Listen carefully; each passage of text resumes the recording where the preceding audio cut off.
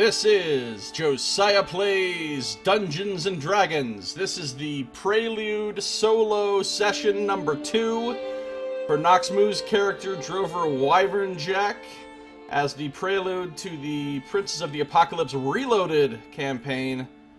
I'll have 3 players in the actual campaign, and each of them is having an introductory solo adventure for their character before the main campaign. Broken up into however many sessions it takes. This is the second session for Noxmoo's character, and we're having a good time. Hello, Boss Pie. Good to see you. How you doing? If you were expecting spider cows and dire cows driving chariots, I think that's a bad sign. Well, you know that I'm kind of a weirdo, and so is Nox, so really, how could you not expect it to be weird? So, last time, Nox tried to go forth with the Minotaur monk Sadaka that he rescued from certain death at the hands of the villagers of Bald Knob. Tried to go forth into the Howling Cave, wherein lied the domain of Malthus Dren, wild sorcerer and experimenter in evil ways on animals. Just goes to show you can't trust scientists. Especially the mad variety. Especially the mad magical variety. They defeated some fungi, they defeated some howling abominations, but they had troubles defeating the sorcerer because of his pesky flying ability. So they had to retreat, and they got away, barely. They almost didn't make it out of there, but they got away, and they escaped. And now they're out in the woods, having escaped, and, yeah. Wild Mage and Dick Lord, says Saito. Yes, indeed. Total Dick Lord. Very true. Very true. So you wake up, you're in the woods, and,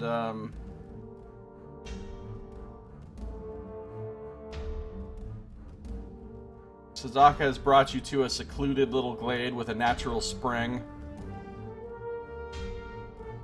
You wake up, you're of course badly wounded.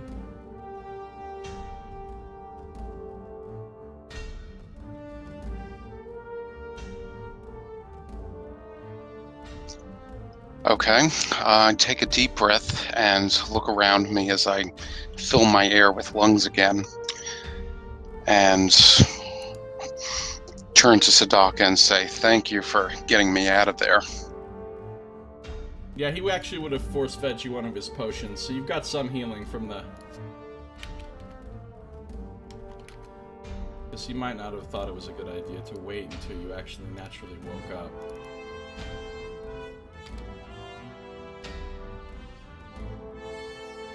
Of course, my friend. I owe you a blood debt for saving my life. It is fortunate that we were able to escape.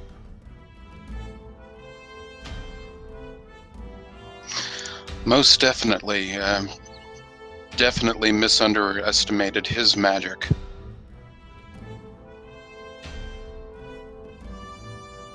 I believe that we were ill-prepared for what was to occur. I did not know that he would fly so high. Yes, if he would have come down to face us one-on-one, or two-on-one, that would have been a different story.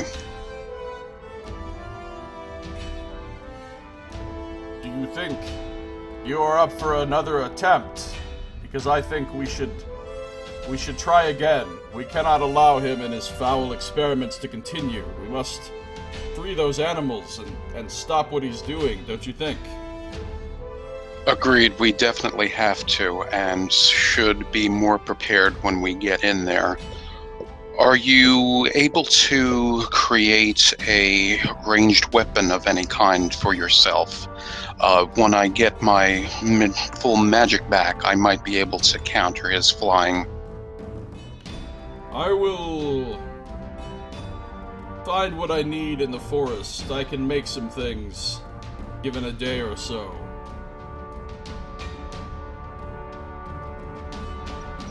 Very well. I believe that is our best plan. We are also in need of rest. I mean, you see he looks badly wounded, and as well, so you're very badly wounded as well. So you're both in rough shape.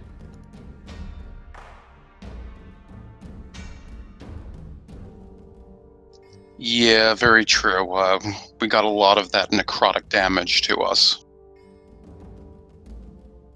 A lot. He'd use his horns and make a head crossbow. Yeah, I don't see that happening, Sino. So,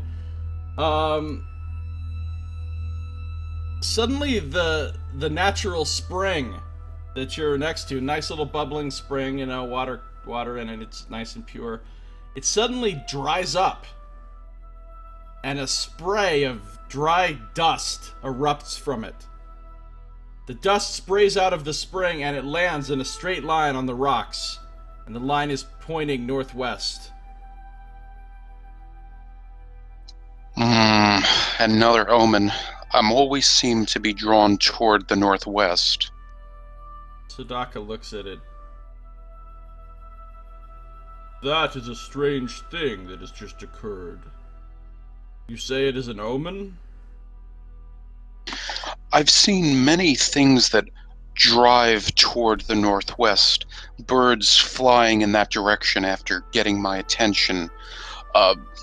Other things that always seem to be pointing toward the northwest. Do you know of the northwestern lands? I do not. But what do you think these omens mean? It means, I believe, that there is some disturbance to the northwest, that I am being called there to deal with and convert people into a better frame of mind to balance with nature. This sounds like an important task. Perhaps I will ask the Enclave if they mind if I go with you to investigate this. In fact, they would probably want to hear about these omens that you speak of.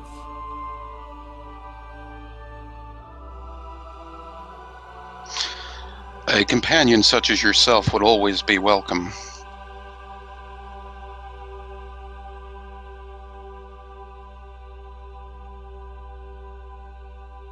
You have probably much greater understanding and knowledge of the natural world than I do, being a druid. Have you spent much time in the solitude of the wilderness, studying the natural world? Yes, that I have. A few years at least.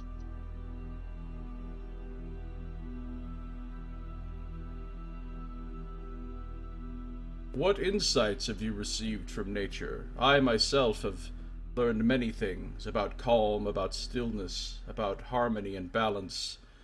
Things which I have been able to bring inside myself and put to use.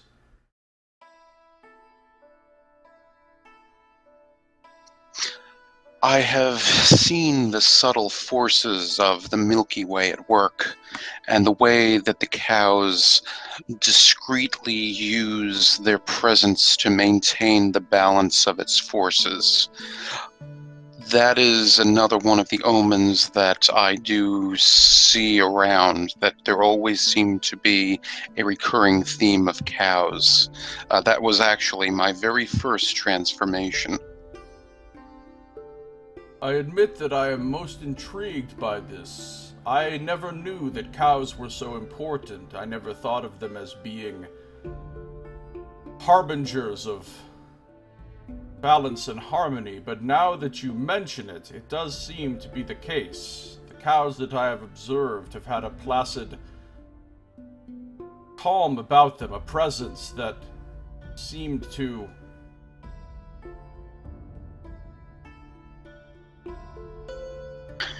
Yes, they radiate a natural vitality, and the very universe is named after them in the Milky Way.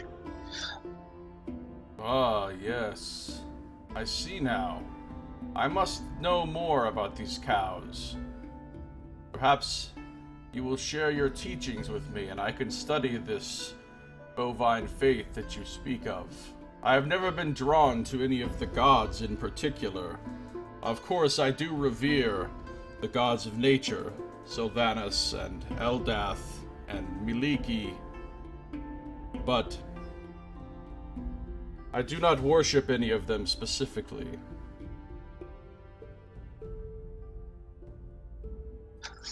I find that where cows are being slaughtered and mistreated, that general misfortune and calamity abound, and that by protecting them and cultivating them and allowing them their free reign, that it brings harmony and well-being to all peoples. This is great wisdom that you speak. I have much to learn from you. I will listen to and consider your words carefully.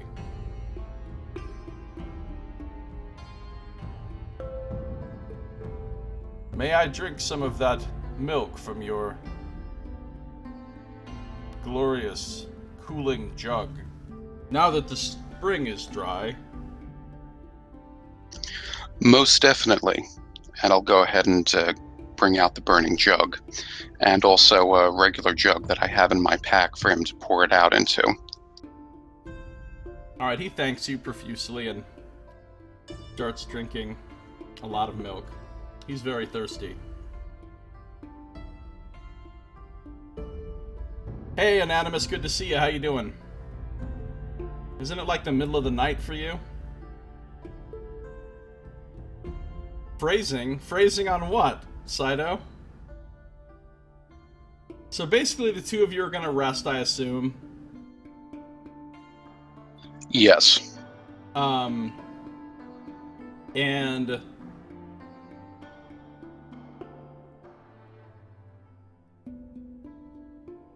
you'll be able to take a full night's rest, so you'll get everything back, hit points, spells, everything, and he's gonna forage around for materials and basically makes himself a crude but functional short bow and some arrows and makes a sling for you.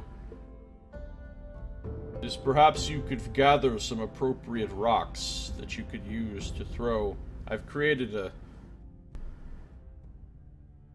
sling. You know how to use this, right? Yes, I know of it a bit back from my homeland. Yes, I should be able to use this. Yeah, Dragonborn. Big users of slings, those Dragonborn. Well known for their slinging. No, but you were taught how to use basic, simple weapons like that, of course, growing up.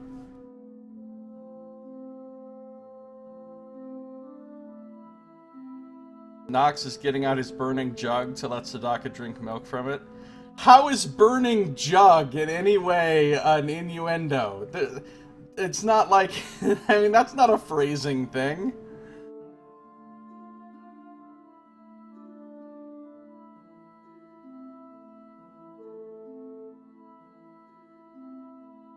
You guys rest up. You get your spells back. Of course, your health will come back to the full 36.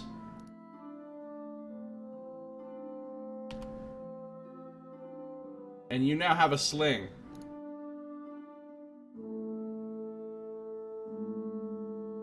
And however many stones you wish to gather. Okay. He's pretty much working all night and like the next day on making the arrows and everything, making the bow. Making the sling didn't take him very long.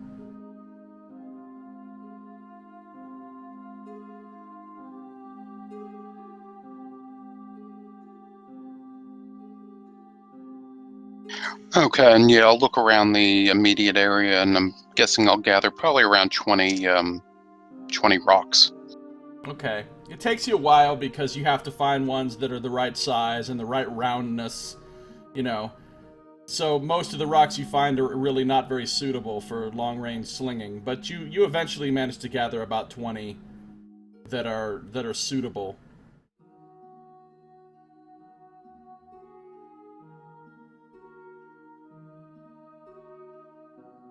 And after having rested and armed yourself with ranged weapons provided by the bounty of the forest, what else? What do you want to do next? Nice. Okay. I think we're going to go ahead and head back. Okay, so now we can do this one of two ways. Okay? Way number one is narration mode, where I can just tell you what happens. And what will happen in essence is you'll go back, you'll fight him again, he'll be obnoxious, he'll lip off to you, and you will essentially defeat him, he will flee and escape, but you're able to free all the animals and destroy his lab and, you know, wreck everything in there so that he can't use it anymore. Option B is we just play it out, legit, and see what happens.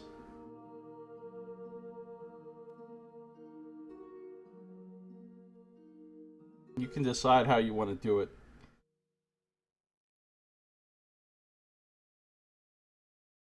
Oof. I feel like this is a weighty decision.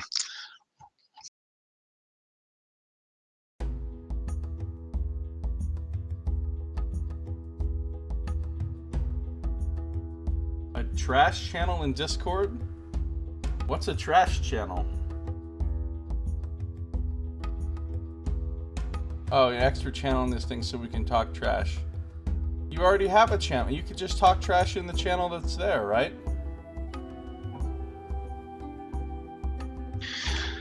Well, there are interesting items in Malthus's lair, you said the other day. By the way, hey Jen, good to see ya. How you doing?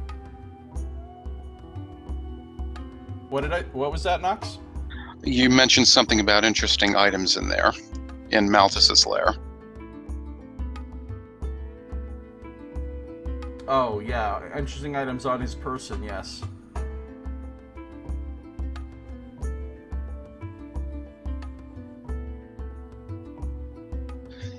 Yeah, I suppose we might as well go and play it out. Okay. So you get back to the cave. What are you gonna do? Okay, I'm going to take a look around, see if anything has changed, and if not, head inside. Nothing appears to have changed.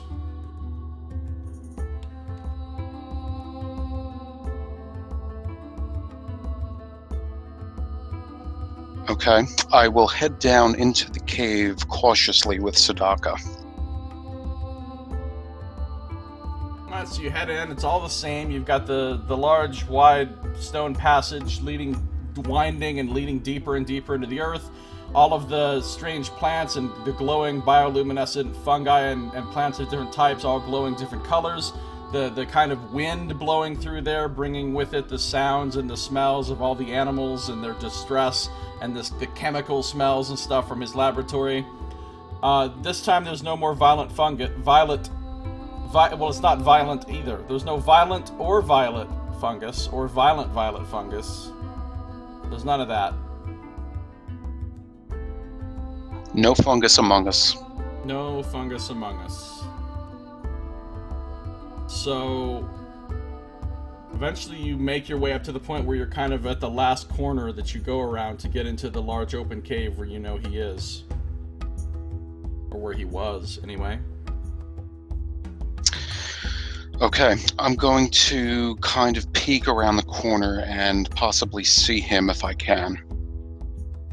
Alright, make a stealth check.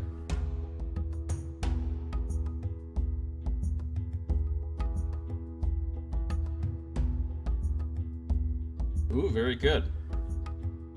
Alright, you are very stealthy.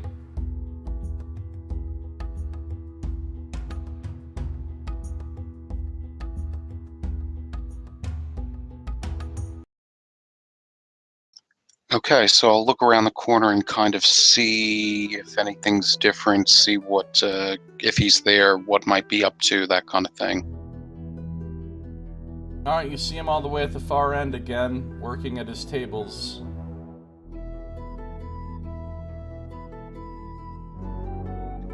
And roll the animals. Like all the animals are still in their pens. It looks like he has pulled together and assembled another large pile of animal parts in the center of the laboratory area.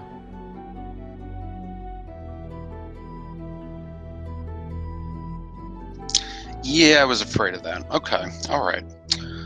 I'm going to motion to Sadaka to follow me and make my way inside. Okay.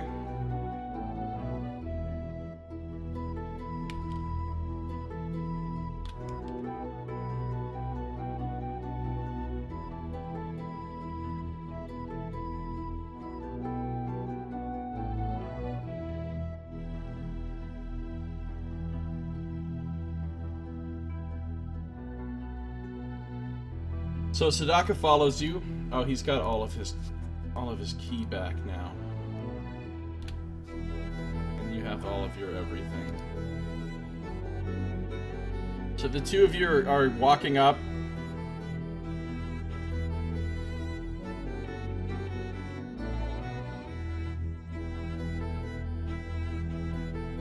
Yeah, you do not see the priestess or the rabble, unlike Saito's fears. Nice, so the blessing of Saito might not be upon me. Yeah, hopefully you've got no blessing of Saito this time. So, you walk up, he sees you, because there's really nowhere to hide. There's no way to sneak up on him, really. You're in a huge, wide-open cavern with nothing to hide behind in the middle, and everything's brightly lit from the bright fungus and luminescent plants, so... Ah, you return! Want some more, huh? This time you will die! He immediately starts casting a spell.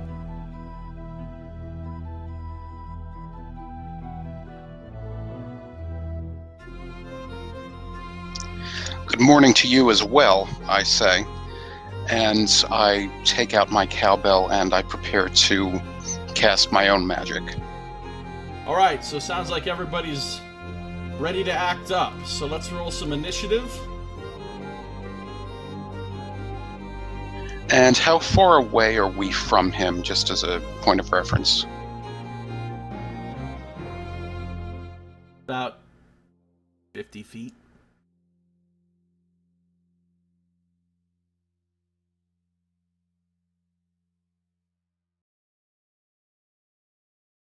Initiative. You got a 20. Oh, you have to roll twice because of disadvantage, right? You ended up with a 20, even with disadvantage. Wow. Yeah, because I got the +7 to initiative. 15 for Sadaka. Dren. This initiative is not great.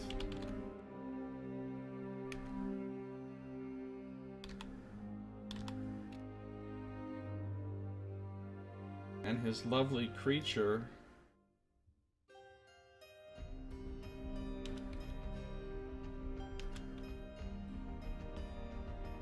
Fast acting, that thing.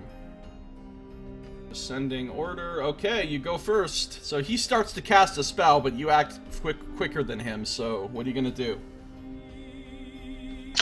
Okay, is there anything between him and me? Yeah. There's about 50 feet of distance. There's some tables, and there's the big pile of parts as well.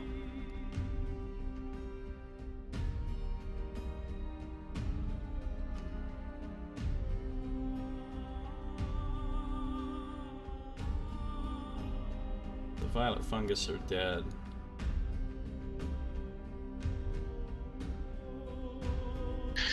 Okay, I am going to begin by waving my cowbell in a threatening fashion and casting Ice Knife at him. Alright. Ice Knife has a range of 60? 60 feet, and everyone within 5 feet has to do a dex save or gets 2d6 cold damage, I believe. Alright, he's going to counterspell that. So as you start to cast your spell once again, he weaves a super fast enchantment as a reaction, and since your spell is low level, it is automatically cancelled. That uses up one of his 3rd level slots, and it triggers a Wild Surge. Wild Surge. What's gonna happen? Wild Surge. Who fucking knows? I love wild magic. 27. For the next minute, all your spells with a casting time of 1 action have a casting time of 1 bonus action. Holy shit, he just got a free quicken on every spell he casts for a minute. That is amazing. I'm actually going to track that. I'm actually going to track that with this. I'm going to put a... I can't put a 10. I'll put a 0. And then it'll go down to 9 and so forth. So I can make sure we know exactly when that wears off. You lost that job, even though you didn't want it? Well, if you didn't want it, why did you even apply for it, or interview for it, or whatever? Sorry you didn't get it, though, even though you didn't want it, so I guess I'm not that sorry, but... I'm using the standard Wild Search table. I should use the one from Dungeon, though. It's so much better. Why am I not using this one? Wild Magic Surges. You guys can see this on the stream, right? Yeah. Like, this has amazing stuff. Alright, from now on I'll use this one.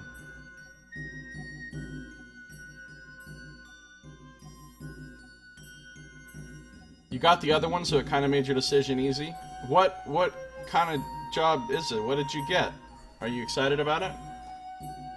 Alright, so he cancels your Ice Knife. That uses up your standard action, Nox. You've got a bonus action and a movement still.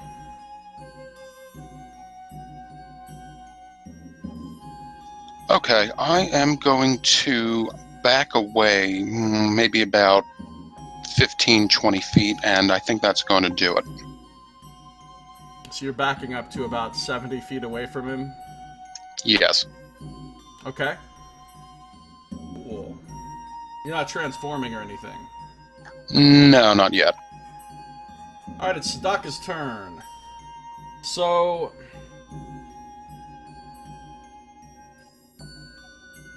he's going to... This time, you will not escape! Justice! We will end your foul experiments here! He looks at you, kind of nods at you, and he just goes charging in. So, he is going to try... well, the big Howling Abomination's kind of right there in his way, so... he's going to charge at the Abomination. He's got to get that thing out of there. So first of all, what happens is he goes charging in. Rah, rah, rah, rah. He's running.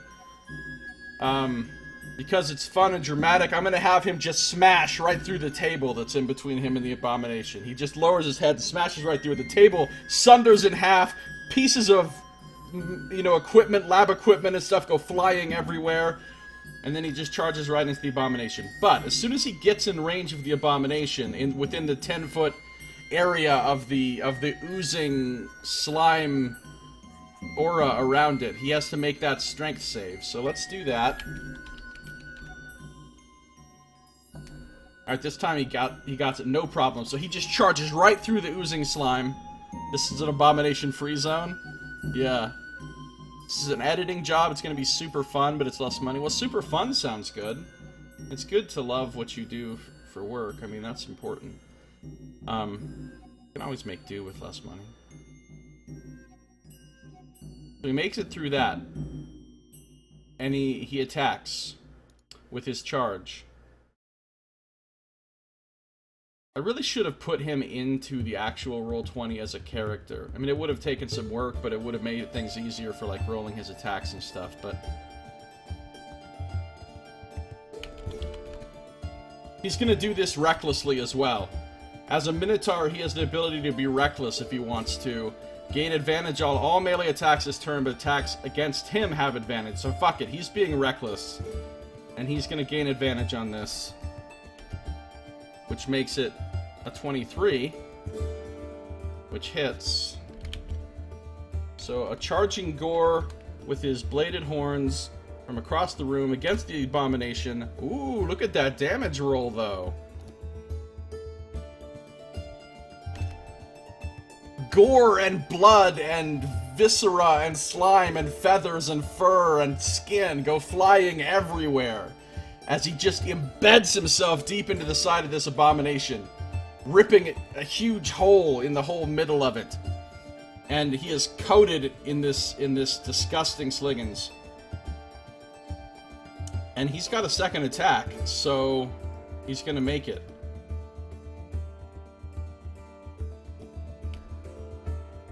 Also a hit. The abomination didn't last long. Another nice roll. Yeah, the abomination's already dead. So he just gets his horns in there and just starts shaking his head back and forth furiously and just punching with his fists, and he gets his hands in there into the hole where his horns have made and just literally rips the thing in half. And just gore and animal parts are everywhere, and he is coated in this stuff. It's really disgusting, actually. But, the abomination's done. This can be a Minotaur NPC. Well, it is a Minotaur NPC. If you... By the way, hi, Scum Save. Good to see you. You mean going to... Is he going to be a long-term, always with the group? No. Right now, he's a temporary companion. Question is, will Nox get him killed? Will he pull a Cydo and get his friend killed? That's the question. He is not going down. No way. Alright. His Not that intellect smart, will not man. be If you had an intellect devourer take him over, he'd be in trouble. Alright, cool. That's it for his turn. Actually, he's still got a bonus action he could use for something. He could do patient defense. Counteract his recklessness.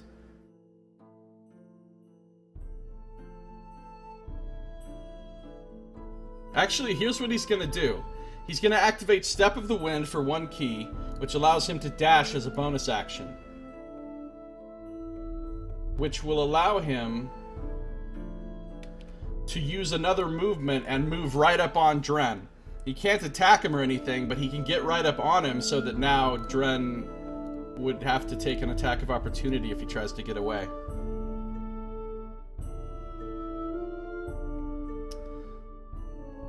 In before exposure to mutagen and he becomes an abomination too. That would be awesome. That's a good idea, Anonymous. No. Alright. So, Dren finally gets his turn.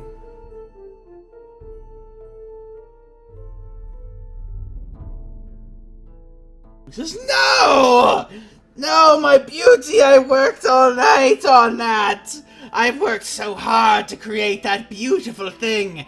That paragon of life! And you just destroyed it, you filthy cow!" You notice how they both have horns? But,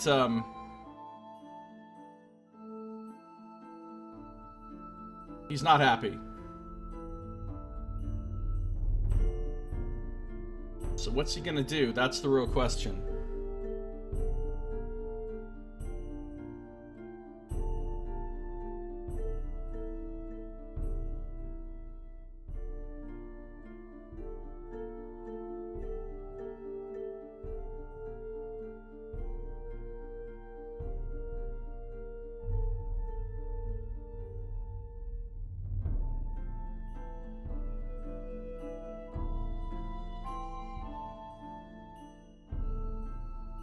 Alright, his first move then is to cast a spell, and suddenly he just vanishes.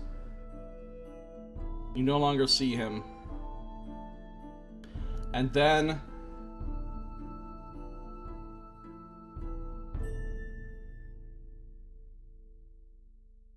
I mean, you're pretty far back, so you don't really hear anything over the sound of the noise and stuff. But then there's the faint sound of his spell casting again from further away.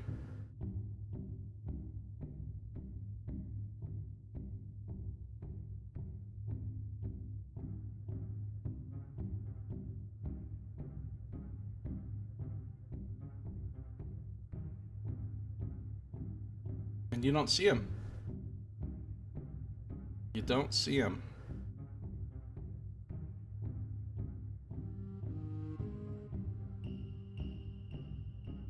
Oh, he's got to do wild surges, though.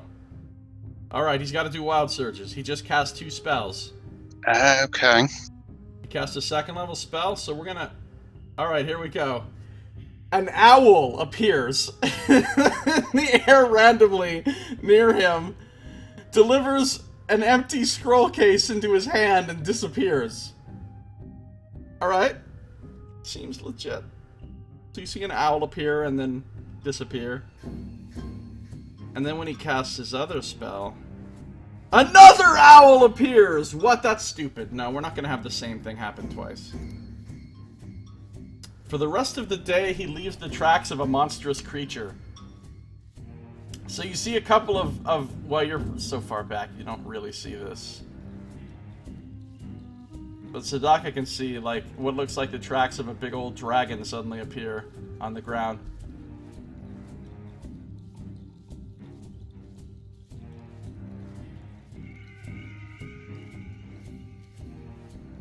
So strange dragon tracks appear on the cave floor. But you still don't see where he is. He seems to just be gone.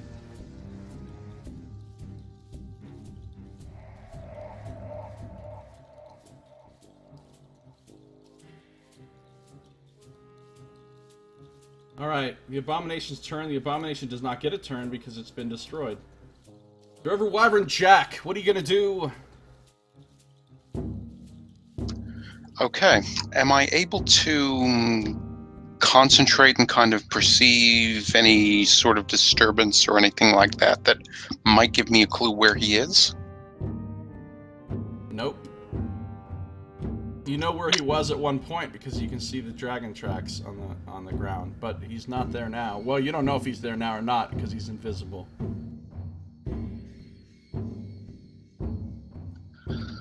Alright, I'm going to mutter to myself that this one has more tricks than even I can dream up.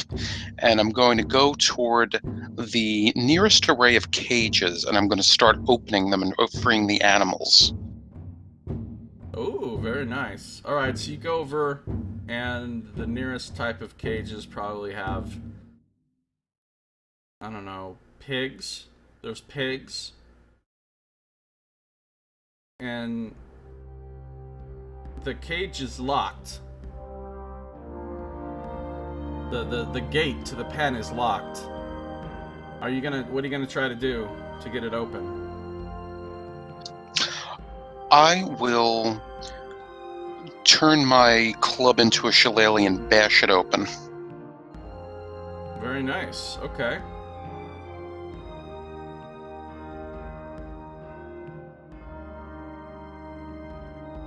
So make a strength check. Actually, no, you don't have to make a strength check. You can just make an attack roll.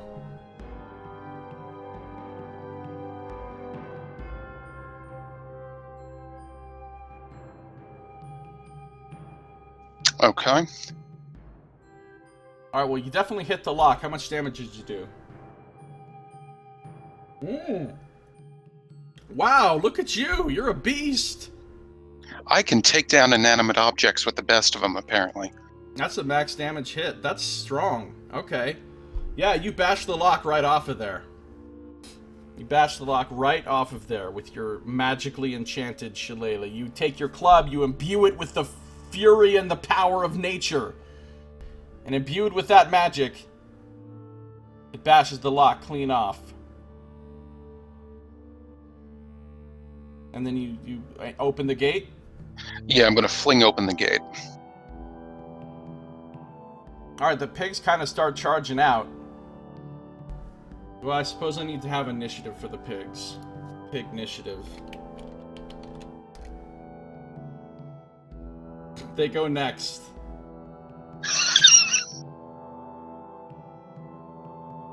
I don't know how to add an extra thing without a token to the...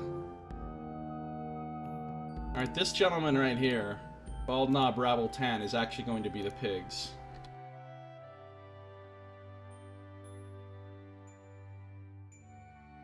Alright, so you do that. That's all you can do on your turn, I believe. Yes, Axe of Swine. Alright, so the pigs are all going to start charging out of there. So, you're kind of standing right in their way, so make a dexterity saving throw to see if you can get out of the way and are not, like, run down by pigs. Are these like gigantic pigs? They're good-sized pigs. They're not like magically large. Okay, you're able to get out of the way, no problem. And the horde of pigs comes charging out, and they're going straight for the exit. They're going straight for the exit. Fortunately, there's no longer any dangerous fungus or anything that's gonna interfere with them, so that's good. Pigs are heading on their way. Let's see what you did there, Anonymous. Got the wow jokes going. How's it going, Scum Save? Alright. That's the pigs. I don't think the pigs really desperately need to be on the turn order, to be perfectly honest. Well, we'll just leave them on there for now. Alright, so it's the duck's turn. He's standing there. He doesn't see where Dren is. He's gonna try to make a perception check to see if he can hear something. It's not gonna be easy, though.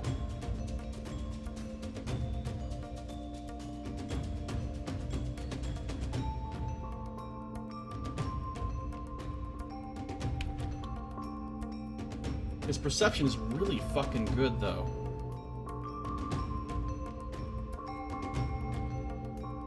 Really good.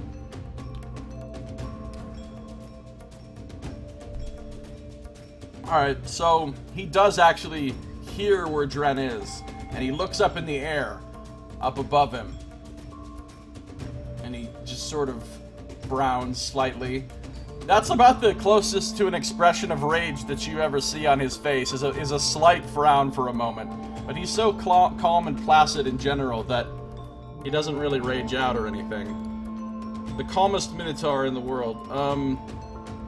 What can he even do? What can he even do?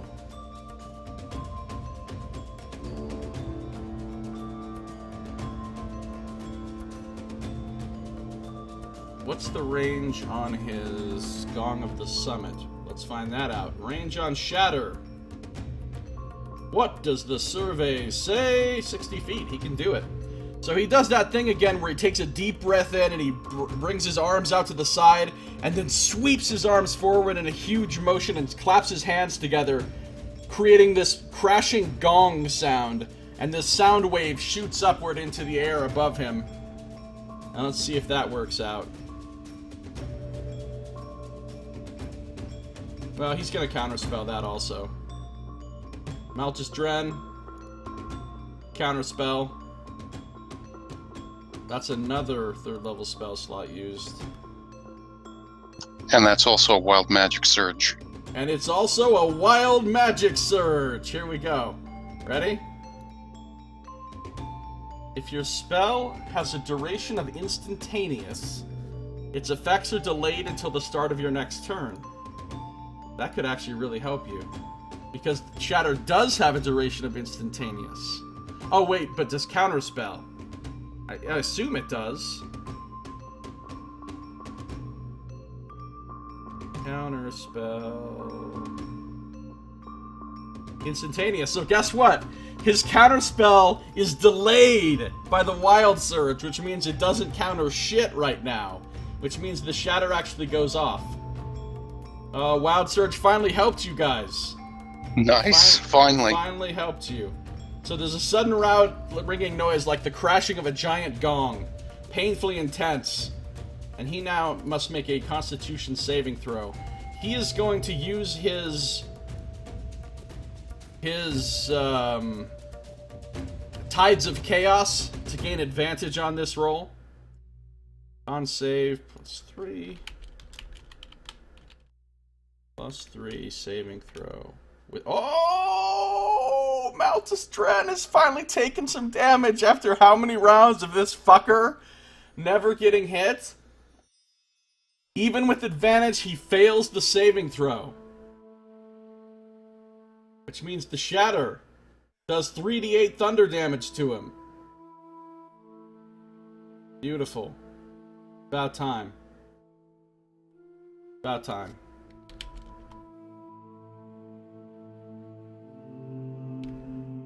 Jesus, look at that roll. Wow.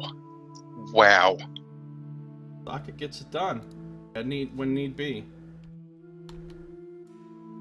Okay. A huge hit.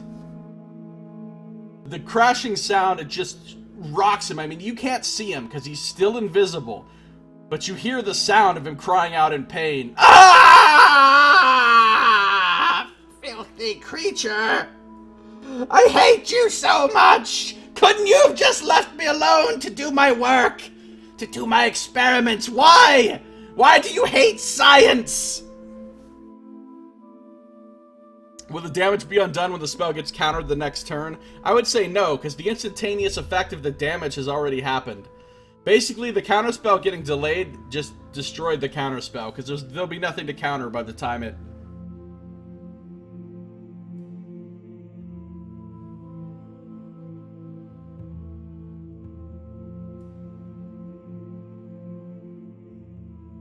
Alright.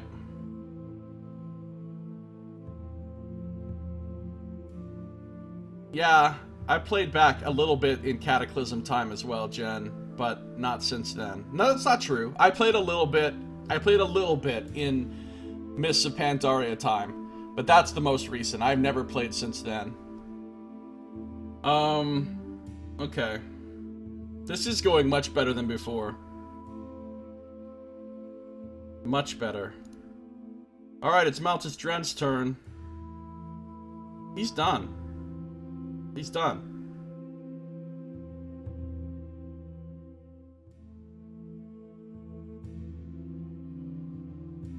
You hear the faintest possible sound. Actually, this is pretty far away from you, and there's a lot of animal noises. Make a perception check.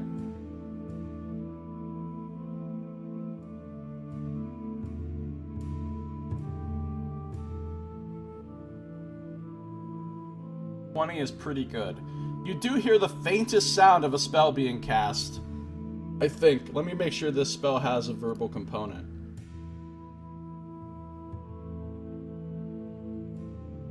It does, okay. From the far back wall of the cave, back behind where all the tables and laboratory stuff is. And then,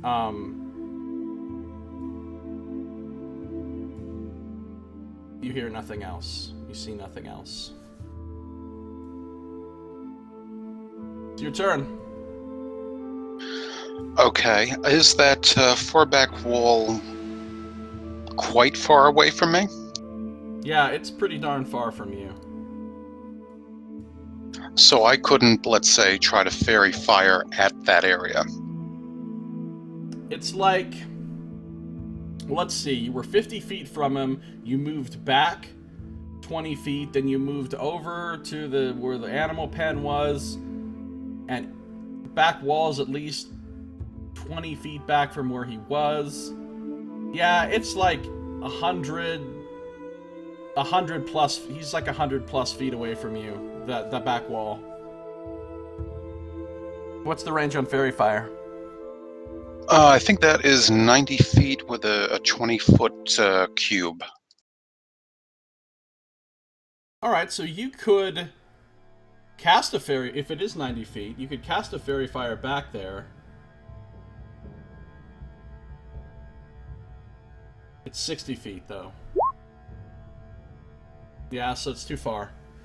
Well, if you move, though, if you move first, your full movement of 30 feet, then you could do it, and the area where he was by that back wall would be within the cube.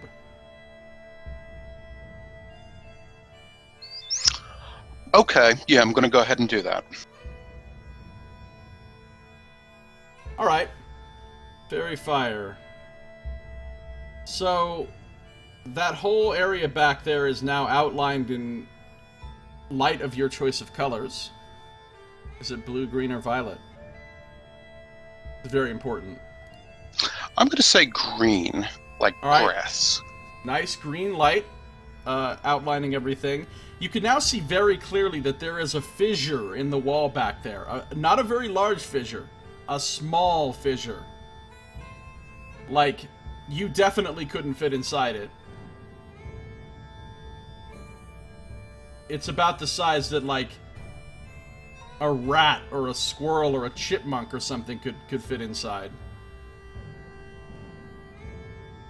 But you don't see any sign of him.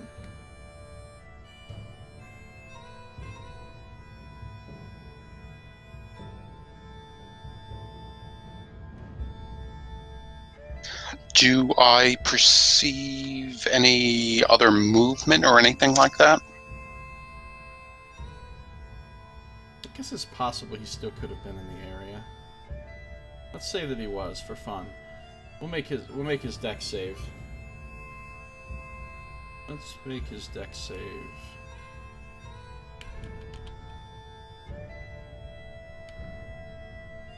He saved against the Fairy Fire anyway. So, even if he is in the area, then you still don't see him.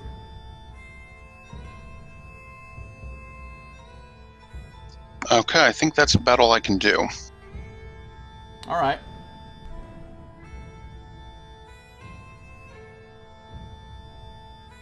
The pigs keep running out. They don't stop.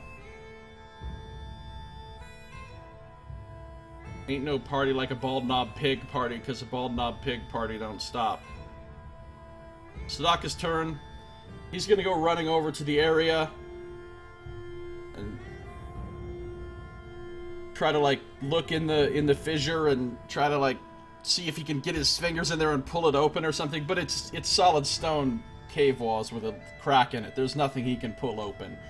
There's no way he's even remotely that strong. So, is there anything he can try to do from outside the fissure? Let's just see.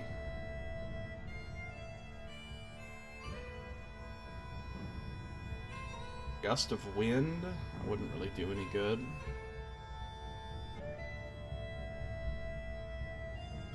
Unless he can place the gust of wind somewhere else and blow it back toward him.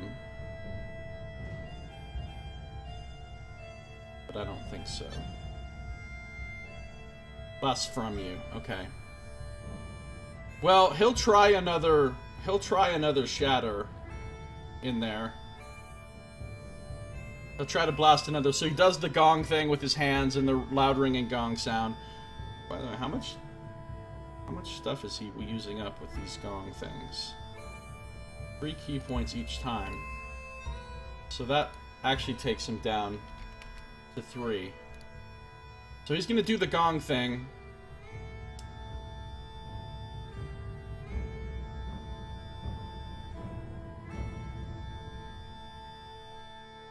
Erupts from a point of your choice, so it doesn't really matter about, like, the cover or anything.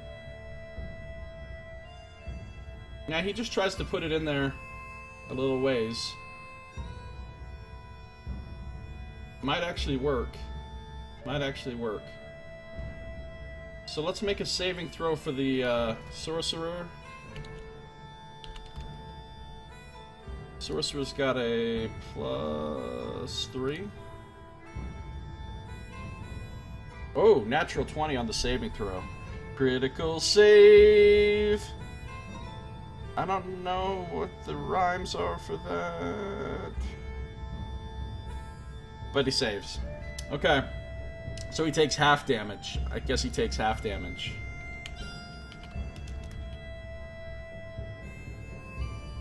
takes 5. So we did manage to hurt him a little bit more with that. Alright.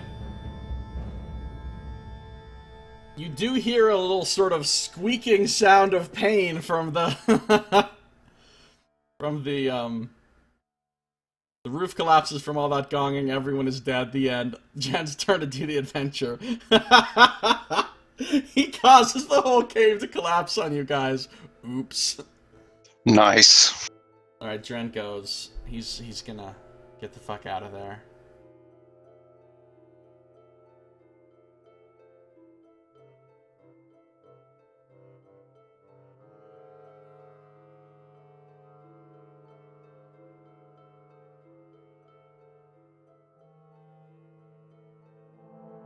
Alright.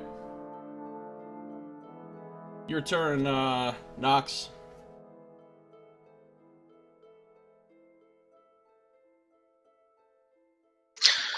Okay, I'm going to go ahead and move as far as I can toward that fissure. Alright, so we had determined last time that you're 70 feet from it. So moving as far as you can toward it with a dash will get you to within 10 feet of it.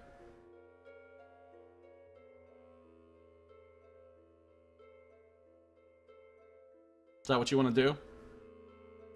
Yeah, I'll go ahead and do that. Okay.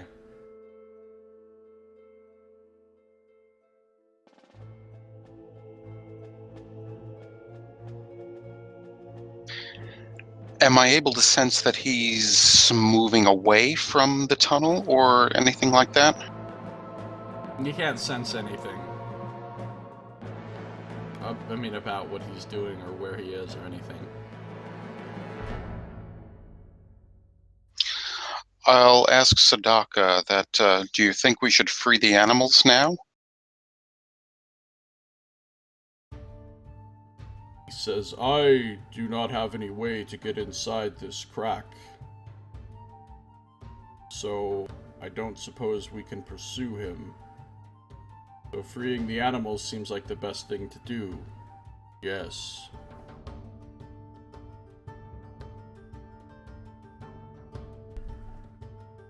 This is the way it was supposed to go the first time. He was supposed to take a little bit of damage and just leave. Yeah. But last time it just didn't go down that way.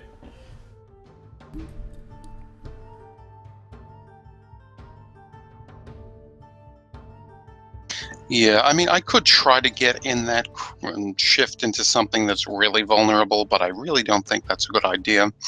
So yeah, I mean, you I'm could going to shift go into a size tiny creature and just go right the fuck in there if you want. If you think that's a good idea.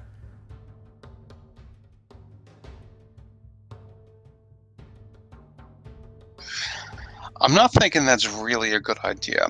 I'm Because thinking you'd be alone in there too. You wouldn't have any backup from Sadaka once you're in there, so... Yeah, and I can't imagine that I'd really have much defenses as a tiny creature. Yeah, not really. Ooh, and if you got knocked out of animal form while stuck in that crevice, it would be a bad day for you. A bad day. Because Yes, you would it would. revert back to your normal form in a space that's too small for you, and you would be crushed.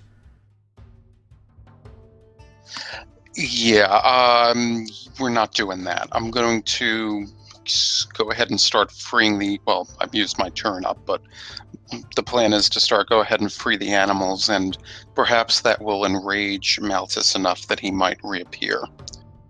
Alright. So there's a lot of animal pens with a lot of different types of animals. I mean, there's a huge amount of animals locked up in here. Are you... Well, I'll just make it simple. You see a key hanging there. Off on one of the tables. You see the key to the pens. It's just right there in his lab area. So you don't have to break open all the locks.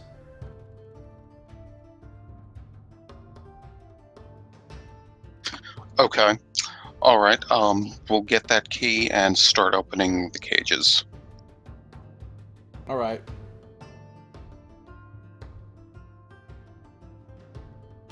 So you guys start opening cages and letting out all of the cows and chickens and pigs and goats and sheep and dogs and even a few weirder things.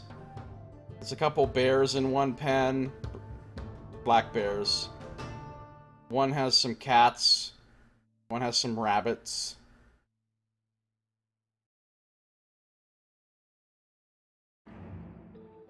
Different other types of birds. So it's going to take you quite a while to free all the animals, because there's a lot, and it's a big, really big cave, so...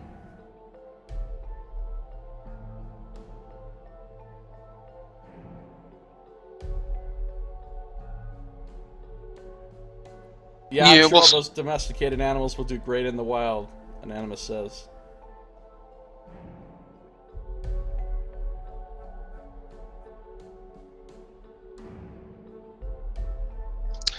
Yeah, we'll go ahead and free those animals. Alright, so you free all the animals. And they all...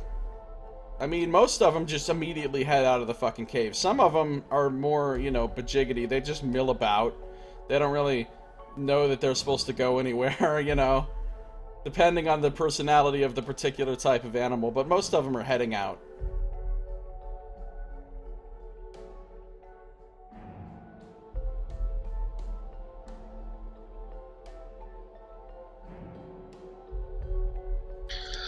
Okay. Do I see anything interesting on the tables at all, or anything like that?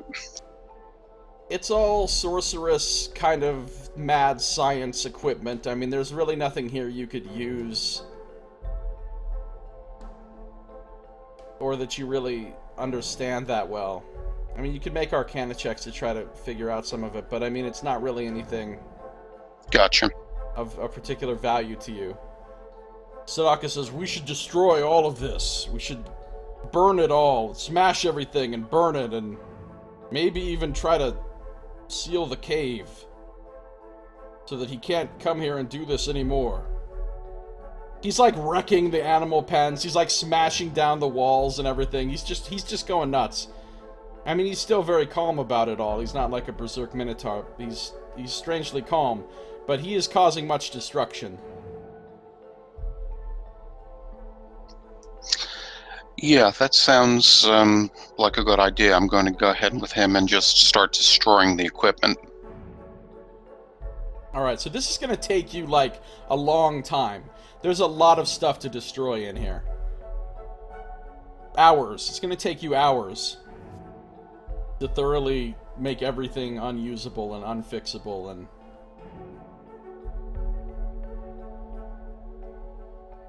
But I assume you basically just smash everything, then kind of gather everything up into a pile and, like, light it on fire or something? Yeah, exactly. Light it on fire, blast it with some thunderclaps, you know, anything like that, really. Light it up with Druidcraft. Okay. So you guys spend a good long time doing all this. The rest of the animals all leave the cave. Once you guys start destroying stuff, the animals are the fuck out of there. Lab equipment is usually pretty pricey, what a waste. Yeah, I mean, this stuff must have been expensive, but there's not really anything you can do with it. You've now destroyed the entire economy of Bald Knob, so there'll be children starving to death in that town now.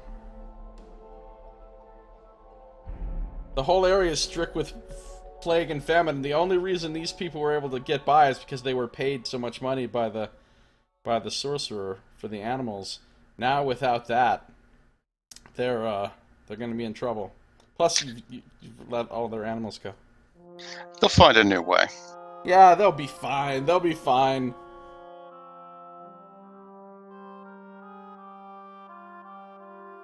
I mean, they can probably... Oh, no, they can't, because the other people are super poor and don't have any way to pay for it or trade for anything. But they'll be fine. They'll be fine. Don't worry about it. Don't worry about the village that you've just doomed to starvation. They were assholes anyway.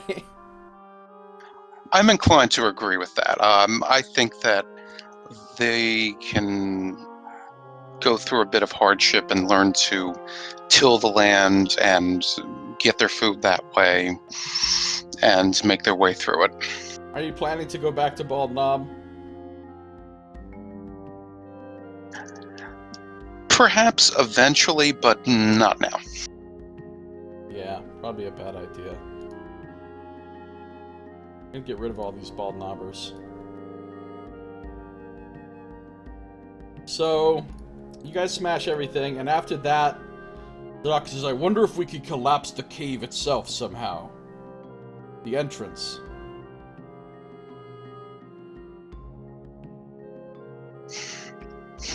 That does seem like a good idea, even though we've destroyed all the equipment in there. But just the notoriety of this place, yeah, it should be destroyed. And then I'm going to start considering of ways that we can actually take down the cave. Do you have any ideas? I am flipping through my spell list and thinking about that.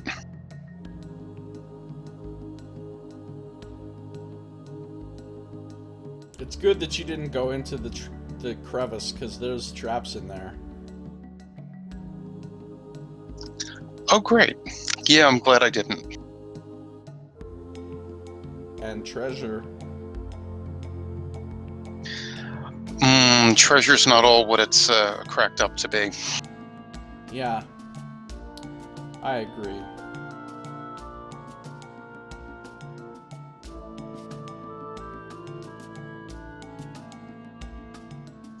Okay. I am going to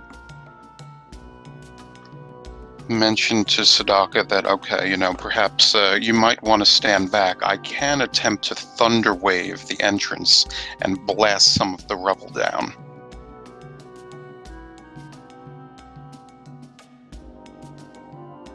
Alright. Oh, he realizes he could use his gong thing on it too.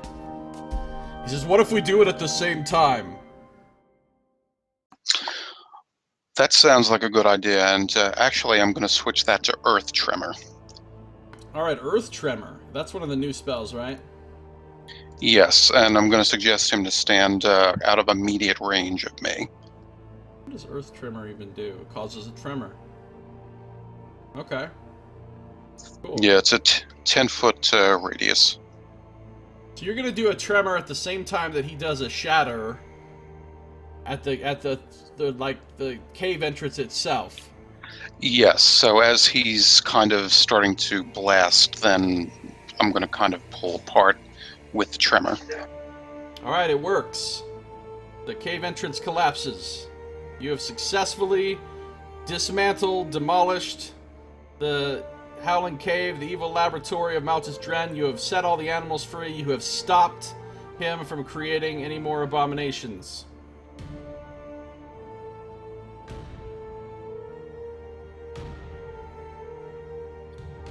Okay.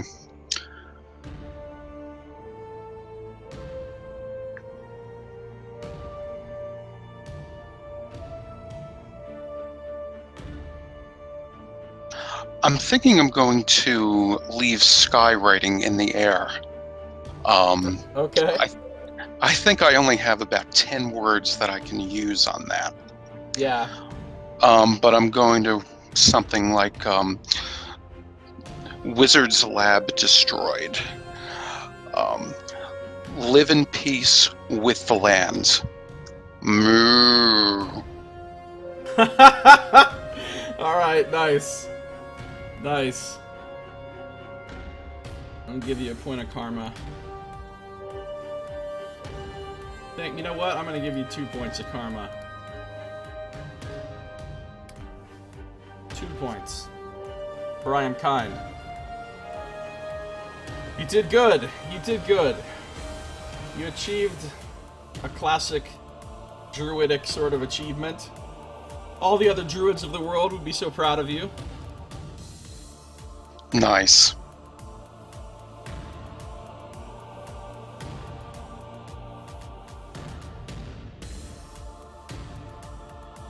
Look how many bovine things there are on the screen right now. Just so much bovinity. There is.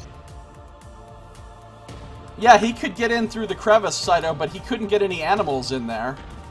Unless they were little tiny ones. But I mean, they couldn't get all those animals into the cave now that it's collapsed. Theoretically, he could maybe find some other cave, but this cave was really well suited to what he was doing. Or he could, you know, maybe build a tower or something. But hypothetically, I mean, anyway, it would take him a long time if he were to try to set this back up again. It would take him a lot of time and effort and money, probably. So.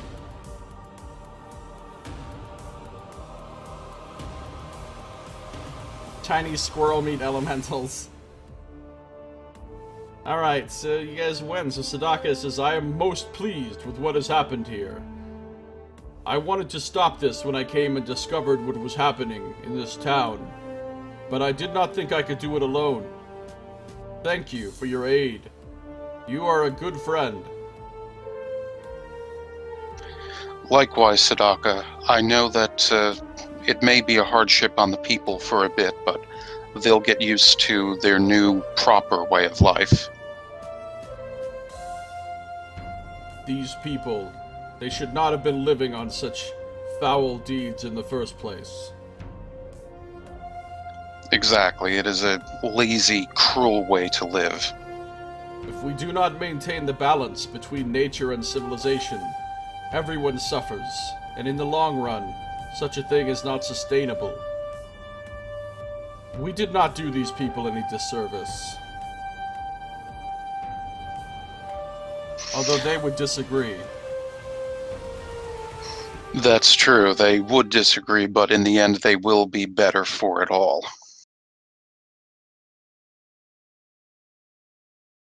I do not concern myself with the disagreements of those who are wrong.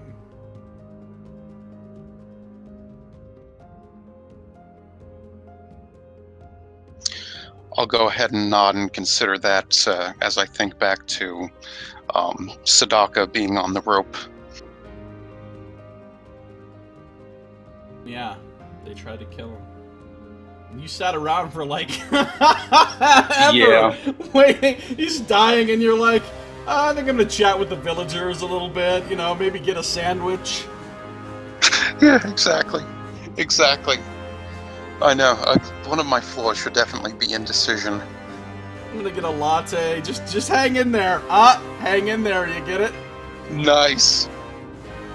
Yeah. So you are victorious, and you're done. That's the whole adventure. We're finished. Yay, and peace Congratulations. through the lands. No, not really. We're not done. True. So, he says, now, I must continue on to Ilagon to meet with the Emerald Enclave. I would be most pleased and honored if you would come with me. I've been curious about this enclave that you speak of. I would not mind traveling with you and meeting them. In what direction is this meeting? The island of Ilagon is to the west of here. West and slightly north. Northwest once again. Yes, it is indeed the direction I should be heading. Very well then, let us journey. You are a fine companion. I will enjoy spending time with you on the road. I have spent most of my time alone in my life. Never have I met many people outside of the Enclave who I felt could understand. But you, I feel that you understand me perfectly.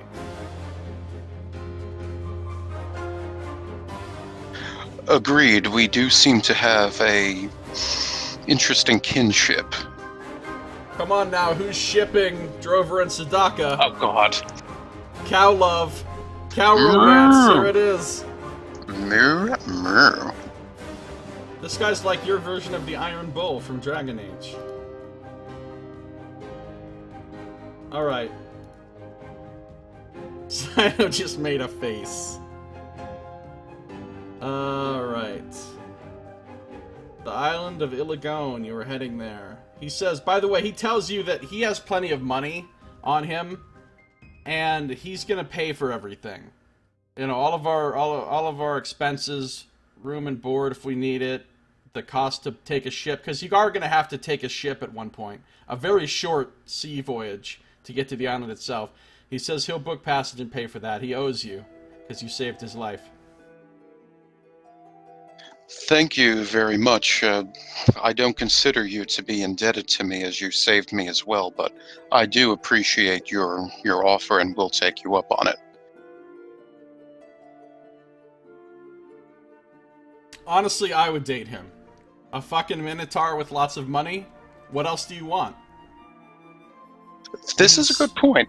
And he's spiritual. Alright, and you're spiritual. Alright, so basically you guys journey together for some time. You spend a lot of time talking because he likes to talk to you about your philosophy. He asks you lots of questions about cows and the bovine thing and nature, and you find that you have a lot in common, a lot to talk about, because he is a monk of nature, and so he really respects and loves the natural world. So you guys have lots to talk about as you go. Do you tell him anything about... I mean, you told him about the omens, and by the way, as you're traveling, you see a tree whose leaves have all turned red. And all the trees around this one tree have green leaves, but this one tree has completely red leaves, except for one branch. One branch, one of the low, thick branches, is dead, and all the leaves are gone off of it. And that one branch is pointing to the northwest.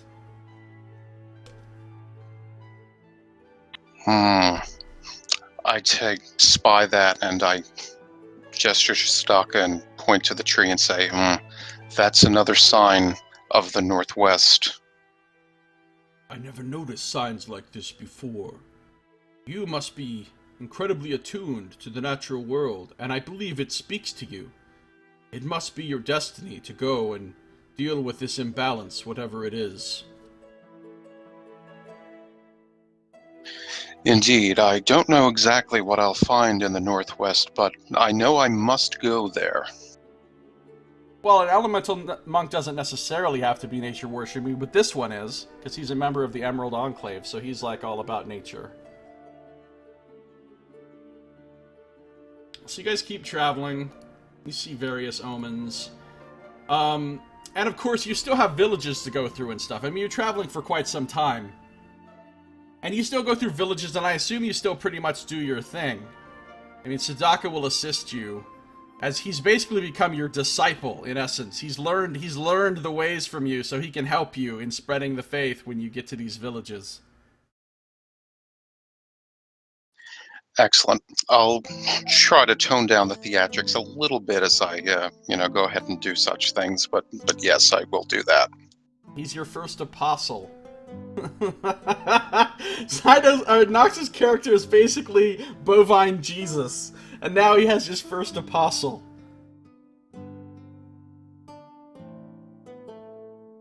Cowpostle.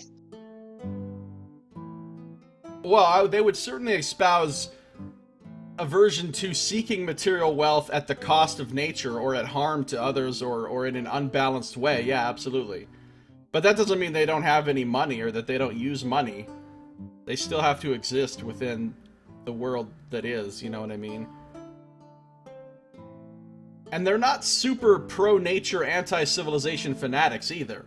They respect civilization and also support civilization, and what they want is a balance between civilization and nature, and for people to be safe from the ravages of nature, as well as nature being safe from the ravages of people. The problem is, most of the time, it's people that are the ones that are trying to fuck with nature, and so it's people that need to be reined in and stopped from doing the things that they're doing most of the time.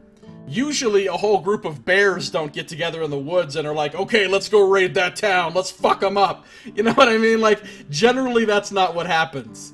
It's the humans that go raid the bears instead, you know what I mean?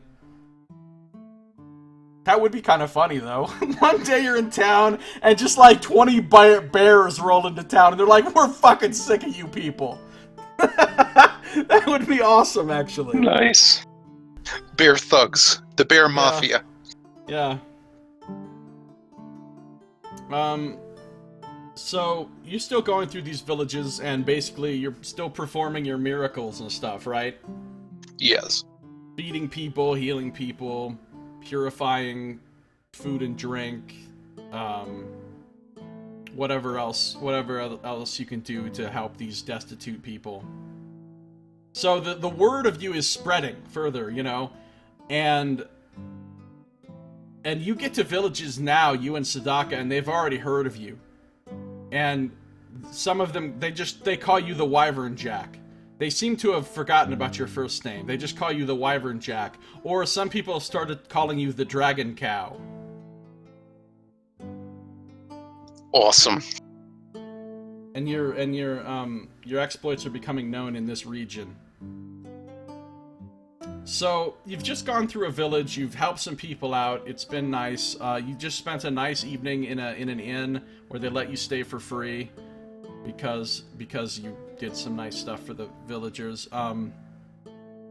And after you leave this village, you come across a young woman sitting by the side of the road, about a mile outside of town.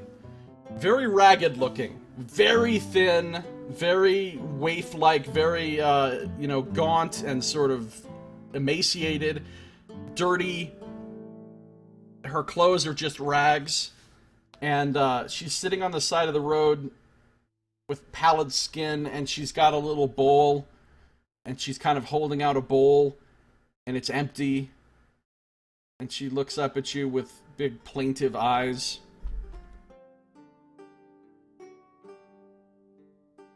Well, Anonymous, yeah, a Gorgon is like a big metal bull, yeah. A big metal bull with a breath weapon. He says, "Oh, it's you. You are the Dragon Cow. Praise the divines. I am saved. The Dragon Cow has come. Can you help me?" She's got her bowl that she's holding up to you. Certainly, I will do all I can to help, and I'll go ahead and disembark from the chariot if I'm not on that already. Sadaka says, "No, foul temptress!" And he impales her on his metal horns, her ragged body flopping around as blood sprays everywhere. No, that doesn't happen. That'd be fucked up. That'd be what would happen if this was Saito's adventure. Nice.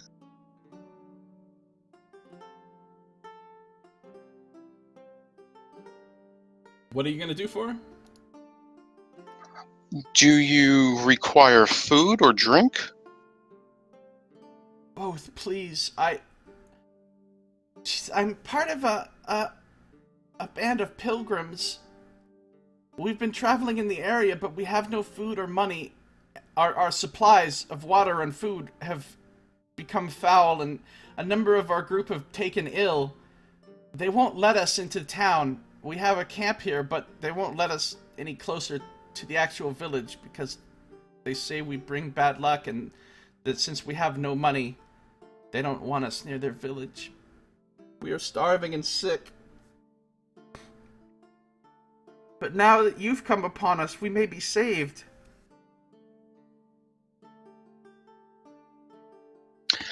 I'll go ahead and cast Good Berry, and I'll deposit the berries in the bowl.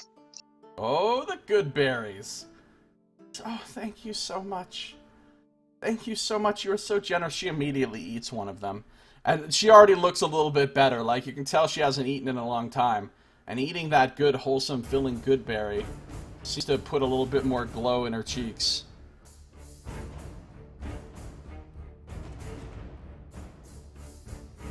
Our camp, it's just a couple of miles up from the road. Would you come and visit my people and help them? Please? Please? Whyvernjack, please. Certainly, I don't believe our companion, my companion would mind heading to your camp. Sadaka says, "Fuck that. We're both neutral. We're not good. Let's kick rocks." No, he doesn't say that. He says, "Lol. I'm lawful neutral. You're true neutral. Fuck these people." No. He says, "Of course. We must continue to do good works in the name of the divine cows.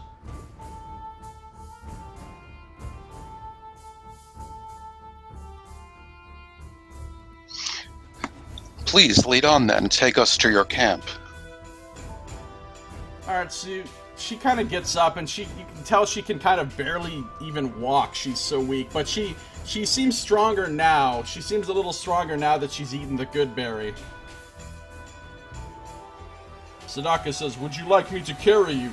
If it is too much of a journey for you, I can carry you on my back." She says, "Oh, thank you. You are so kind." And so she kind of climbs up on his back. "Just follow this path. You'll get to the camp shortly."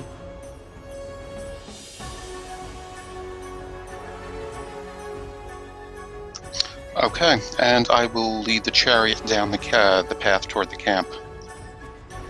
Ah, the chariot. I keep forgetting about the chariot. The chariot is awesome.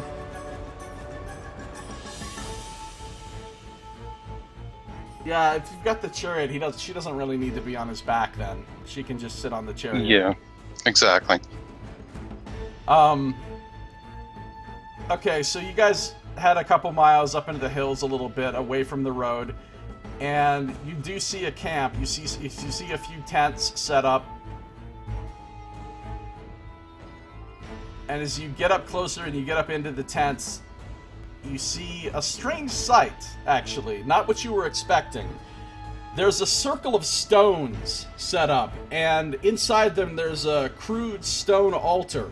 And you see a bunch of candles burning around, and there are like leather banners or signs hanging around with a symbol painted in what looks like blood of a coiled cobra. A symbol that looks kind of like this. Kind of like this, except for painted in well, presumably blood. Kind of looks like it. And you see there are a few people here. They look very raggedy, like she did, but they're all dressed in these sort of torn and filthy black robes. And they are all sort of gathered around this circle.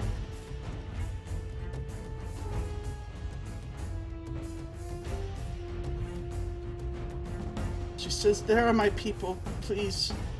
They are sick. Can you do anything for them?"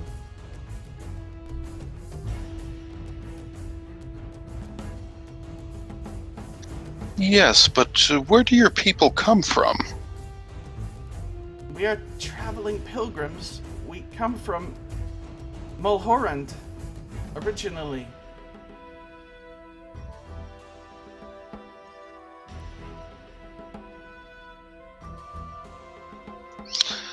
Would I be able to glean any kind of information from that, or the symbols that they have? Yeah, you can make a religion check, but it's not going to be a very hard one.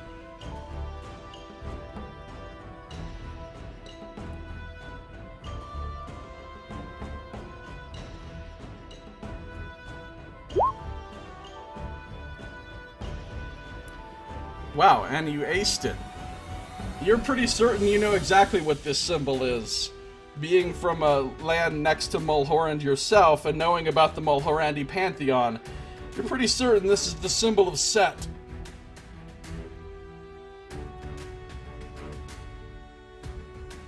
Set is not one of the nicer gods of the Mulhorandi pantheon. He's known as the Defiler of the Dead, the Lord of Carrion, the Father of Jackals, God of the Desert, Destruction, Drought, Night, Rot, Snakes, Hate, Betrayal, Evil Magic, Ambition, Poison, and Murder. So all the nice stuff, basically. Yeah.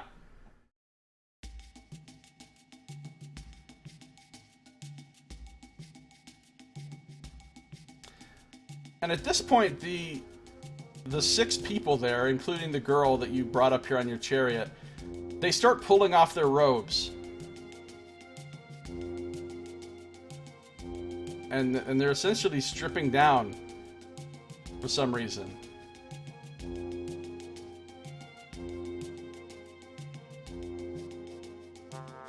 Also, he is Conan's arch nemesis, yeah. I'm going to glance over at Sadaka and see if he's concerned about this odd disrobing at all. He is looking around with an intense look of concentration as though he's trying to understand what's going on. He steps off the chariot and kind of sets himself into a stance of readiness as though he senses there may be some danger. He gives you a meaningful look. Yeah, I'll go ahead and stand up in the chariot.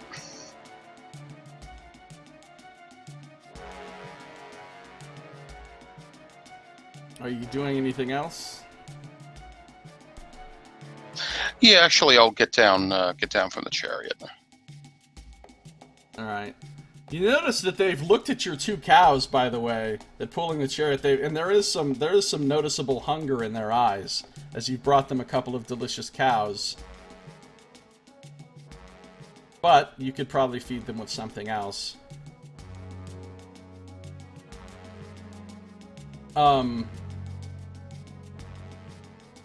The girl says, "We're so glad you've come. We're so glad you've come. Now we will be saved. We have great need of you." And now that they've disrobed, you see that they're all very thin and gaunt.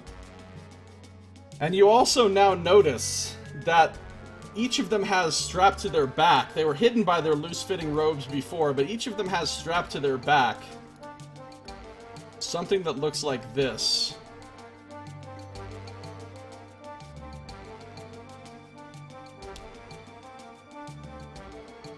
A bronze, strangely curved weapon. You have seen these before, of course, again, because you're from time at the right next to Mulhoran, so you know that the Mulhorandi people often fight with weapons like known as Khopesh swords, which is what these are.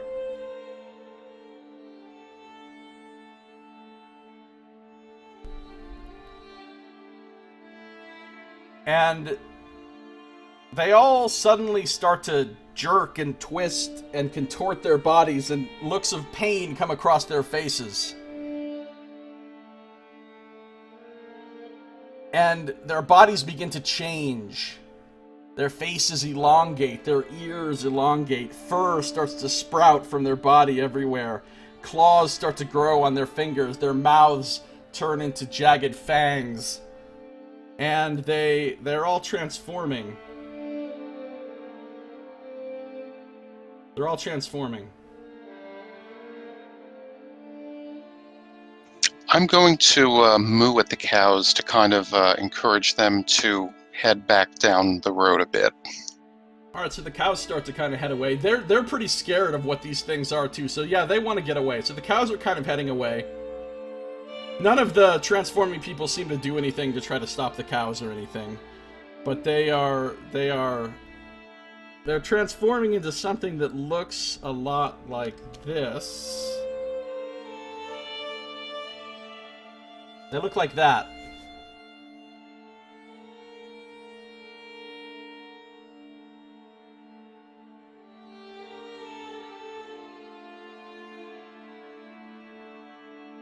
Sadaka says, "If you mean us harm, know that we will defend ourselves, and we will defeat you. Maybe we should just leave. I don't like the way this is going." I'm inclined to agree with you, Sadaka. I wouldn't see why they would be transforming, and if they need our help in the way that other people who we have helped before are in need of.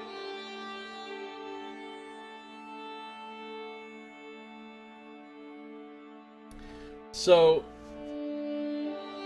they've fully transformed now, and the original girl that you were first talking to. Thank you for coming. We have need of your blood. We have need of your soul. You must be sacrificed to Set.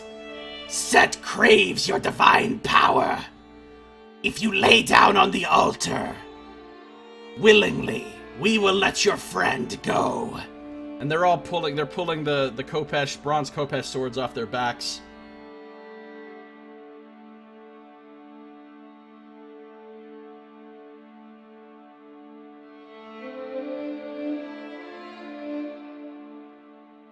What do you say?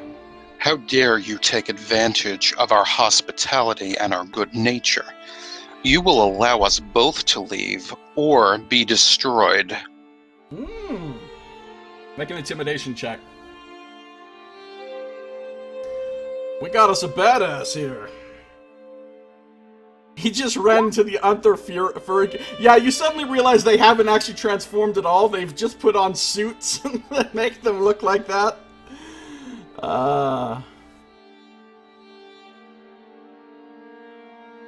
Oh, not the best intimidation, but, Or we can simply kill him, and then sacrifice you. The choice is yours. Sadaka puts his fists up in a pose similar to, what he's like in that picture, although, speaking as somebody who's done a little bit of martial arts, that's not a very good fighting stance, I'm just saying. But, he puts his fists up and looks very ready. His face is set with determination. He says, "You will not have him, or me. We will fight our way out of here if need be." He looks at you and says, "I'm ready. I'm ready whenever you are, Drover." So, they're all advancing menacingly on you now. They're kind of spreading out and moving around to try to surround you.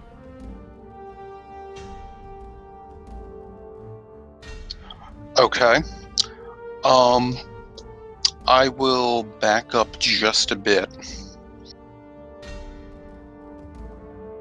Okay. Sadaka kind of backs up too, next to you.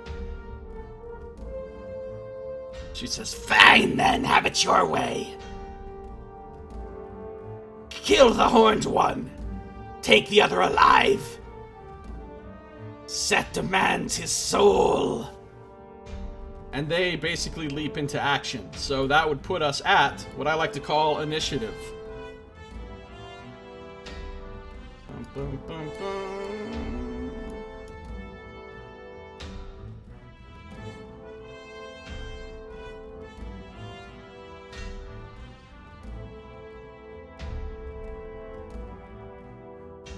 What I like to call initiative.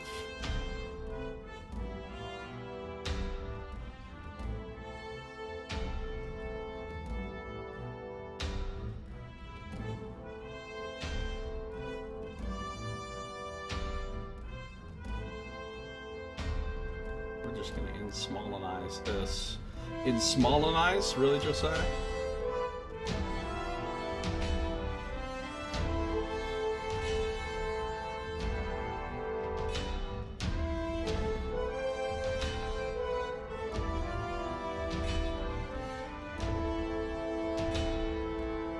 Alright.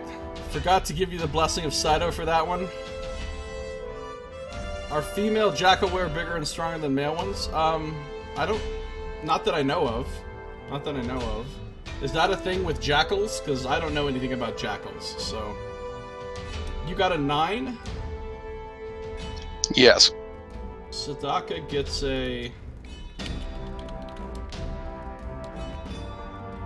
22.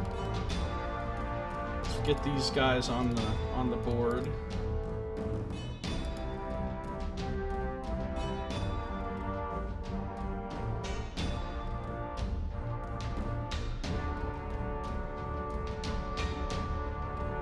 Now, last time I was able to put the turn order over the top of the...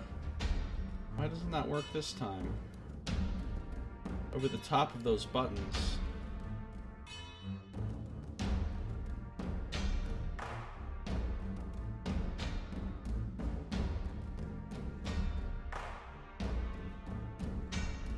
Alright, initiative time.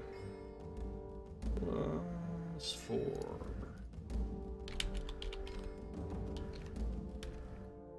14, 17, 12.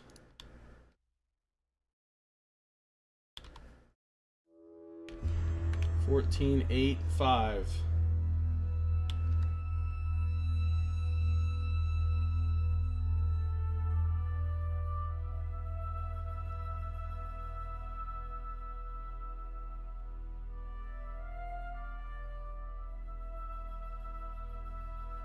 All right, we are ready to go here.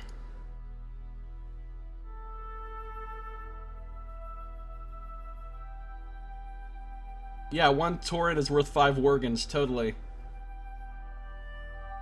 I think Anonymous has played a lot of WoW, because about 80% of his references are WoW references.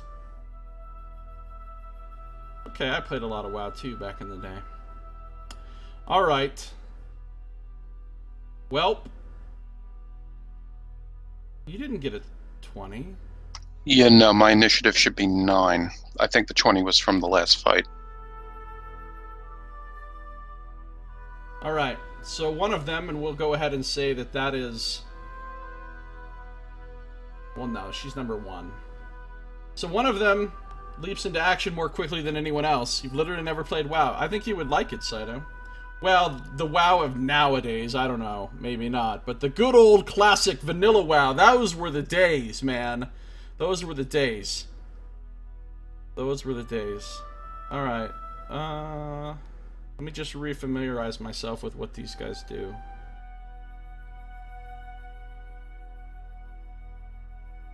Oh, they can cast friends. Well, that's what they're gonna do. They're all just gonna cast friends. They'll be there for you.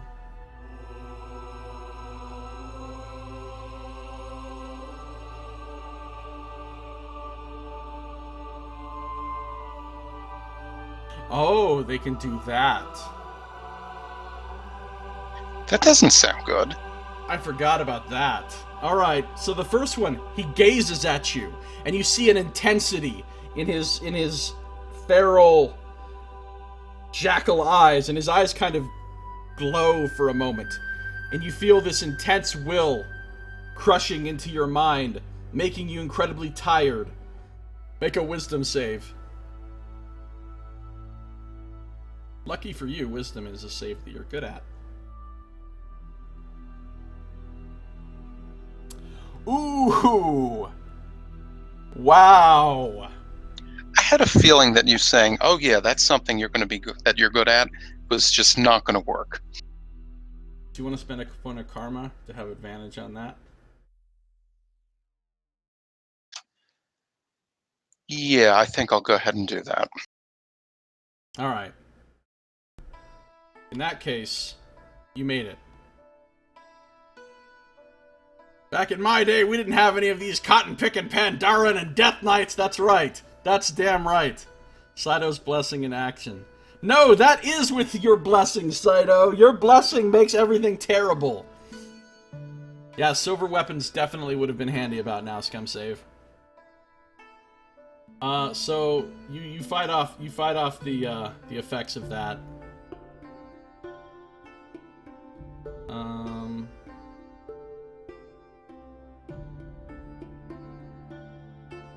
I need to notate. I'm trying to get my little thingies to pop up on this guy.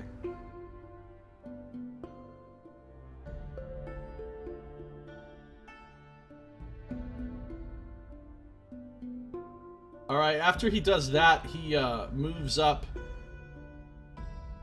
next to you. Kind of moves around, actually, behind you. They move fairly quickly. Alright, it's Sadaka's turn. He looks at you, makes sure that you're alright. Let us do this then. And Sadaka ain't trying to have it. He ain't trying to have it. I need to make a copy of his character stats onto this section of the adventure.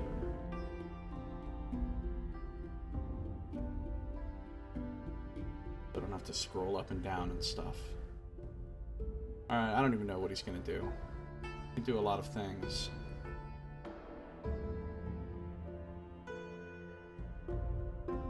He didn't have really room for a charge, so he's just gonna, attack full on with a flurry.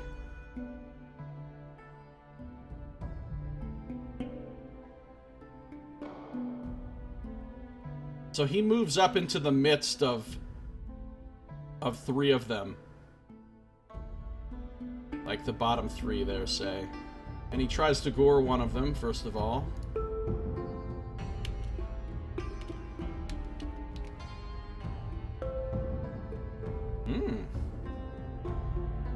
That'll hit. Can I do anything special when you attack him like that? I need to look something up. How does this work? How does it work, I ask? Empowered strikes. Yeah.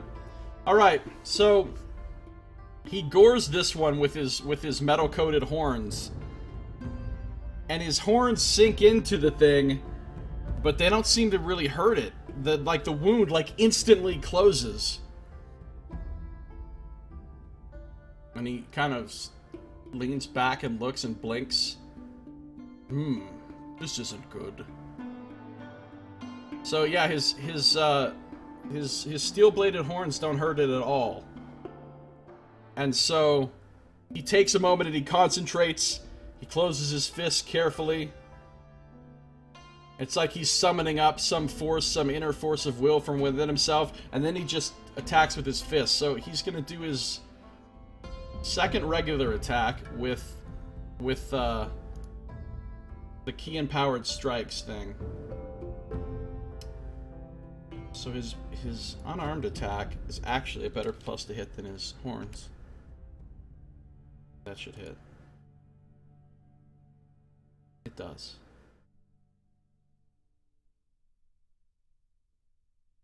It does. How much damage did you do with that? 6 plus 4.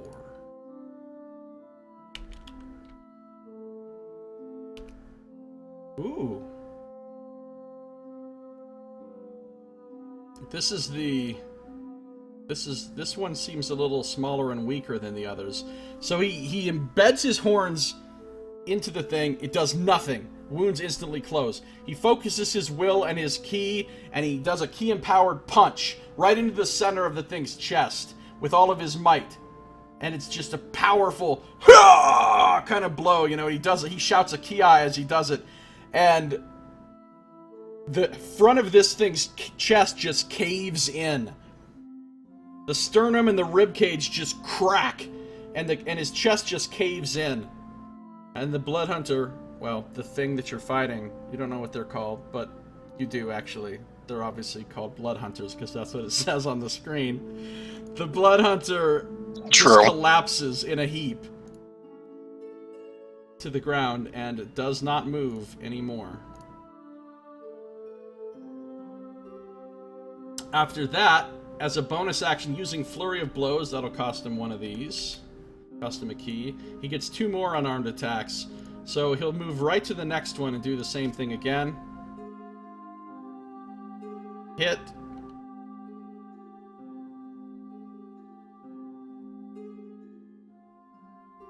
That one, he hits it in the head. It whips its head around.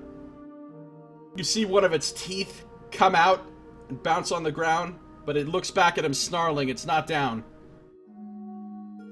So he'll do his last attack of his Flurry of Blows. Also a hit. He's doing pretty well. Oh, he doesn't quite take that one out. He follows up with a quick elbow to the midsection, knocks the wind out of it, kind of hunches over, catching its breath, but it's still on its feet. So because he didn't take it out, he'll spend another point of ki to make that a stunning strike. Stunning strike. When you hit another creature, you spend a ki point. Alright, now he has to make a con save. Con save, what do they have? +0. Okay, well that's not great. Makes it though, so it's not stunned. That's the end of his turn. Alright, number 1. This is the woman that you brought up here. Augeia. I don't know if she told you her name or not, but... No. At what level did monk... Yeah, level 6. That's exactly what he is. He's a level 6 monk. So, his unarmed attacks count as magical. But I'm ruling that his natural attack as a minotaur, his gore attack, does not count as a monk unarmed attack. So he doesn't get to use his dexterity for it, and he doesn't get to use it with things like Stunning Strike or Monk Empowered, whatever. He has to actually use his monk attacks, per se, not his horns.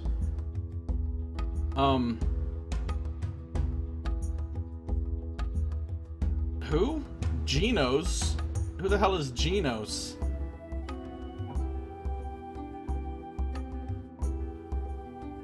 Alright, so number 1, this is the girl that you brought up here.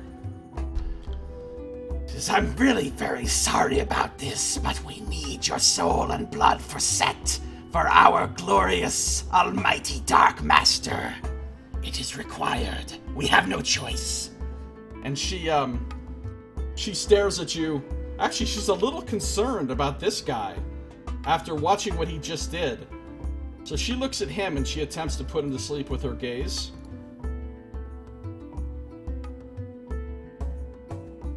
He needs to make a saving throw.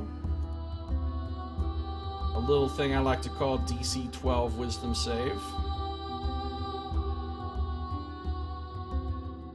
His Wisdom Save is +4.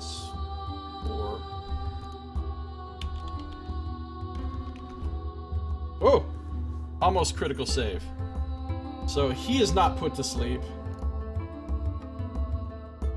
And she kind of moves into a flanking position on you, along with the other one. They're both sort of behind you now compared to the others. Alright, number 4 does not get to act because is dead. You guys don't have any way to...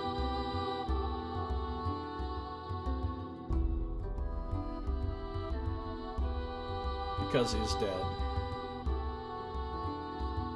Number 3. This one moves up on you. And he doesn't even try to put you to sleep with his gaze. He just tries to hit you with his... He swings his Khopesh blade at you, and he bites at you as well. So he's got advantage from the flanking. First he tries to bite you.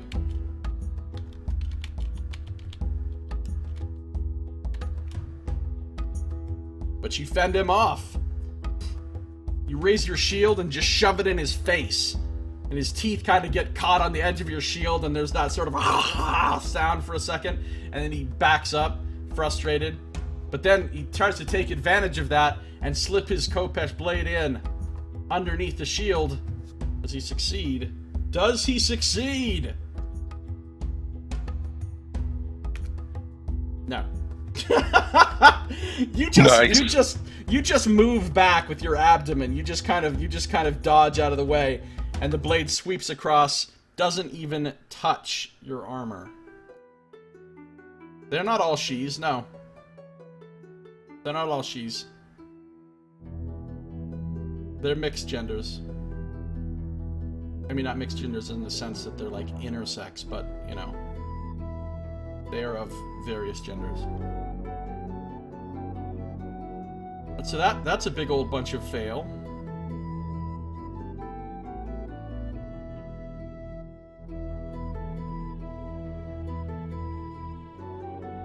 Drover, it's your turn, finally. Okay, how many are right up next to me? 3 of them are. 2 of them are kind of behind you, and 1 of them's right in front of you.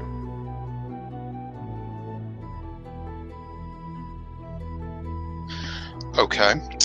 I'm going to say, of all the insolent, and I'm going to attempt to breathe fire on as many of them as I can get in my 15-foot cone.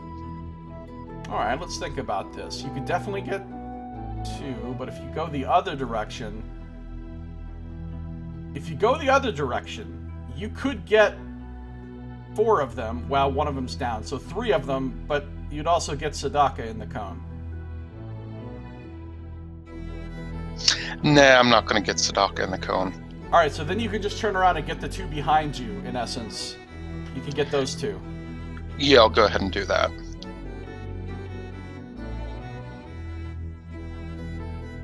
So, tell me how that works again. You use the Dragon Breath, and they have to make some kind of saves.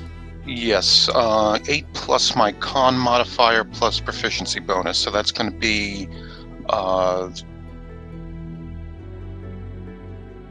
14. Your con is, what, 18? Yes. Alright, so that's 14 DC dex save, right? Yes. Okay. One of them didn't make it. The other one didn't make it. Okay, so that's going to be 2d6 fire damage. Roll it. What's wrong with your internet? Wow. All the damages. 5 on 2d6 is not great. But it'll work. So you blast 1 and 2. And that does seem to hurt them for sure. As their fur starts to smolder and they hiss and sort of retract from you angrily and in pain. They're not happy that you did that. They weren't expecting it. Yeah, they should have been expecting it. They know what a fucking Dragonborn is. You're clearly a Dragonborn. But whatever. Nice. Are you doing anything else? You're still in human form. Yeah, I'm still in human form, but I'm thinking that seeing that Sadaka's attack didn't really injure them at all with the horns, I'm thinking they're probably going to be immune to anything I can really do in animal form. That's true. Oh, you do have one spell that would be ultra good here. I'm not going to tell you which one it is, though.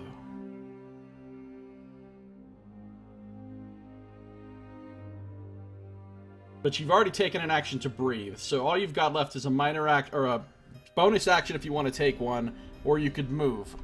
But if you move basically anywhere, you're going to get some opportunity attacks.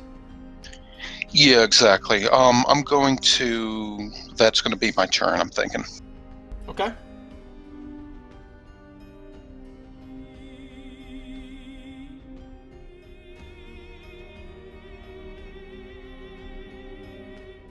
What? Saito? Saito writes, you want cow? Then here's some all-beef hot dogs, motherfuckers. What does that even mean? What does it even mean? At Anonymous, his kicks count as monk unarmed attacks. Kicks, knees, elbows, fists.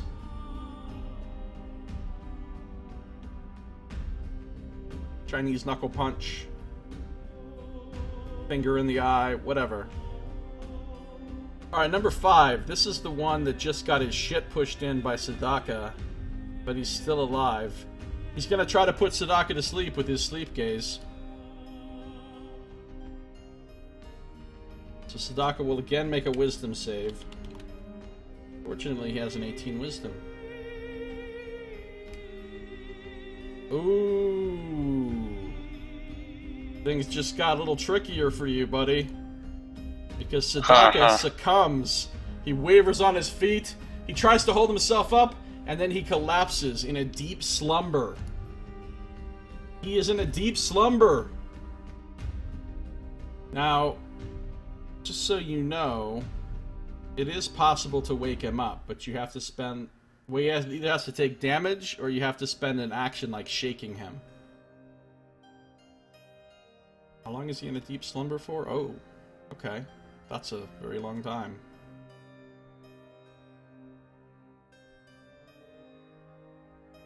So after this guy slumbers Sadaka, he moves over onto you as well, and joins the pack that's surrounding you. Then number 6 goes...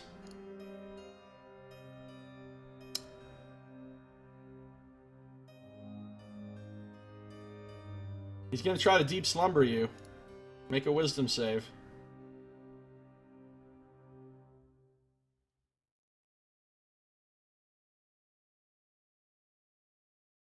Alright, you got it. Whew. Phew. Yeah, that would be bad if we both fell asleep here. Where's the little symbol that I'm looking for? Can't find it on him for some reason. The same symbol all the other ones are using. Why would he not have that symbol? That's dumb. Oh, maybe because there's a limit to how many people can have the same symbol? If that's really stupid if so, but okay, we'll just use this one instead. Close enough. Alright, you resist that. He as well moves up right on you. So you now have literally all 5 of them are surrounding you in close quarters melee.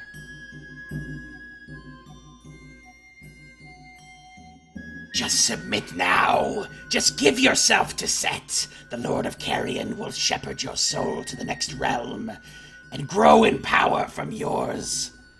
We will let your friend live. We will let your friend live. Only you have to die.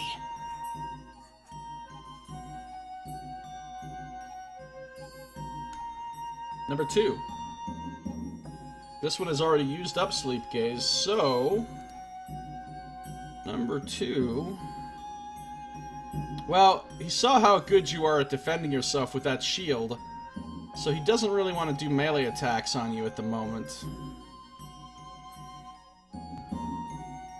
Let me look at a couple spells here.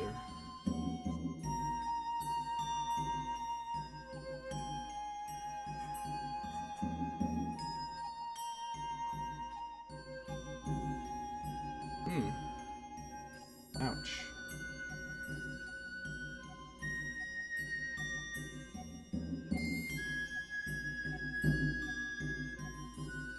Oh, that's hateful. Alright.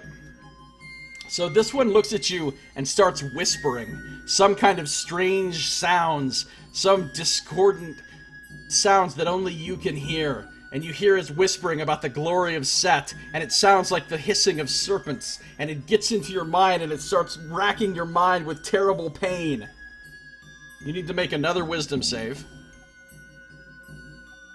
You're gonna want to make this.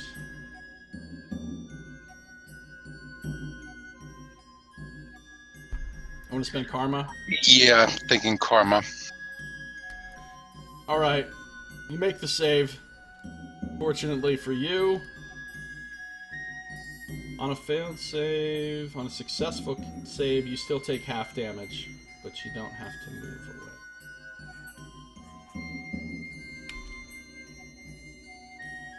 So you take 3 points of psychic damage as these horrible dissonant whispers of the evil of Set worm their way into your brain.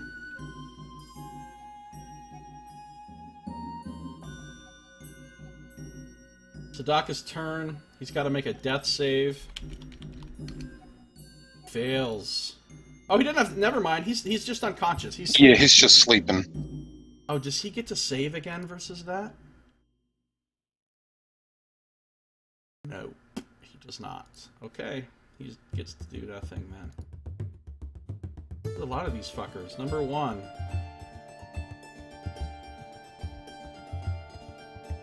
Number 1 will try...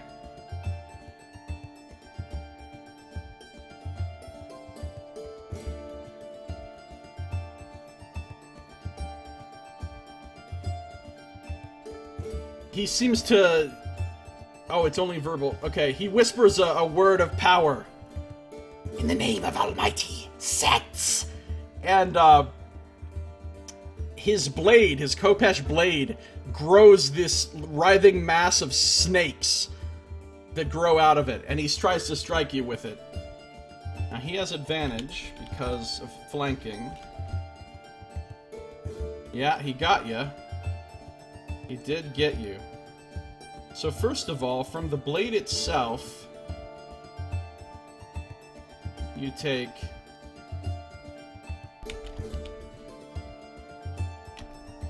5 slashing damage as it cuts through your leather armor along one of the seams,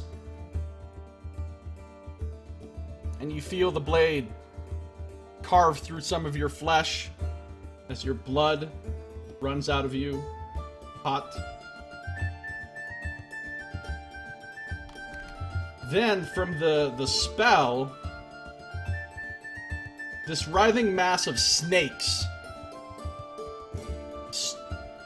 like, gloms onto you, like they slither onto your body from the blade. And you have to make a strength saving throw. A strength saving throw, not so good for you right now. Okay, strength save. At -2. At -2. Oh, look at you with the saving throw, the clutch! Nice. The clutch, -2 saving throw. Alright, you succeed on the save, and you, like, burst these stupid writhing snakes off of you, and they fall to the ground and just shrivel away into nothing.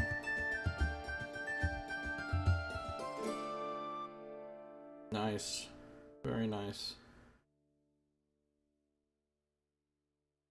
He can also bite you, though. With advantage. Even with advantage, he doesn't hit you. So try to take advantage of the fact that you've got these guys all around you. You're harried, you're flanked, you're trying to guard in all directions at once. He tries to dart in really quick to bite you in the back, and you spin back around and just shove his head away with your elbow. And once again, his teeth do not find purchase. Alright. Number 3. This one is going to try to put you to sleep. Make another wisdom save.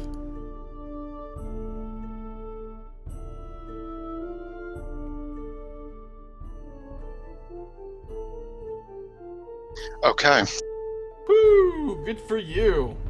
Yes, indeed. You've resisted all of those sleeps. That is so good. Alright. That's all I can do. Your turn. You got a lot of nonsense on you. Okay. I'm going to yell, Sadaka, wake up! And then I'm going to look around at everyone surrounding me, taking a deep breath, and I'm going to moo angrily and mightily as I'm going to stamp my hoof into the ground and cause an earth tremor. You don't have a hoof. Are you shifting forms? No, I'm not going to shift forms. I'm going to pretend like I have a hoof. It's just your metaphorical A metaphorical hoof, hoof, yes. Alright. Earth tremor, huh? The hoof is a state of mind or a state of foot. A state of mind, a state of foot. Alright, so let's see. It's a 10-foot radius tremor. Each creature other than you makes a dex save. If they fail, they take a d6 and knock prone. Alright, do you want to catch Sadaka in that or not? Because you could. I'm fine with catching him in that now, because I'm thinking that'll wake him up. Alright, so you can get all of them and him in the radius, because he's not very far away from you. So that's great. That's an excellent spell to cast right now, in fact. And it's not going to do anything to you. So let's start dexterity saving throw. I think he automatically fails dexterity saving throws in his current state. I kind of think so. Yeah, unconscious, you automatically fail dex saves. So he's going to take the damage no matter what. Good idea, good idea. Oh, that's you roll. You roll the 1d6, actually. And then we'll see what happens with the Blood Hunters. They have a +3 to dex save. Alright, so number 1 What's your DC on that? 14? Yes. Or 15?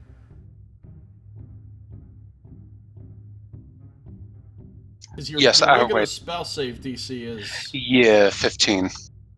Okay. 1 damage! Yeah, 1! my impressive 1 damage. Wow. Yeah, the first one fails to save. The next one makes it. The next one makes it. The next one fails. Alright, so 1, 5, and 6 all failed. They are all going to take the 1 point. Actually, maybe they're not. Oh, it's magical damage, so yeah, they take it. Oh! That's amazing! You know Number 5 is going to go down. You know how many hit points number 5 has left? He has 1 hit point. So you actually take him out with the 1 hit point. Oh, that's fucking awesome.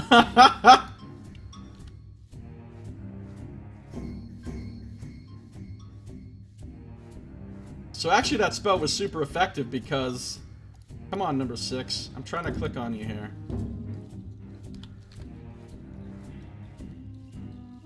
So you stamp down with your imagined hoof, your spiritual hoof, and you cause the earth to shake and tremor.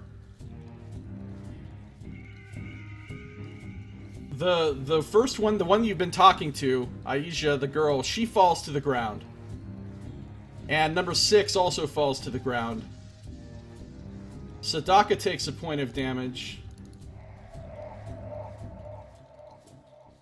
And it wakes him up, which is amazing. So that spell did a really good job. Spell did a great job. Are you doing anything else on your turn? Yes, I am also going to shift into Spider Cow form. Spider Cow form! Alright, you're in Spider Cow form. That's 26 hit points, right?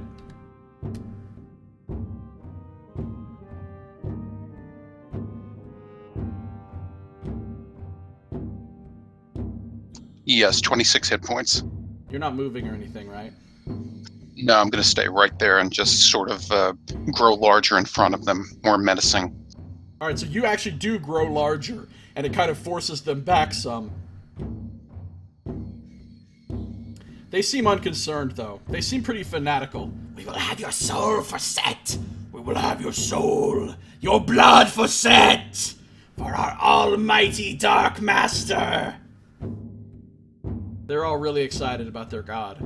So, you know those people. 5. Bloodhunter 5 is dead. Bloodhunter 6 is prone. Spends half of his movement to get up. Cannot sleep gaze because has already done it. So, this one is going to try to whisper nasty things into your mind. Terrible, terrible whispers of Set in your brain, causing pain. Make a wisdom save.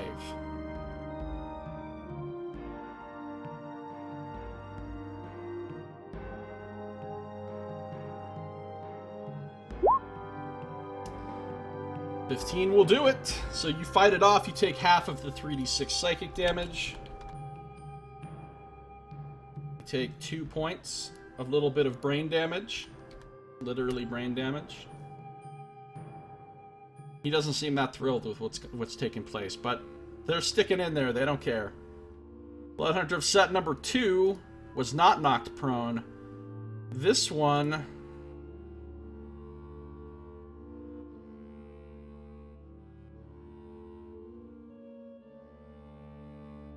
They've all used their gaze. This one's going to try the trick with the snakes on the sword again. Snakes on the sword.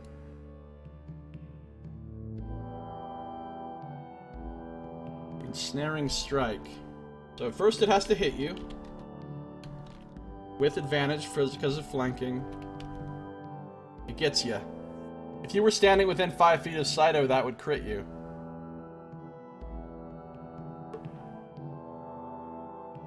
So you need to make a strength save again. Strength save. That is not good.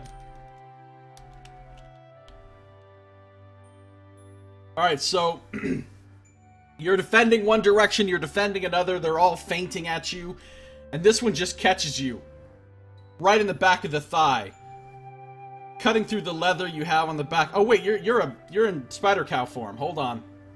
Spider cow form. You don't have leather armor. You have a special chitinous cow carapace. You have a cowrapace.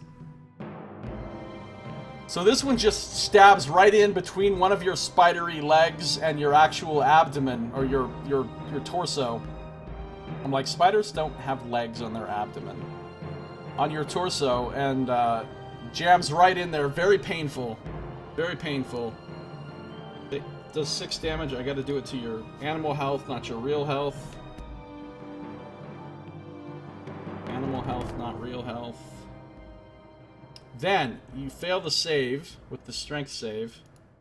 I mean, you get to use the strength of the spider, not your natural strength. But you're typing. What does that mean? Oh. Oh, he wasn't in Discord. Are you in Discord now?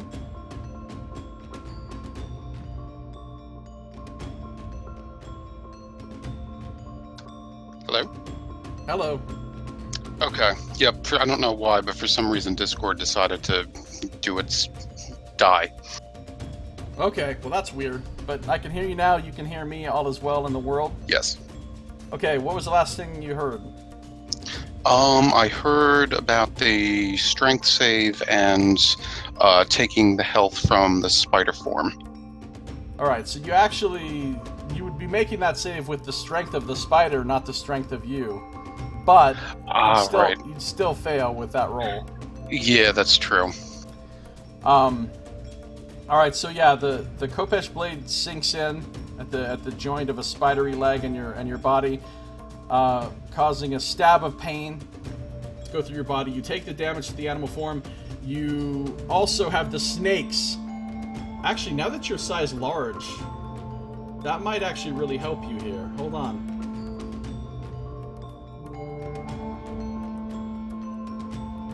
You have advantage on the saving throw because you're size large. Of course, even with advantage, you still failed.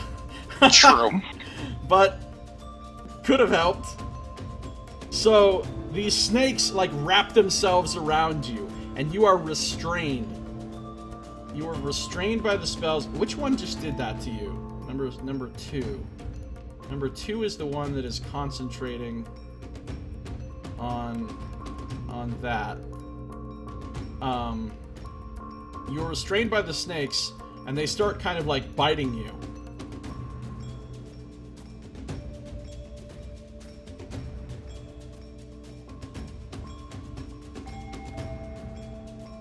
You can try to break out on your turn with a strength check. Okay.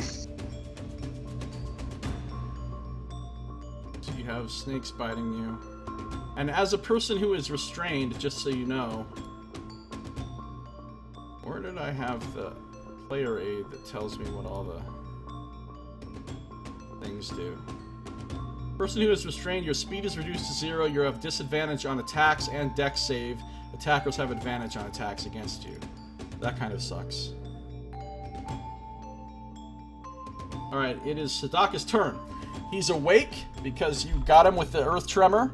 He wakes up, he stands up, and he sees all of these guys gathered there.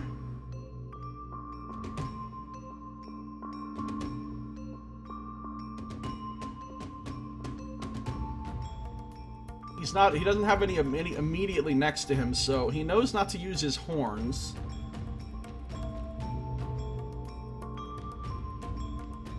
So yeah, he's just gonna walk over and start using his fists and feet. Probably do a flurry of blows. So he comes over to this first one here. Jumps up to his feet, kind of kips up, takes a long stride over, pivots on one hoof, and does a flying spinning kick with his other hoof into, not really flying, but metaphorically flying.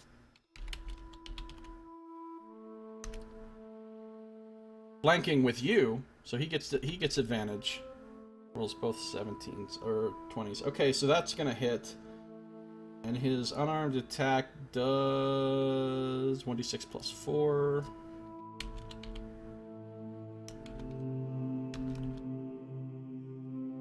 Eight points.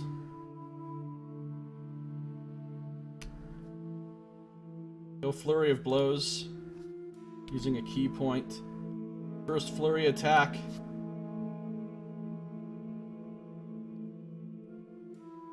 Wow, those would have been crits if he was attacking Saito. Alright, so he kicks this one in the back, it goes stumbling. He turns around to look at them, and as it turns and lifts, she turns and lifts her head up to look at him. He just comes straight down on the base of the jaw with a downward driving punch.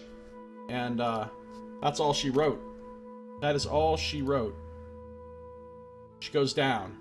Crumbles. He still has one more attack, so he goes right to the next guy. Spinning back around. Pivoting. Coming up into the solar plexus with a rising punch.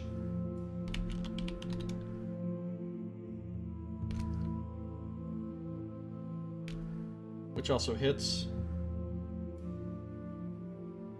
Ooh, for a solid 9, and that's exactly how many hit points that one had. So he takes that one out too. Oh, your buddy's got your back. It was such a good idea waking him up. It was a really good idea. Alright, so that one goes down too. Sadaka just kind of nods at you. Alright, number 1. That one does not get a turn because dead. Number 3. That's one of the only 2 that's left. Oh, by the way, the one that was concentrating on the snakes just got knocked the fuck out, so the snakes fall off you and shrivel away into nothing. Excellent. You don't have to worry about getting bit by them at the start of your turn. Alright, well, these guys can see how this is fucking going now. And they have just about had enough.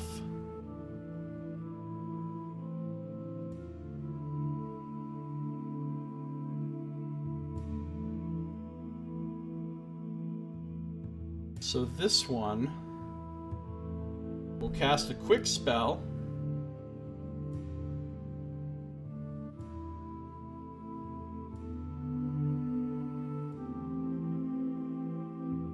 This one is briefly surrounded by a silvery mist after saying one quick word of power. And he teleports. He vanishes. And he reappears 30 feet away. He does that. As a bonus action. Standard action, dash. So he runs. He just bolts. 80 feet away plus the 30 feet he teleported. So he's 110 feet away now. Or she. This one's a she. Just bolts. Drover, it's your turn. You've still got one on you. Okay. I am going to... Am I still restrained? Nope, the snakes fell off you. Okay, so the restraint effect is gone as well then. Okay. Yep. I'm just going to go ahead and bite at the one in front of me. Okay. Go for it. You can easily move into a position where you have flanking, basically, with Sadaka. No, actually, that's one of the ones that was on the backside. Never mind. That's number 6, so you can't do that. But you can still attack.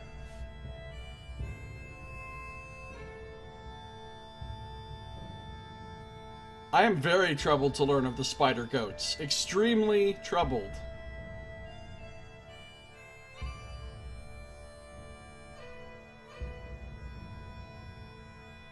Oh, good hit, good hit. You got him. You feel your bovine mandibles sink Nice. in through the fur, through the thick hide of the jackal wear, into the flesh beneath. Now, your actual damage isn't going to do anything, because... By the way, you know that when you get to 6th level, your natural attacks in animal form will count as magical. Yes.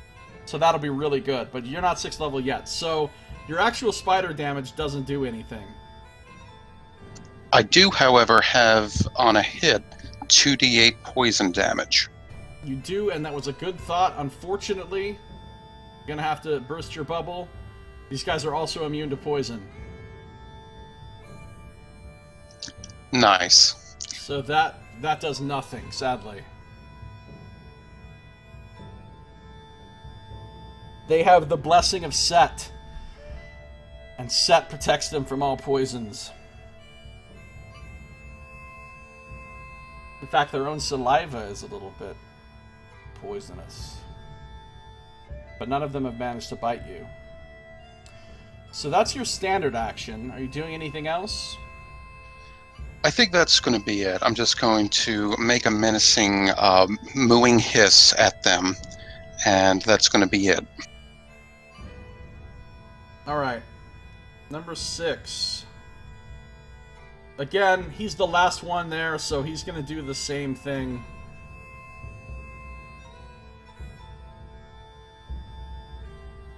Well, maybe he'll try. No, he's going to do the same thing. He's gonna Misty Step 30 feet away, then he's gonna double dash, so he's 110 feet. He goes the opposite direction of the way the first one went. So then this one's turn comes up again. Oh, this one's dead. Alright, it's Sadaka's turn. He looks at you. You want to chase them, or let them go?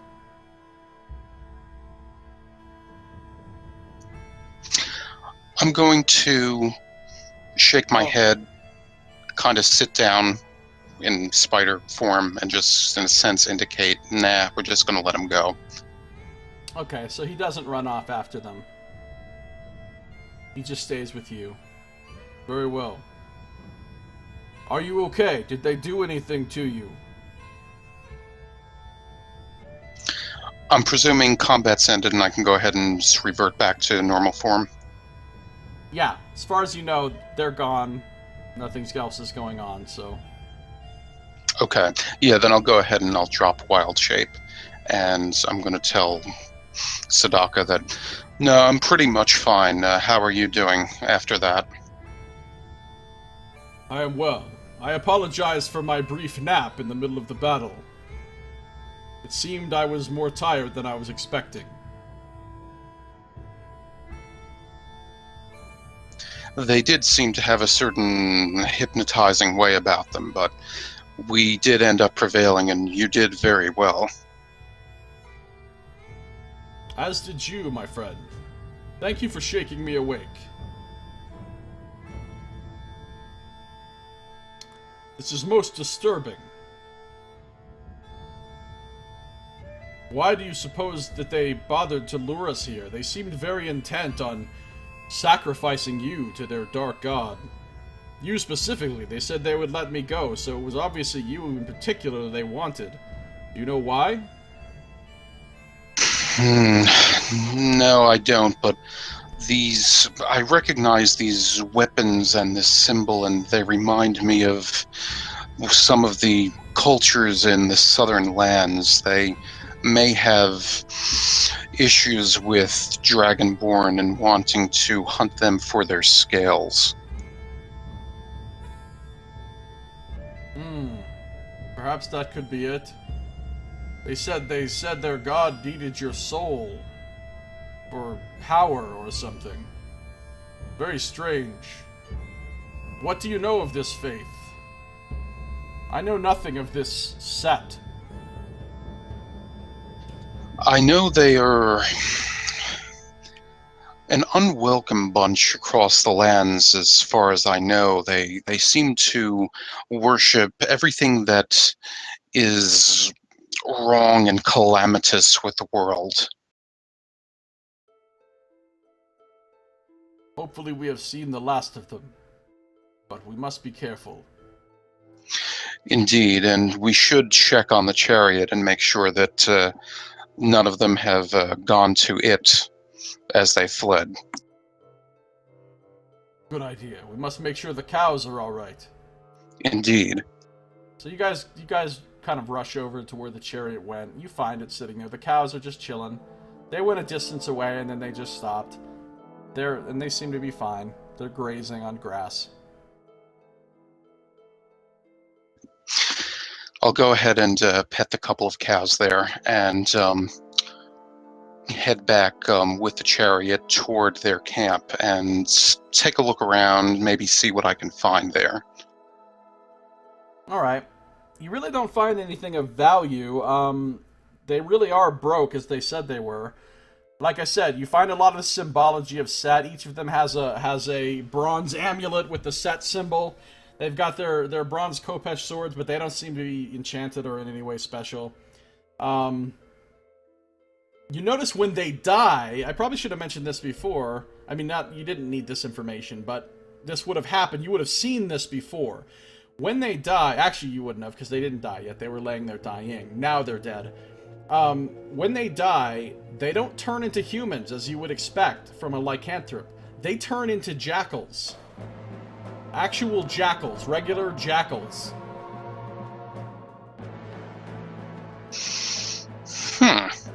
Okay, yeah, that would be unusual. I would expect them to fall back into, in a sense, a normal form, like how I would be accustomed to transforming. Yeah, so you have 4 dead jackals laying there, in essence. And they don't really have anything. I mean, lots of Set symbology, but no valuables of any kind. Do I find any notes or papers or anything that kind of indicates why they would come after me? No. You do not.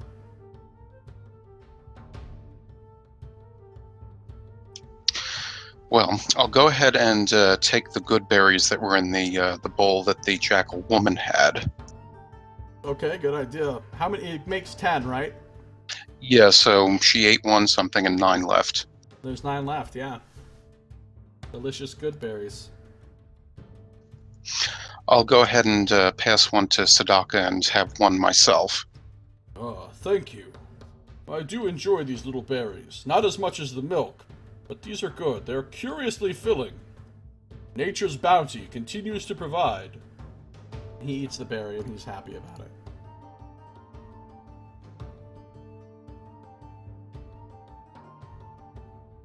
You gonna eat the rest? No, I'm gonna stow the rest.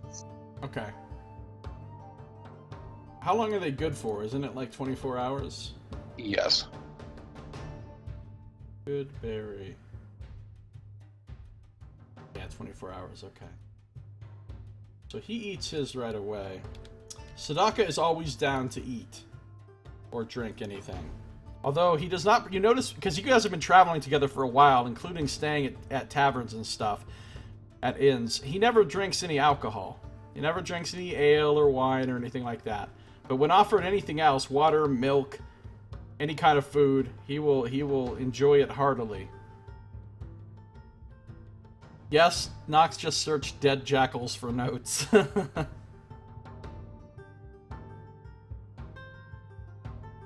Well, they had a camp, so. But yeah, all this stuff is all worn down and crappy and old and ratty. Yeah, I was thinking like the altar, the candles, the anything, if there was some sort of signs of something. Nope, no, nothing written. Nothing written.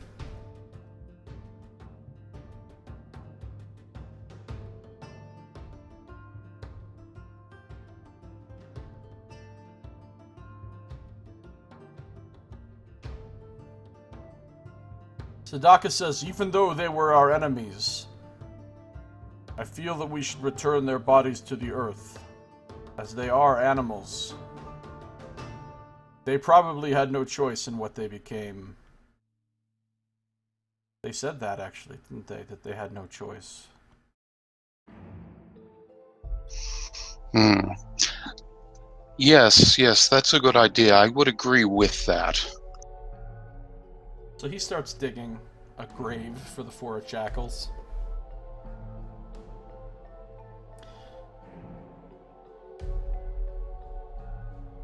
Where does he offload past meals? I don't know. The same place everybody else offloads past meals, I guess.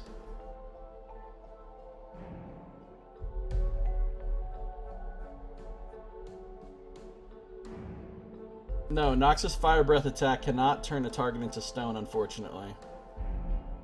That'd be pretty cool. That would be awesome. Unless he could turn into a literal Gorgon. If he could actually turn into a Gorgon, which at this point he can't.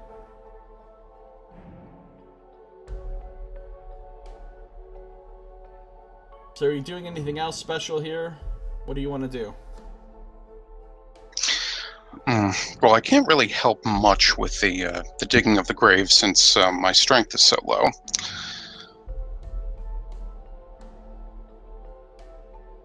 I might take another pass around the camp, kind of see if I can find anything, that kind of thing.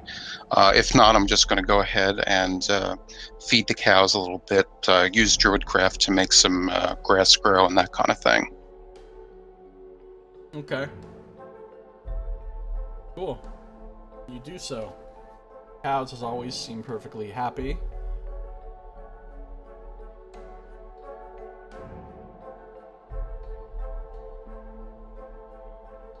Desecrate their bodies. Ironically, Anonymous Set is actually a god of desecrating the dead specifically. Like that's like a ritual, a ceremony that the clergy of Set have to go do, is go desecrate graves. But leaving them as carrion is also one of the things that Set is the lord of, so not leaving them as carrion is kind of like a spit in Set's eye. Use Druidcraft to light them on fire when they're not in grassy areas so they naturally decompose.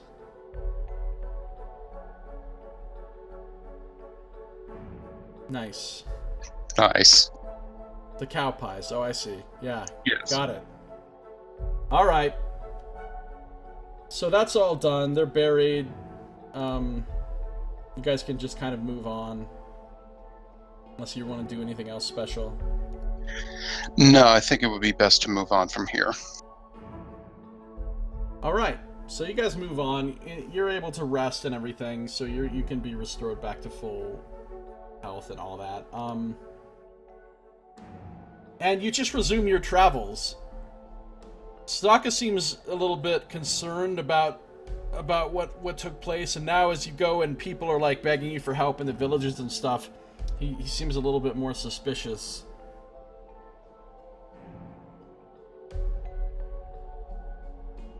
A little bit more wary, of who might actually secretly be more blood hunters or something, you know what I'm saying? Yeah, I might have a bit of that concern as well, but I won't actually share that with him. Just kind of also, just continue to give help where I can.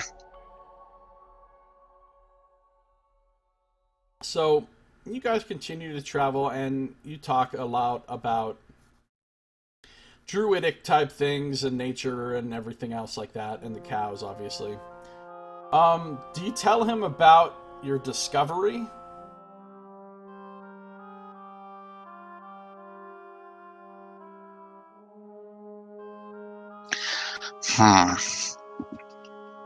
I would say eventually I would. Okay. He seems pretty amazed by that. That is great knowledge.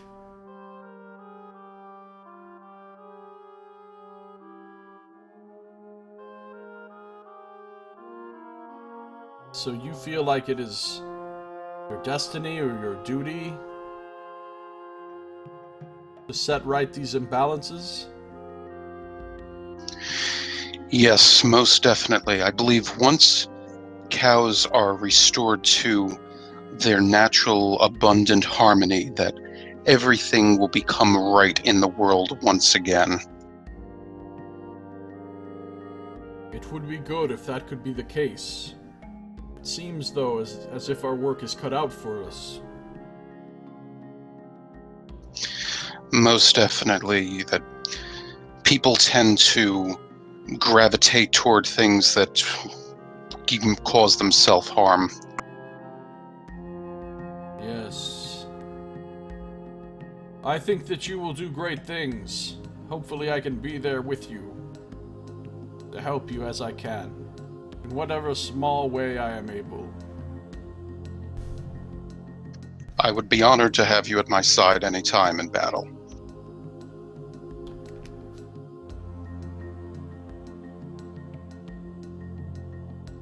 So he's impressed by your knowledge, and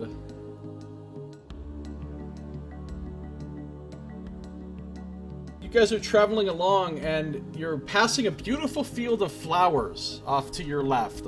And as you're enjoying the look of these flowers, all of a sudden the entire field of flowers ignites, all of them burning, and they just burn to ash in a couple of moments.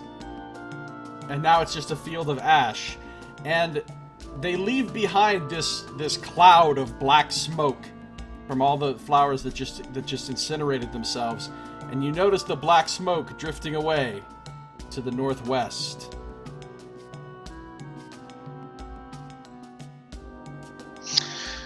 Once again, see how the smoke rises. See how everything is drawn toward the northwest, like some great vortex pulling everything toward it. Yes, there must be some great imbalance there. Something that perhaps no one but you could set right.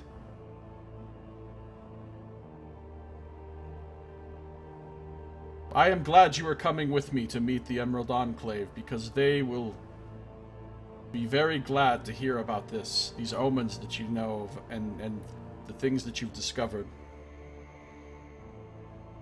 I feel confident that they will send me with you. I hope they will. Likewise, it would be excellent to have you as a companion in this journey. No, they're not poppy flowers. You guys get high as fuck. Nice. Adha better not be the source. Adha literally is the imbalance. That'd be funny. That would be pretty funny. Your completely legitimate Quen-focused religion. No, Jen. No, Quen is not the basis of a religion. You cannot have a Quen cult. You cannot have a Quen cult. Don't do it. Drop the Quen. Step away from the Quen.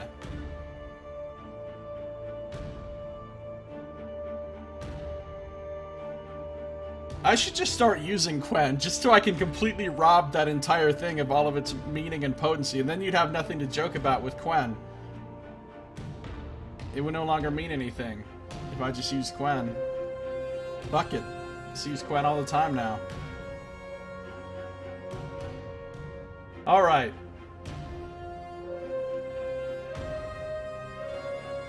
So you continue to travel with no further incidents.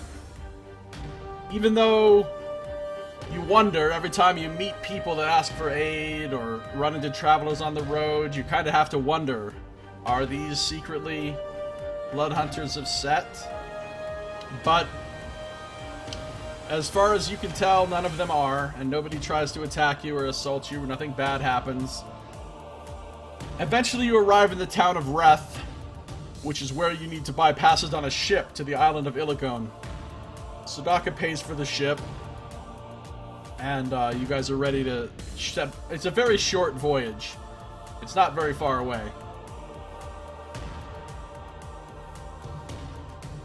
So you take the ship, and there are two islands there at the mouth of what's called the Vilhan Reach. The Vilhan Reach is like a smaller little sea, a narrower sea off of the larger Sea of Fallen Stars. The Sea of Fallen Stars is a very big sea that a lot of different lands and cities border on. And it's the one that's been to the north of you this entire time. So now you're going to be crossing over this little part called the Vilhan Reach, and it has 2 islands in the mouth of it. The islands are known as the Eyes of Sylvanus, and of course you know that Sylvanus is the god of nature, the number 1 main god of nature in all of Faerun. So you take this brief sea voyage, and as you approach the island, the waters become wild and tempestuous, swirling around in all sorts of random directions. And you approach the island, and you see that the entire island is surrounded by a thick ring of coral. And one of the sailors tells you that the coral is called Eldath's Ring. You know that Eldath is another one of the nature goddesses. She's the goddess of waterfalls, quiet places, springs, pools, and peace in general. She's the most peaceful of the nature goddesses, or the nature deities. And there's just one little narrow gap to go through this ring of coral to actually get to the island.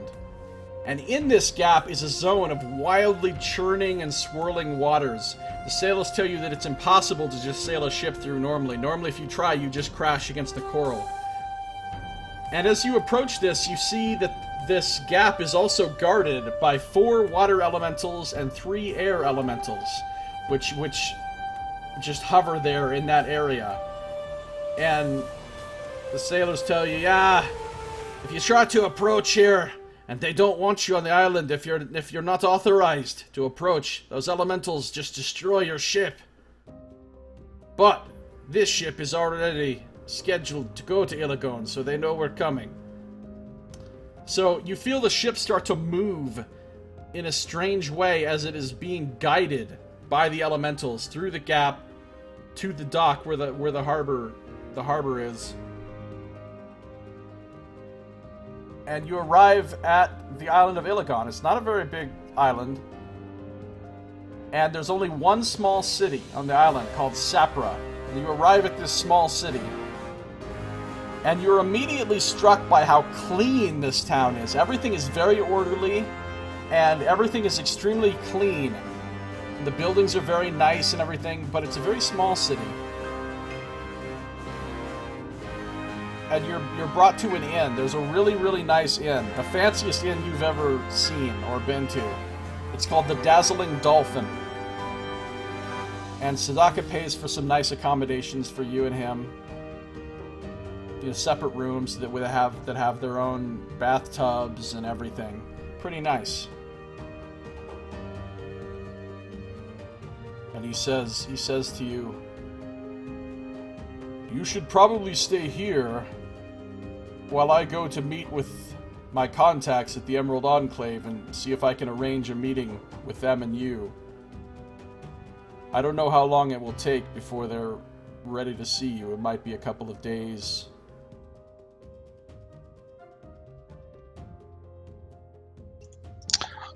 Very well. I'll go ahead and tell him. Alright, so are you going to do anything while you're waiting? I'm probably not just going to stay in the inn the entire time and be a total shut-in, but I might, take a little bit of a look around the city, that kind of thing, take in the sights, since it is such a clean, marvelous town. Yeah, I mean, there's not a whole lot in the way of sights, but you do sort of learn from looking around town and sort of, casual conversation with people that you meet, that everything is really expensive here. And, the real estate is, at least 10 times more expensive than it would be normally in a town in this region of the world. And you learn that the reason why is because the town is bound to a certain small area by the Druids who are in control of this island, and they do not allow the town to grow beyond that. They cannot build outside of this one small area. So the town is basically stuck in the size that it is. It can't expand at all.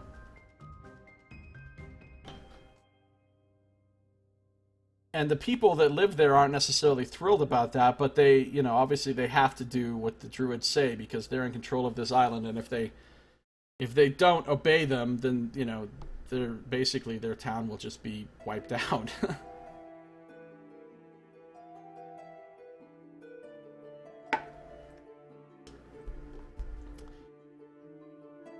But there's nothing much special about the city. There's not really any special sights or anything. I mean, about the nicest, fanciest landmark in the whole town is the Dazzling Dolphin Inn where you're staying.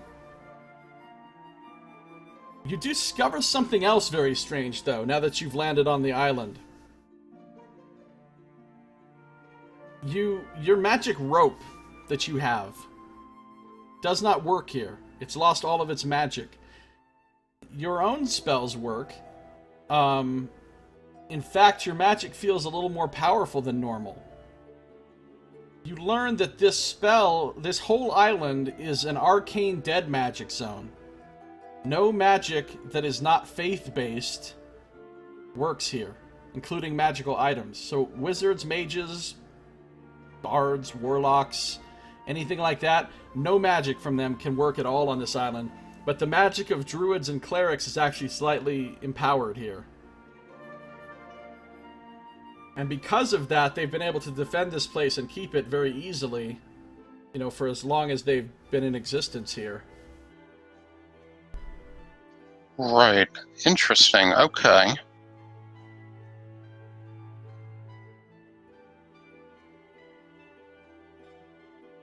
So, after a few days, just kind of relaxing in town, you feel nice and safe here, you know, because you know that you're under the watch of these powerful druids, and, you know, you know that you're safe here. There's no way that any evil creatures would be able to come here and attack you. Basically. Right. So it's a nice relaxing time, you know, really good food, really the best produce. No beef is sold on this island. They have proper reverence for Awesome. cows here. So let me take a super fast 2-minute break, and I'll be right back. Right back to continue.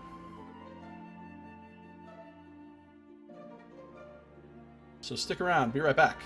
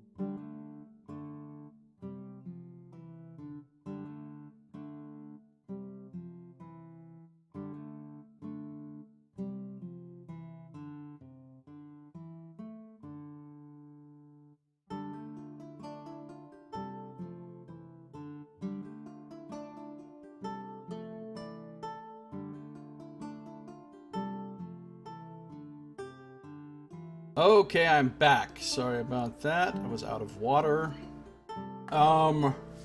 So... No, Psi is an arcane. Yeah, so like a psionicist or whatever would be able to do their thing here.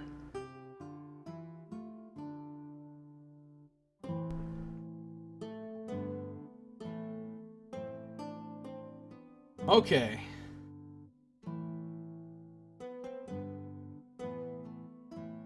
And there's nothing wrong with Hindus. I like Hindus. I think Hinduism's pretty fucking cool. Don't hate on Hindus.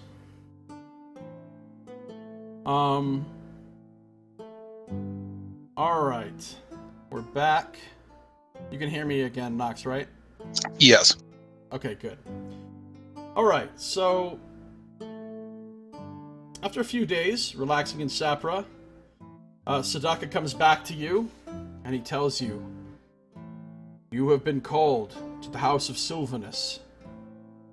It's a beautiful place. It's also known as the Oaken Home. It's a holy stronghold of Sylvanus, the great god of nature.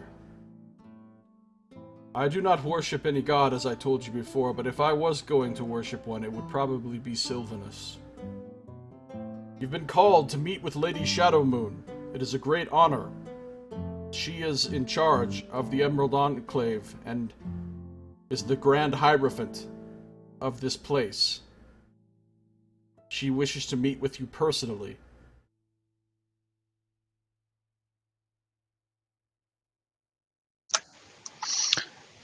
Excellent. I would be honored to do so. This is an amazing town. I've been enjoying its sights and its grandeur and luxury.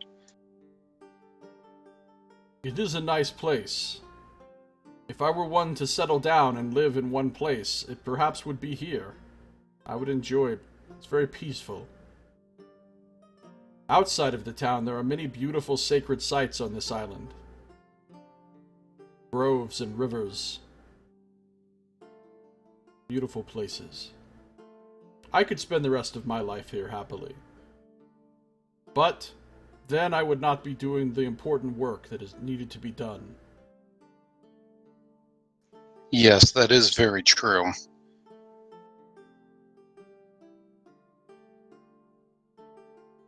So he says, are you ready to go? Yes, I am.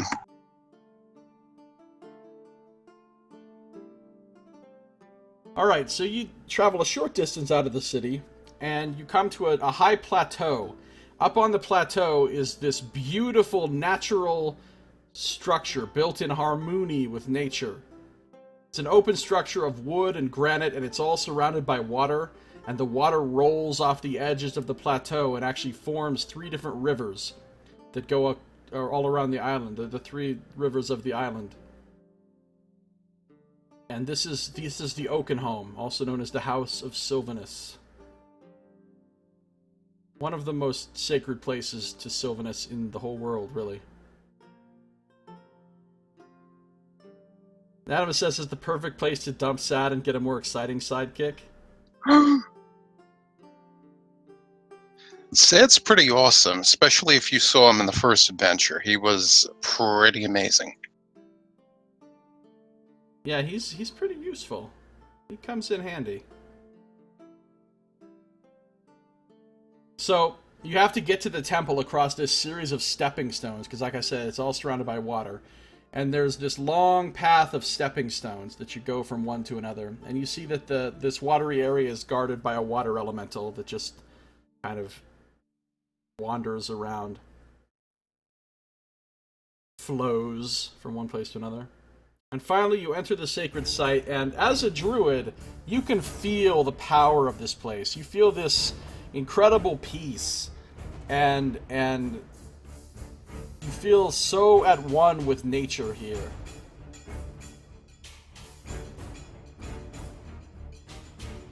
It's probably the most spiritual place you've ever been to. You know that your mother would have loved this place. Yeah, I would be looking all around me, taking it all in, deep breaths, kind of picking up as much senses about the place as I could. Sense memories, and, also thinking of her and thinking that, yes, she would love this place. Let's get the set stuff out of here. Okay. So, you're brought to meet with a woman, an elven woman.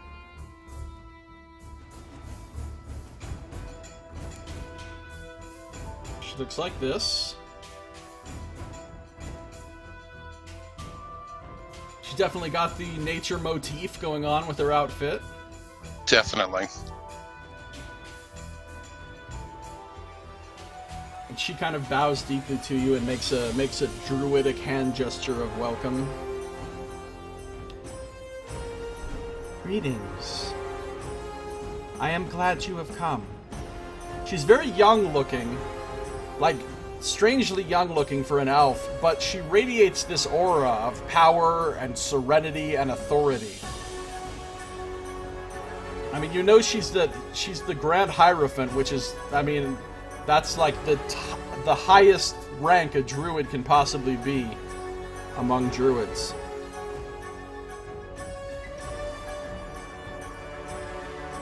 Thank you. It is an honor to be here. This place is spectacular. Indeed, this is one of the most wonderful places in Faerun. I feel so fortunate to be able to spend time here. I am glad you enjoy it. They call me Lady Shadowmoon. Shadowmoon Crystal Embers is my full name. You may have heard of me as Cindermoon before, but I no longer use that name, now that I have been restored to sanity. As a druid, you would have heard of her. She's kind of famous among druids. You know that she's famous because she was the first known elf druid in all of Faerun. See, until relatively recently, elves weren't druids in this world. There were no elf druids. All druids were humans. The elves had their own gods and their own ways. They didn't practice druidism as humans do. But now there are lots of elf druids, but she was the first one. At one point, she was the only person in the world who was an elf and a druid. And that goes way back to the older editions of D&D, because in 1st and 2nd edition, you couldn't be an elf and a druid for some dumbass reason. Yeah, that seems bizarre.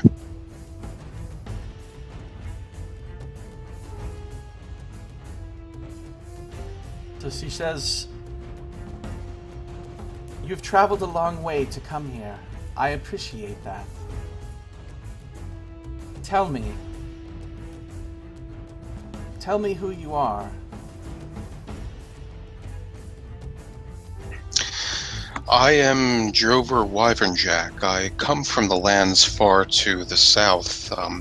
I feel as that I have been driven this way, always to the northwest.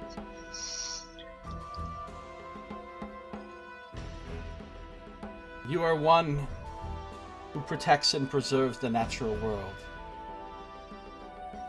Is that correct? Yes, that is correct. She pronounces sort of a ritualistic kind of blessing in Druidic, which you can understand because you speak Druidic.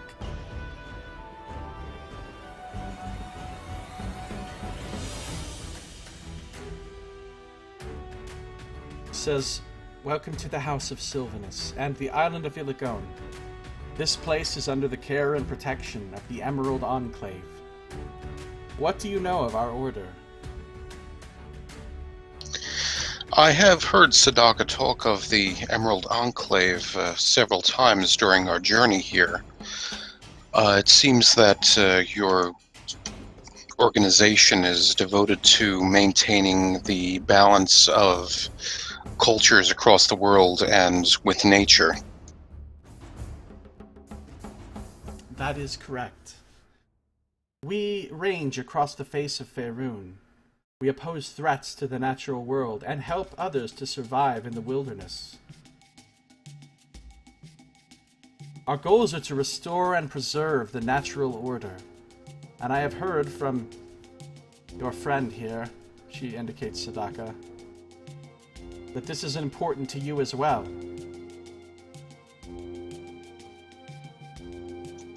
Yes, it is. I believe that as nature is restored to its former glory, that so does the benefit of the people is also restored to its natural abundance and well-being.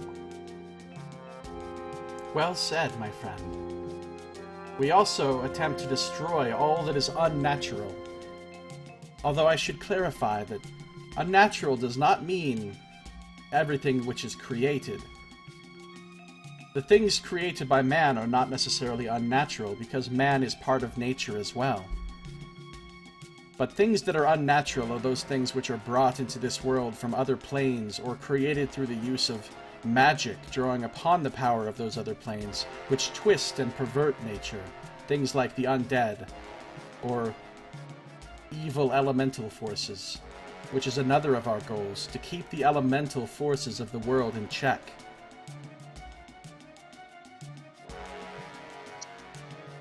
Yes, balance among all the aspects of the universe, the Milky Way. I do believe that the bovine species is the one that helps to facilitate this natural balance. Of course, the bovine species is one of the most wonderful species in the world. I have always loved cows. And they are sacred to one of the deities that is aligned with our order. One that I believe you should be familiar with, given where you are from. Sadaka spoke much of you. I hope you don't mind. No, not at all. You can always use a tree dude. He's a mobile source of herbs and syrup, and Nox's cows can eat his hair. Get your own tree dude. I speak of Hathor, of course.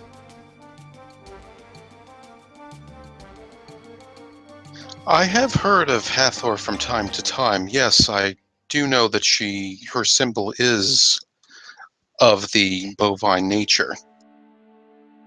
Indeed. Sadaka has told me that he believes you are blessed or favored by her. But that explains why you have such an affinity to cows, and why you understand them and their importance.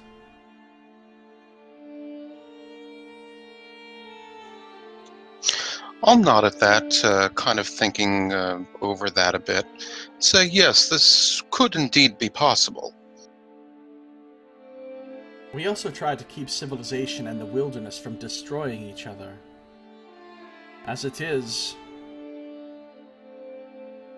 there are often conflicts between the creative races of man and elf and the natural world.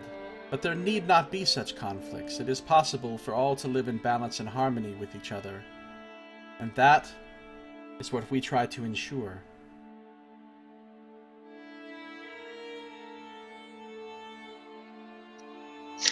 It is definitely a worthwhile goal, and I do agree with the same.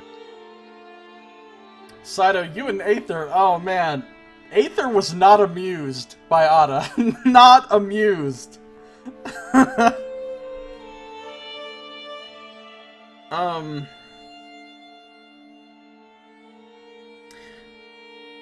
He also told me something very intriguing, and it is for this reason that I felt compelled to meet with you myself.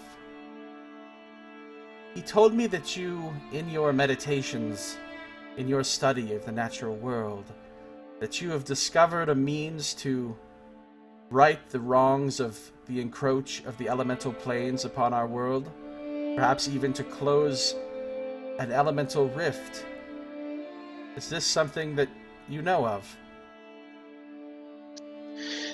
Yes, it is. I have contemplated things, elemental aspects of nature as I have been in my seclusion, and I do believe that is within my power. That is a special thing indeed. You are greatly blessed by nature, and by those divine entities who protect nature and embody it.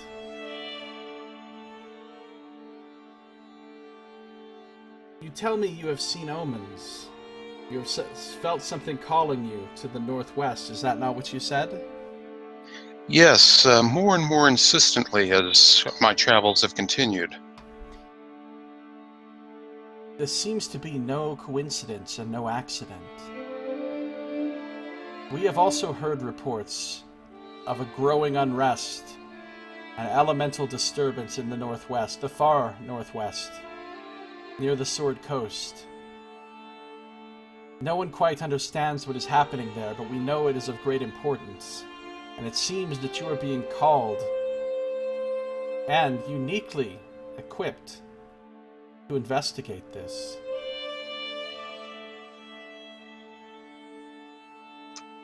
So there is indeed a disturbance in the northwest, then, of an elemental nature. I did somewhat sense that from the omens that I was receiving. We believe that there is. I believe that you would make an excellent fit for our order. We could help each other greatly. I cannot agree more. You and Sadaka have treated me most graciously during my journeys toward the northwest. I must ask you a few questions. There are some requirements if one would join us. Certainly. I believe I already know the answer to all of these, but I have to hear it from you formally. Are you one who is of balance in your personal philosophy, not inclined too greatly toward the pull of evil or good? Yes, this is true. Are you currently in the service of any other organization? No, that I am not. I hope not to offend you by asking you this question, but again, it is a formality. Are you guilty of any crimes against nature? No, that I am not. And have you performed an act that benefits nature?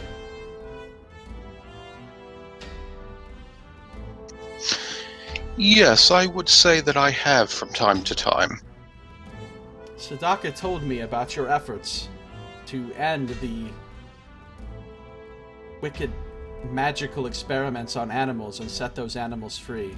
I would say that that certainly qualifies as an act that would place you well within the requirements of the Emerald Enclave.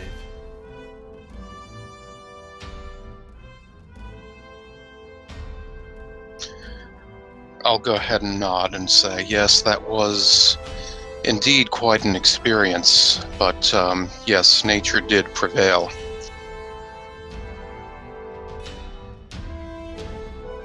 Very well then. As the Grand Hierophant, the head of the Elder Circle of the Emerald Enclave, I formally invite you to join us. It would be my honor to do so. We have an initiation ceremony that is performed each month during the full moon. I have waited until today to meet you because this evening is the night of the full moon.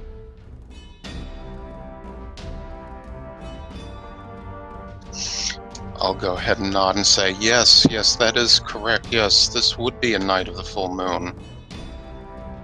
So this evening we will initiate you. Until then, you may relax here and meditate in this sacred place and simply enjoy it. Thank you very much. I will indeed do so. Sadaka looks very happy. So she kind of leaves now. Sadaka says, "I'm so glad. That seemed to have gone well. Welcome to our family, brother." Thank you, brother. And I'll nod to him. Yes, the meeting did go quite well. It seems as if I do belong here. I get that sense of belonging. I thought so. From the first day we met, it seemed that you were one who had much to offer here.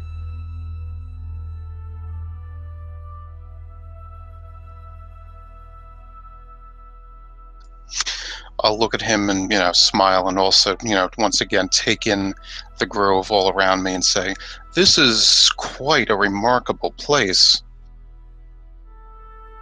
Hashtag not a cult. Yes, it is indeed. Perhaps I will spend some time here meditating alone, if you do not mind. Most definitely. So he kind of goes off and he sits on one of the stones surrounded by water, and he just takes a classic meditation stance, and he makes the chin mudra with his forefingers and thumbs. That's a funny image now that I think about it. A minotaur in fucking lotus position making the chin mudra. Nice. That would be awesome.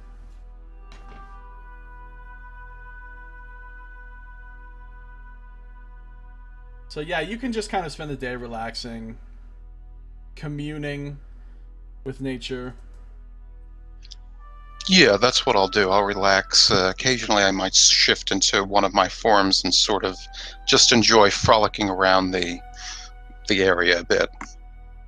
Mm-hmm. Alright, yeah, that seems like a good time to do it.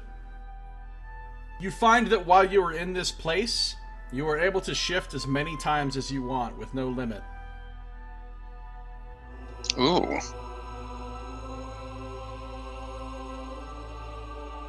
Yeah, I'd definitely be enjoying that.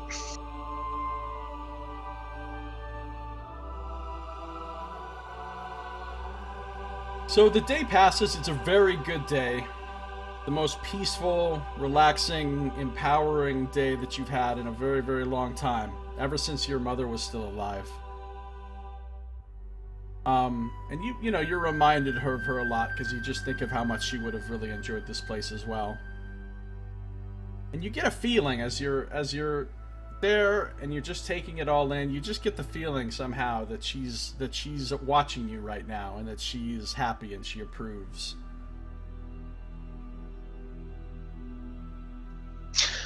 I'll get that sense, and I'll just sort of raise my head and moo into the sky.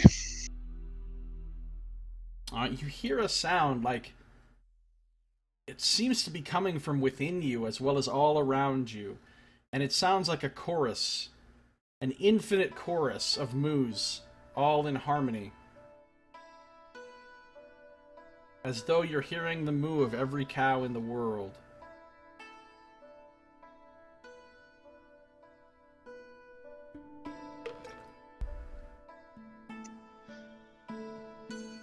I'll take it in and, savor the moment, and I'll look around and see if anyone else has noticed that as well.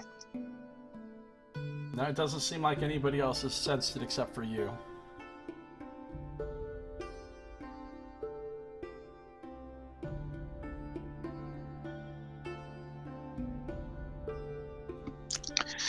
I'll go ahead and trot around a bit more, and then I'm going to make that moo once again.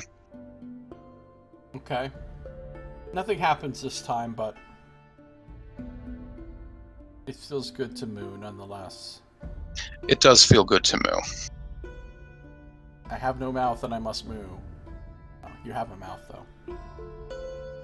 Moo is the dual of Ohm. Yeah, good call, Anonymous. Moo. It's kind of like an Ohm.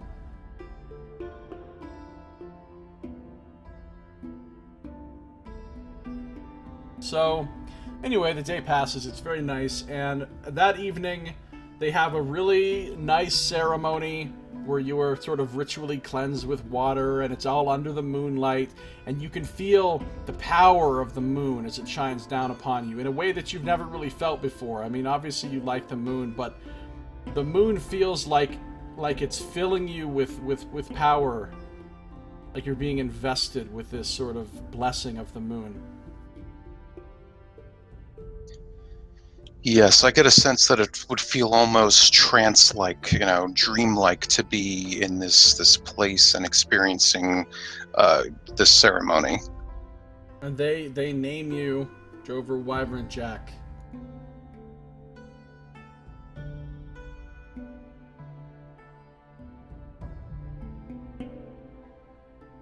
Spring Warden of the Enclave. They give you the title of Spring Warden. And they place a pendant around your neck, a pendant in the shape of a green oak leaf. And they tell you that if you were to show this to anyone, any druid, any ranger, any protector of nature anywhere in Faerun, that they would aid you. Or treants, or dryads, or other natural creatures like that would see you as a friend because of this pendant.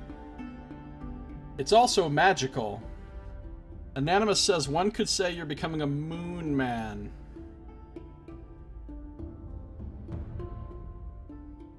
It's also magical, and if you look now under magic items in the what do you call it, tab? Yes, the magic, the compendium. You should see one. Actually, I'll just make it in everybody's journal, just like the other items. You should see an Emerald Enclave pendant there. Yes. It requires attunement. Okay, so I don't know if you know how attunement works. It's automatically attuned to you as part of this ritual, so it is attuned to you. You can only have 3 items attuned to you at the same time. Some items require attunement, some do not. The other items you've got do not require attunement, so anyone could just take them and use them. An item that requires attunement, you have to attune to one specific person, and only that person can use it until it's attuned to somebody else. And you can only have 3 things attuned to you at one time. But as long as you have this on you and attuned to you, you can cast Speak with Animals, Locate Animals or Plants, and Speak with Plants once a day each, without using up any spell slots or anything. Okay.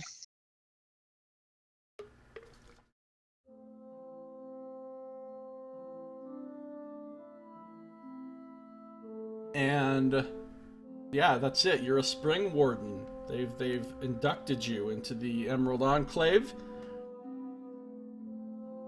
And they want you to go to the northwest, as you've been called to, as you've been seeing the omens. They want you to go there and take Sadaka with you.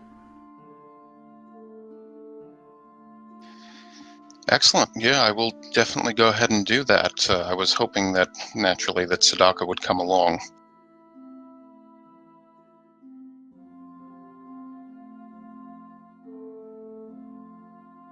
Go to Waterdeep and meet with Zera Earthtalon.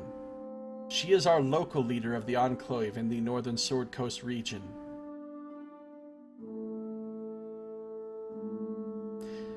We do not expect you to walk the entire way, however. We have portals here in our grove that lead to other forests throughout Faerun. We have one portal that leads to the High Forest, which is near the area that you want to go.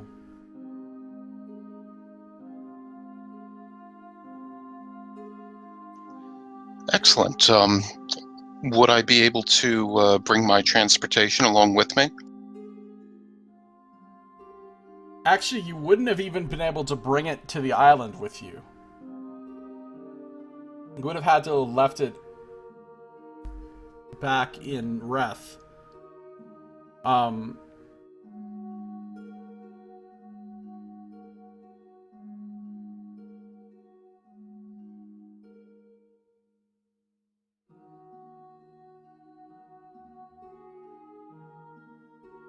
We could replace it for you once you get to Waterdeep.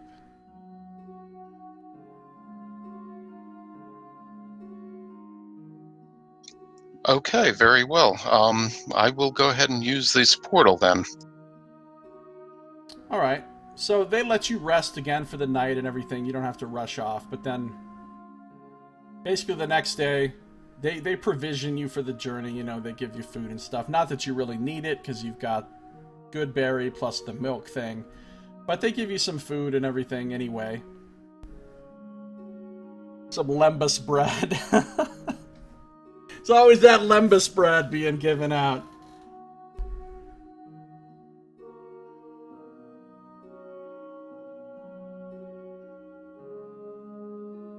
They give you your own griffin, and they say you can have this as long as you agree never to let anyone else ride it, especially not a human. Yeah, they give you one. It's really cool. It's well trained. It's awesome. It's got a really rad saddle and everything. It breathes fire. It can fly at Mach 2. And it picks up all the Druid radio stations, moves to the oldies. It has an aura around it in a 10-mile radius that any other griffins die if they enter that radius, so no one else could ever have a griffin near you. Just this would be the only one that would ever exist. And if anybody else tries to ride it, it kills them. Nice. No, I'm just making all that up, obviously. Just trying to fuck with Saito. Yes.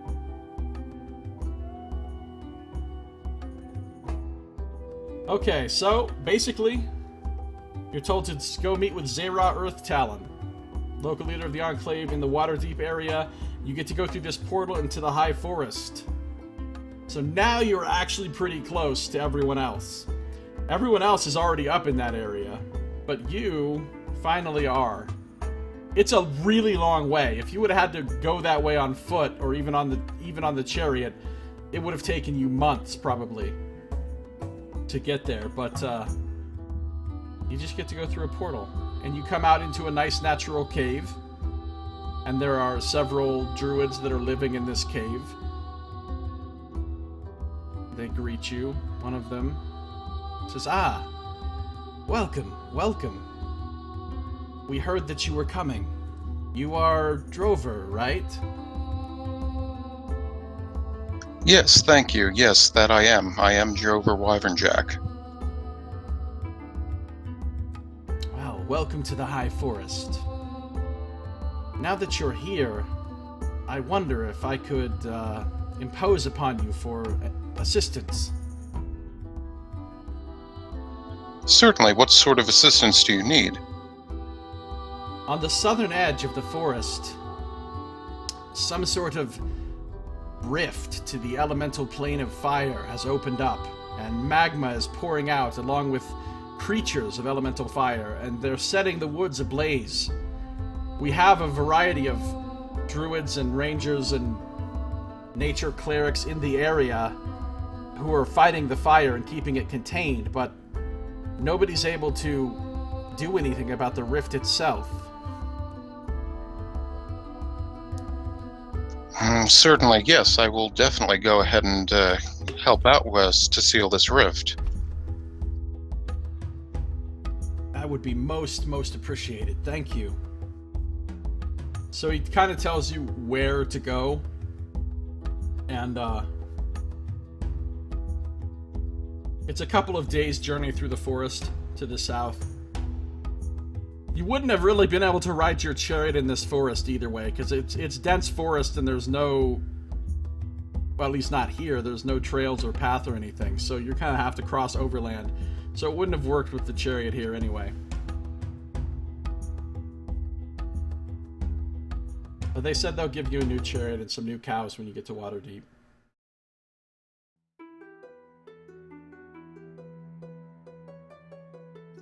I assume my other ones will be well taken care of. Yeah, of course they will. If by well taken care of, you mean well prepared. Dude, motherfuckers are macking down on your chariot stakes right now. Just kidding, that's not true.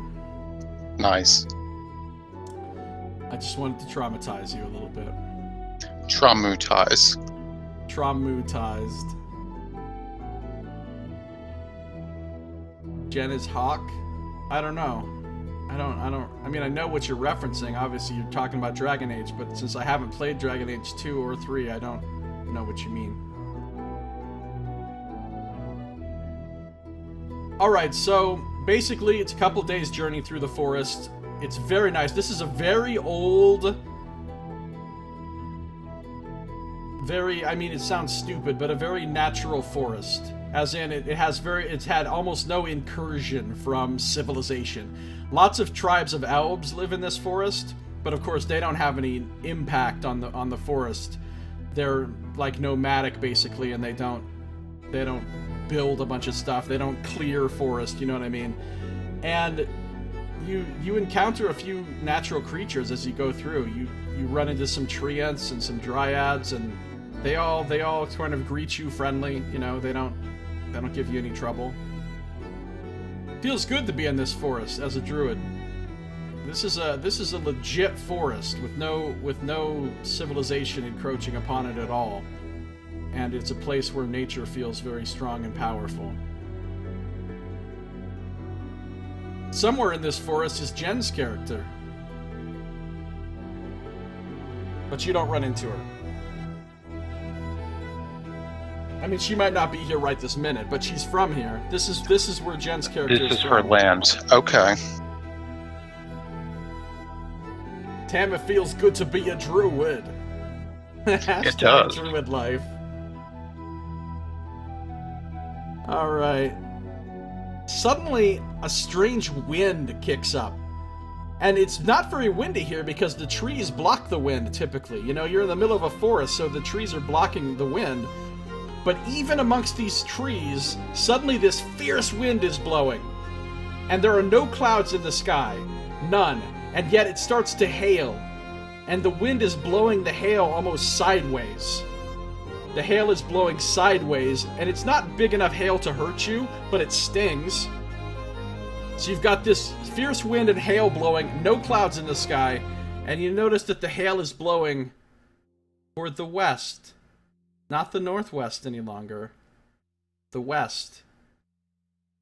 Ah, okay. So I've gotten... You've gotten far enough north.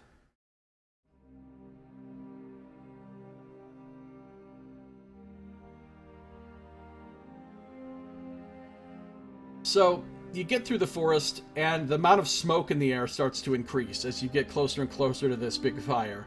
And it gets pretty smoky. I mean, the smoke is obnoxious. You know, Sadaka kind of is coughing and choking on it a little bit. And finally, you get to the area where the fire itself is being fought. And you meet up with, there's some other druids and nature clerics there who are working to keep the fire contained. It's a big fire, though. So they're working hard to keep this thing contained. But, you know, elemental creatures are coming out of this thing, and they're continuing to set stuff on fire and spread the fire. So it's a real big effort. And the people there at sort of the front line of the burned area, if you come to help us, they sent us a animal messenger that somebody would be coming to deal with this. Yes, my friend and I have come to help. Well, the rift itself is just down that way, and he points. He says, we're going to keep fighting the fire here, but if you can get there and close that rift somehow, you would save this forest and countless lives of animals as well as people that live here. Very well, I will do my best to be quick about it. We can provide you with some aid. Before you go, we could cast some spells on you. Like, we could cast protection from energy, protection from fire. Yes, any benefits that you could confer would be excellent. I am naturally resistant to fire by my very nature, but I would appreciate any bluffs you could give me. Alright, so Sadaka is not resistant to fire, so he'll take a protection from energy spell from them, which lasts for, I think, an hour. They have to concentrate it on it, but it lasts an hour. You don't need it because you already have fire resistance as a gold Dragonborn. But he'll cast a Pass Without Trace on you. And so the two of you will have a big bonus to stealth, so you can sneak past. You know, they said don't try to fight all of the elementals between here and the rift. Just try to sneak right to the rift and deal with it. Otherwise you'll be fighting elementals for hours. Okay, yes, I'll give him a nod and say, very well, we will sneak by as many as we can. Okay, so they give you a pass without trace. And I'm not going to make you roll any stealth checks or anything. The pass without trace is pretty good. It gives you a +10. The elementals are pretty busy starting fires and basically, you know, bucking around. So they're not really super vigilant right now anyway. So you get past them. You get past them and you get to the rift itself. You see a fiery tear in the sky about 10 feet off the ground, with burning magma pouring out of it. The ground underneath the portal has become a blazing morass of fire and lava spreading out in all directions. And there are like streams, individual streams of lava that kind of go out in every direction. The trees and the other foliage around the rift have already been burned to ash, so there's not that much smoke in the air here. But it is intensely hot. As soon as you get to within 100 feet of the rift, you start taking some damage every round from the intense heat. Now, your fire resistance will cut that in half, of course. You also see around the portal frolicking. You mentioned frolicking earlier, Anonymous, like that word frolicking. I actually have the word frolicking written here in my adventure write-up. It actually says frolicking. Around the portal, frolicking in the magma and ashes, scampering about with wicked glee, are a good number of magmans. And what a magman is a little creature from the elemental plane of fire. And they look like this. Okay, we're gonna get rid of her. She can go away. So magmans. There they are. They're little magma creatures that light things on fire. And there's a bunch of them around. But none of them, they're not organized. They're just fucking around in the fire and basically just, you know, reveling in their destructive capability and the heat. And, like, rolling around and bathing in the magma or whatever. So they're not, like, being watchful. They don't even seem to notice you at this point.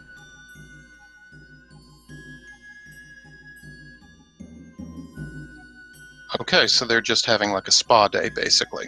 Yeah, they're basically just having an elemental fire spa day.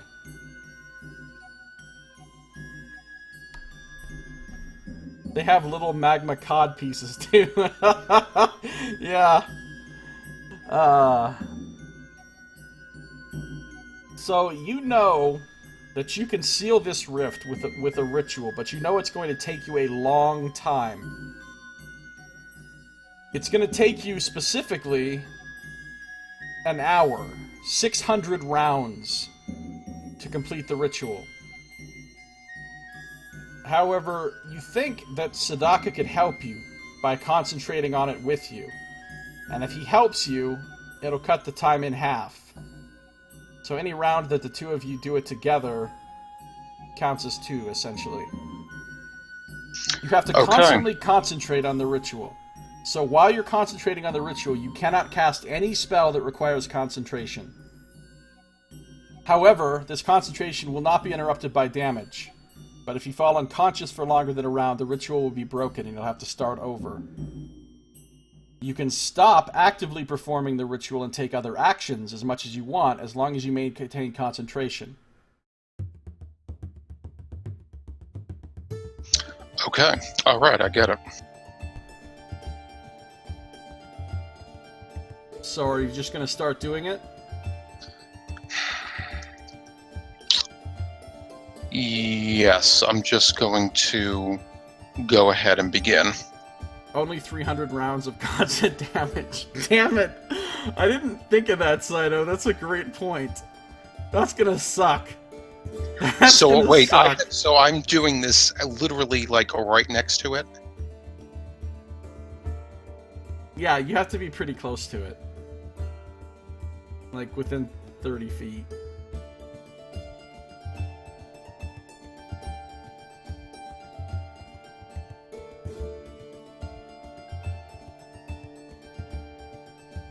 But as long as you concentrate on it, you could...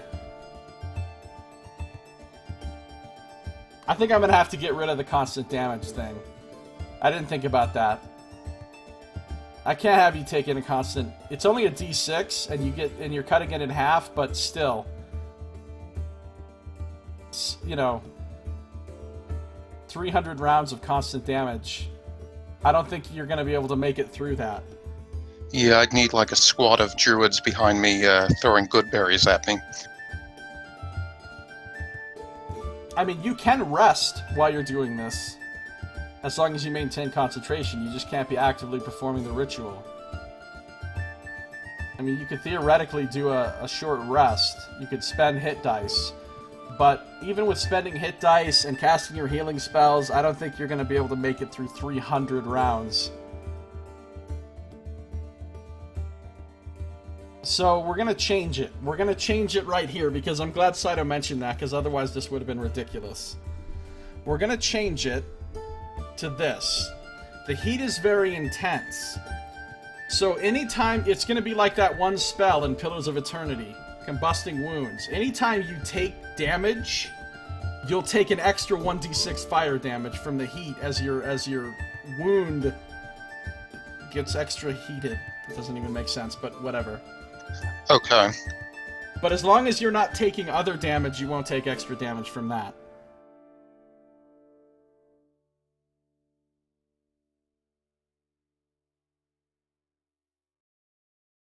And yeah, that's all you have to worry about. Sadaka says, "So, you know what to do here? Just tell me what I need to do to help you." Yes, I believe so. I'm pretty sure that we are ready, and I'm going to go ahead and give him instruction on how to aid in this process. Alright, so I'll just focus and concentrate my will along with yours, and that will make it go faster. Very well. Exactly. Thoughts create reality, and thoughts can banish the rift in the universe here. And yeah, I mean, he's a monk, so you know that he is very good at focusing his will. And, you know, he's essentially lending some of his chi power to your natural magical power to aid in the ritual. Plus, he's an elemental monk specifically, so... Like, if he was just a fighter or something, he wouldn't be able to help you with this.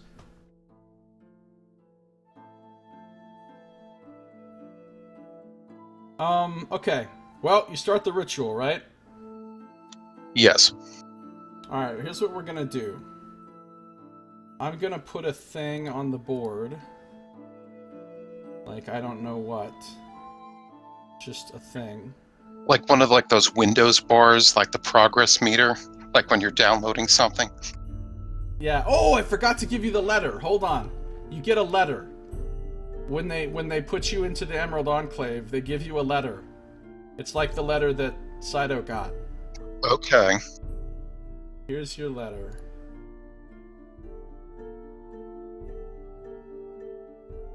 You should be able to see it now under in-game documents. If you click on the little magnifying glass, it'll blow it up. Yes. You can read that. You can read it now or you can read it later. I don't care.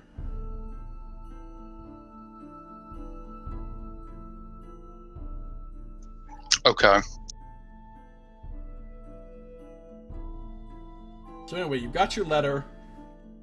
Got your pendant.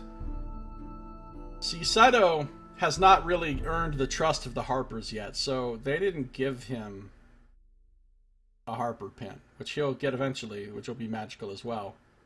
But he has to prove himself to them a little bit more first. However, you already essentially did something for them when you did the thing with the animals in Malthus Dren, so they already, and you had Sadaka really on your side. I don't even know what would have happened if you hadn't saved him, though. I mean, the whole adventure would have had to have been, like, rewritten, like, because...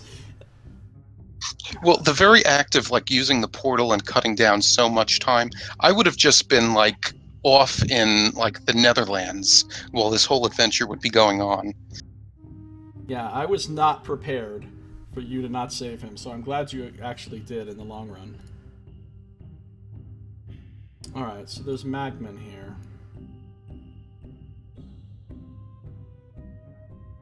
Let's get some more magma over here.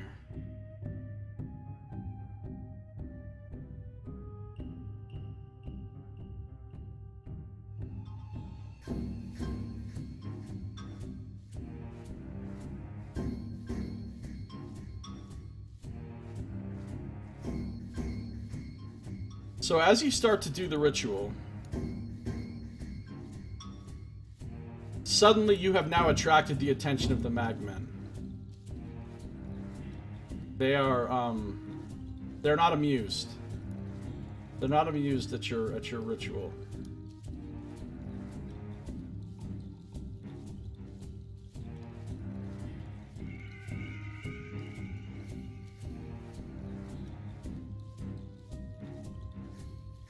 Yeah, she really wanted to give you a pin, but propriety demanded that she give you a task first. Exactly. Boy, she wanted to. So badly. They were just out of pins that day. We're waiting for more pins to come from the enchanting shop. We the just shipment didn't arrive. Yeah.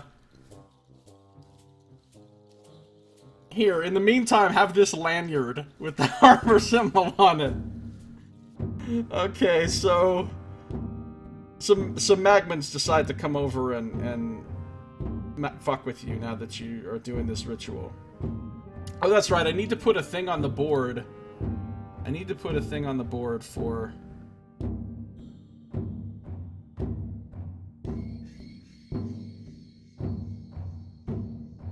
I don't know. It's just gonna be a gibbering mouther for some reason. For some reason, a gibbering mouther is now the ritual. And the ritual is going to have 600 hit points. And you do damage to it, basically, whenever you do the ritual. So you've done one round of the ritual already, and with the two of you. Next round, magmans are coming over.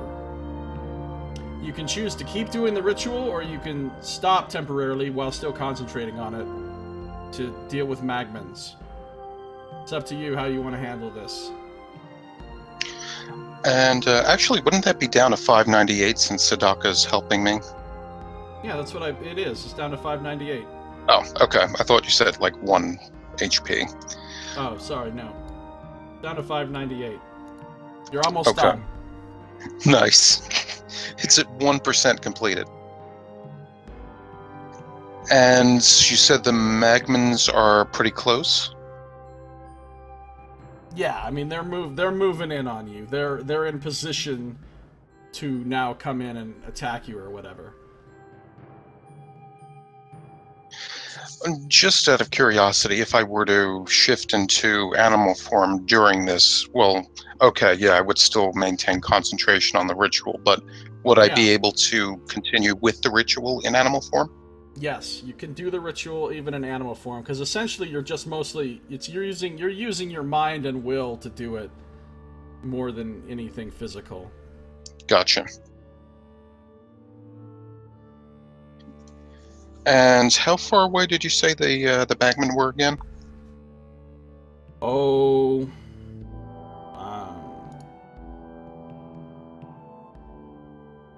30 feet.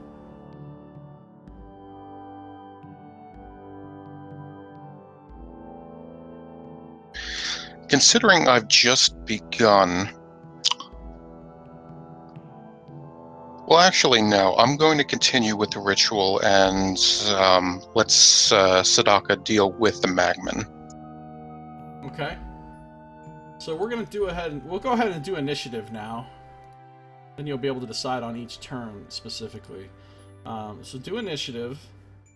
See, magman. +2.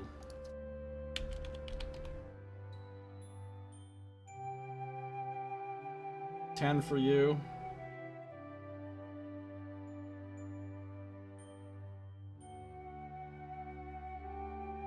Wow.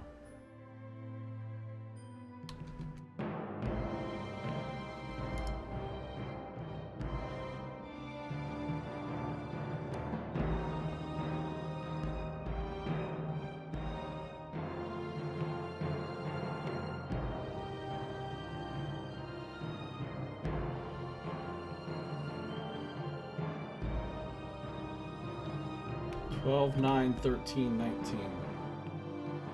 12, 9, 13, 19. Range in order. Alright, so the magmen are coming over. Must be nice not losing your buddy to an insta-kill monster. Probably is pretty nice. I told you, Saito, that Dox's adventure is going to be way more pleasant than yours.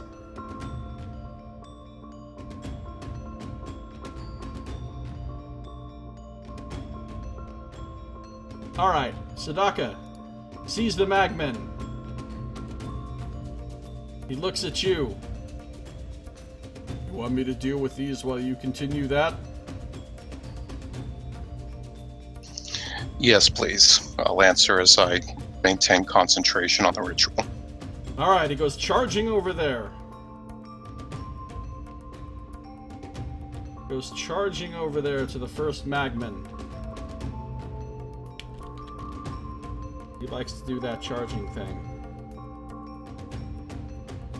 Critical hit! How you like that shit?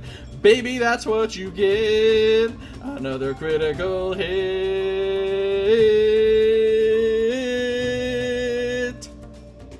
Critical hit. So now awesome. He's rolling 8d6 plus 3. Well, 33 really ought to do it. The magman seems to not be harmed as much as normal from his non-magical weapon. Its wounds seem to resist the, but with a 33 piece, that is still going to take that fucker off the board.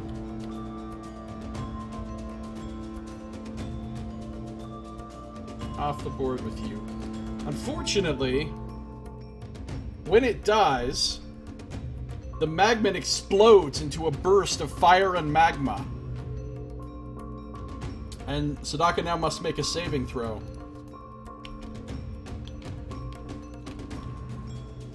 Which he fails. Taking 2d6 fire damage on a failed save. And an extra d6 from the Great Heat. 3d6 he's going to take. Takes 8. He takes half of that because he has resist elements on him. Protection from energy, rather. So he's going to take 4. Okay. Oh.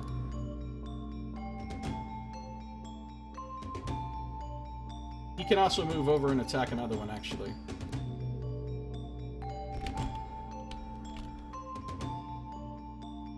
With his... I think he's just going to use his fists, not his horns. Because he realized that the horns didn't... They were sort of reduced. So he's just going to use his fists. He hits. I think it's 1d6 plus 4 for him. Oh, I need to copy his stats back down here. Control X. Control V. Unarmed strike, d6 plus 4. 7. That counts as magical, so he takes it. And he'll use his free bonus action attack. He's not going to spend any ki right now. At the moment. Hits. For another... Nice. Max damage 10. That one is also going to take that one off the board. We killed 2 of them. Okay, are you being serious right now, Magman? I want the axe. I want the axe. However, now he suffers another burst as this thing explodes into all sorts of nastiness. Ooh, 14 damage. He takes half. He takes 7. So this fire and magma is like burning him, and like his fur is starting to smolder and singe, and his flesh is burning. But he doesn't howl in pain. He just grits his teeth and sort of grunts quietly as he takes it.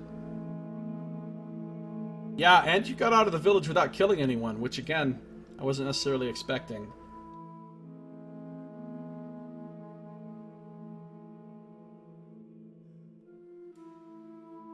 Alright, he's done.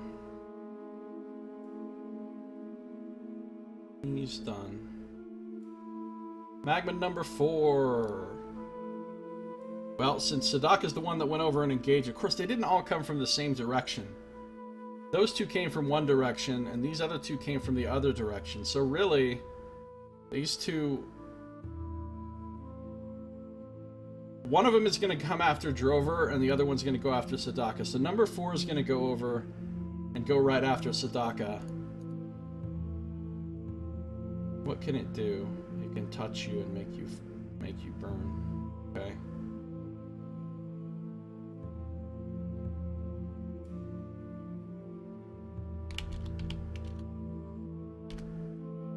It tries to touch Sadaka, and he moves out of the way so easily. He just barely even moves, and he makes it miss him. The other one, though, number 3, is coming after you, Drover. Now, him hitting you won't interrupt the ritual or anything. So he comes over and he tries to touch you with his fiery hand. And he fails. You're just in normal form right now, right? Yes. Okay.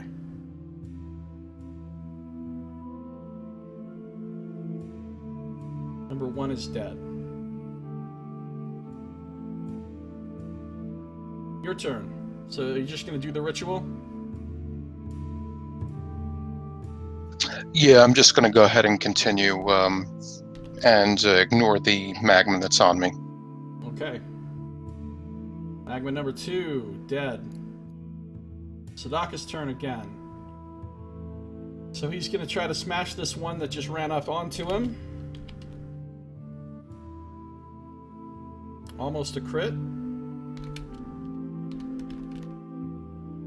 8 points on that guy. He'll use his second attack. Hit. Kills him.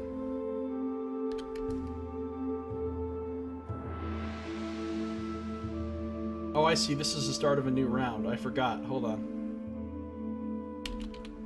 I think it's... Yeah. Alright, so it's the second round. So 2 more magmen appear. I mean, they come over from where they were. 2d6 plus 2.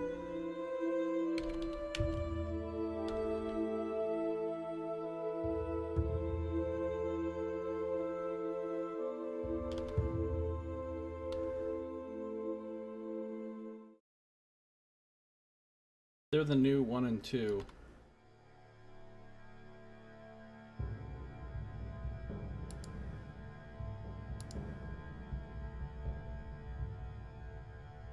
Magman 1 and 2, 3 and 5 and 6 are the new Magman 1 and 2.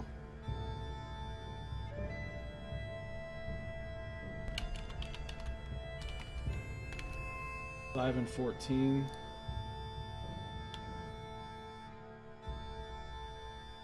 Okay. Anyway, Sadaka takes this one out, right? But then he gets to explode it on. Oh, I forgot. He has to make a saving throw. He has to make a saving throw. He makes the save, so he only takes half. And then he takes half of that half. So he takes 5, and he takes half of 5. He only takes 2.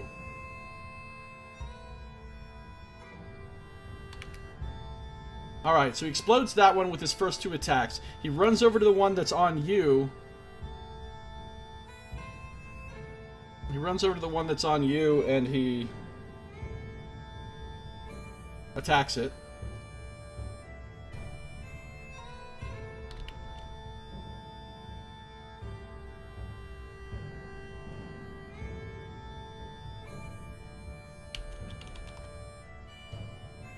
He hits. Does 6 damage, which is exactly how much health it had, so he takes that one out as well. But this one bursts on both of you, so make a dexterity save, Drover. He made his.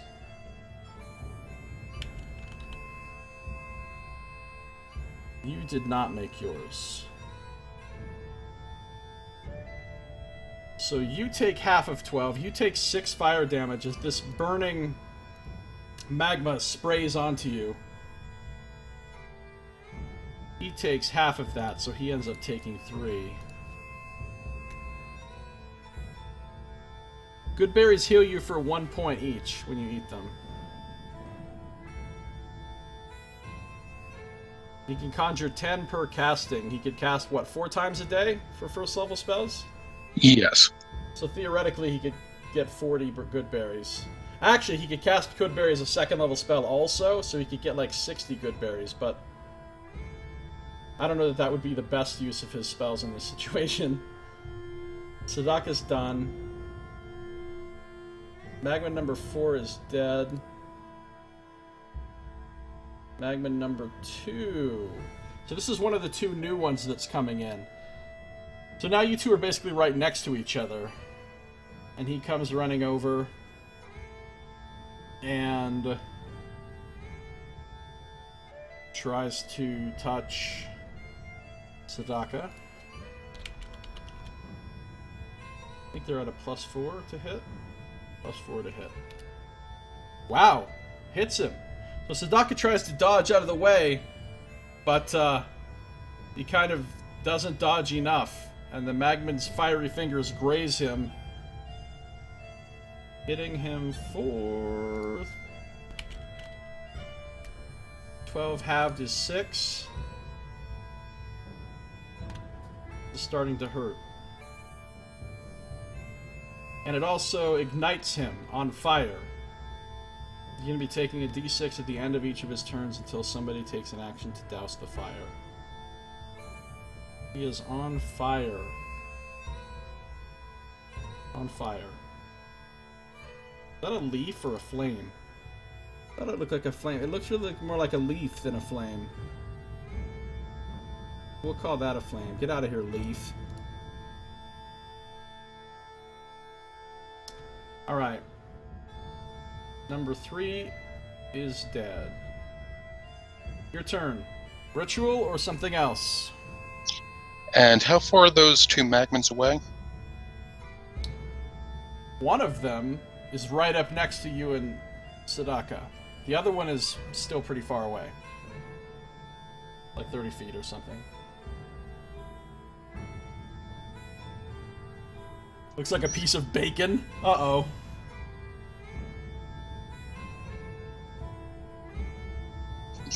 Okay, I am going to use Frostbite on the one that is further away. Sounds good. Good idea. So, Frostbite requires him to make a saving throw of what variety? Constitution? Just click on the thing on your sheet and it should put up the... I think it's Constitution. Yeah, DC 15 Constitution save. 2 damage, wow. It's pretty solid. Impressive 2 damage there.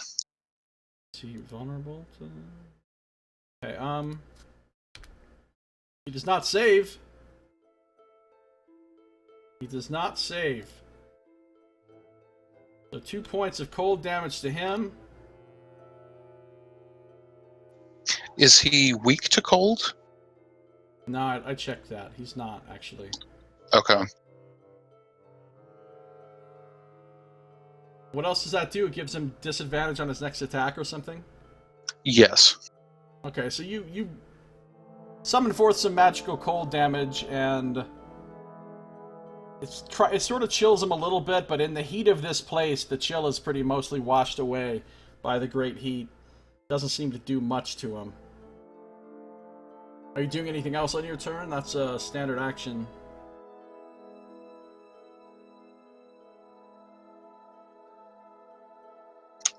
No, I think that'll be it.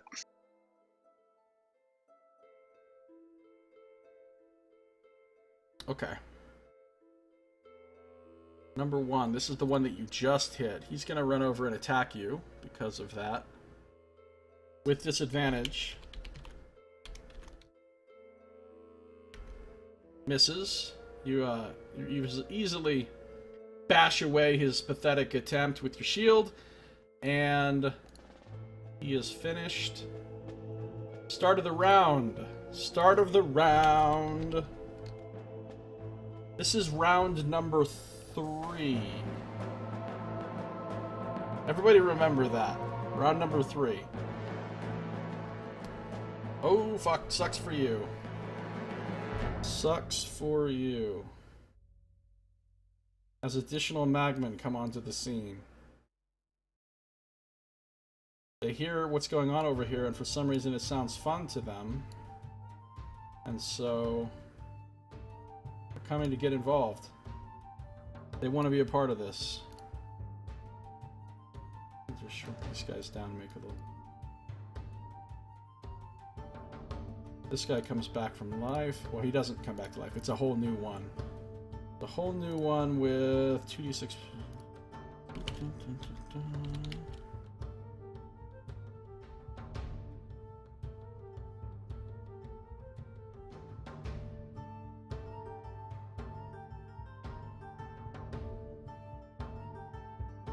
And this one is a whole new one.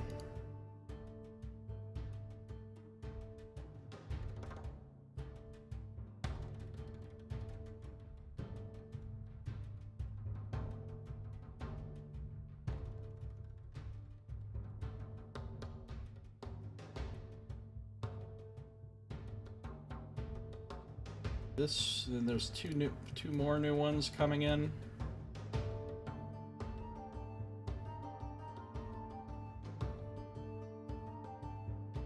Yeah, so it's starting to get a little ugly as a lot of magmans are starting to swarm over here.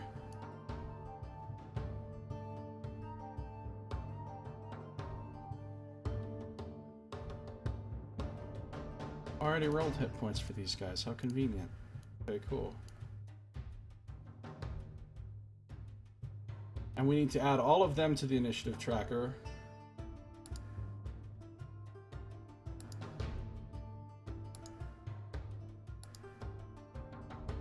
Roll some new initiatives. 8, 5, 12, 3. 8, 5, 12, 3. Sort in order. Okay, so Daka still goes first. So you've got 2 that are right next to you, guys, and you've got 2 more coming in from each of the 2 directions.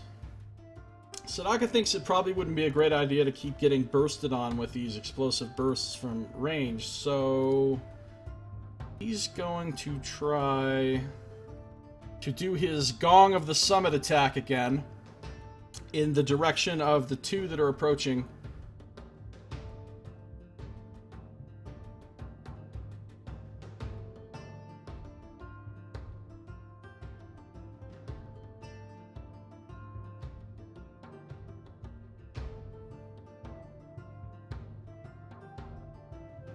Sadaka's not that smart. I was gonna say I just had a cool tactical idea. I was gonna have him suggest it, but he's not. He only has an 8 intelligence, so I'm not gonna have him suggest a cool tactical idea. He's just gonna have to do his thing. Gong of the Summit. Let's spend 3. Let's spend 3 key. Do a shatter against a couple of them. Shatter, which will involve.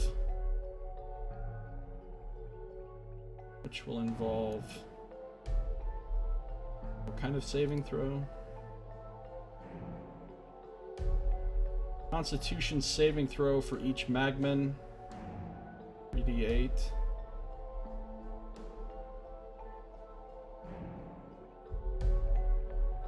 +1.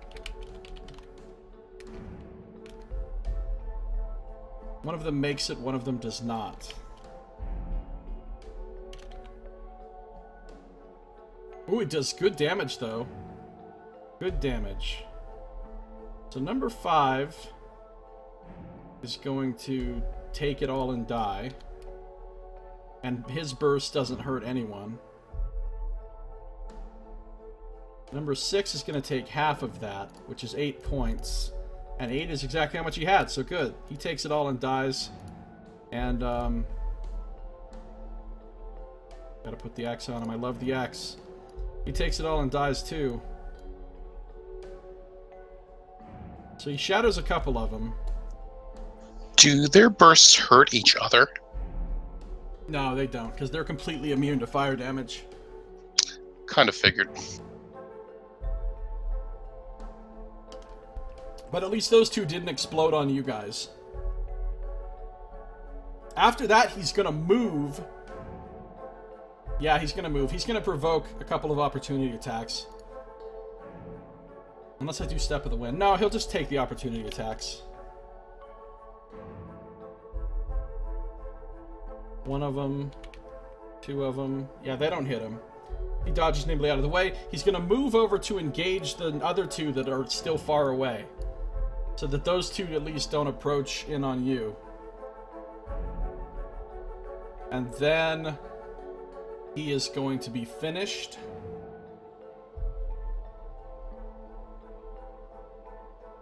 Oh, he takes some damage from being on fire. He takes some damage from being on fire, I forgot. At the end of his turn. Oh, but only takes half of that, so 1 point. So he's continuing to burn. Alright, number 2. This is one of the ones that's on you. It tries to touch you. Critical hit! Bet you don't like that shit! Sometimes that's what you get when you have the Blessing of Saito. Another critical hit!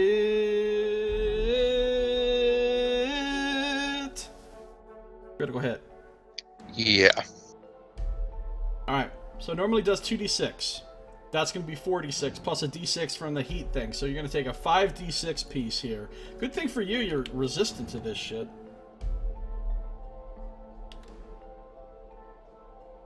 Alright, so you take 8. Half of 8, you take 4 points. That's not so bad, but now you are on fire. You have the bacon status effect. Bacon status effect! No, that doesn't get a song. Until you spend an action to put yourself out, you're going to be taking basically 2d6 fire damage at the end of every one of your turns. Am I still on fire if I were to shift into a form?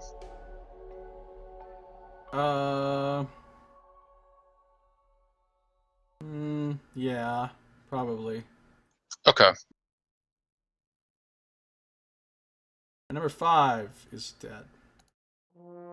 Your turn. Okay, so I have 2 that are up on me. Yes, you do. One of them just hit you, the other one hasn't gone yet.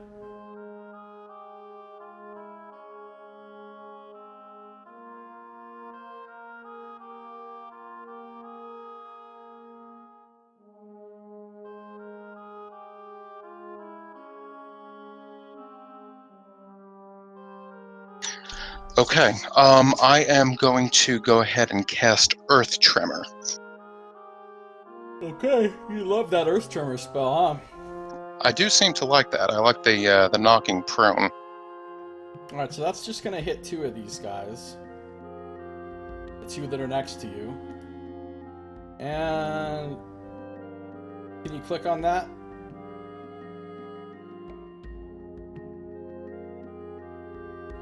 Remind me of what kind of save they need to do.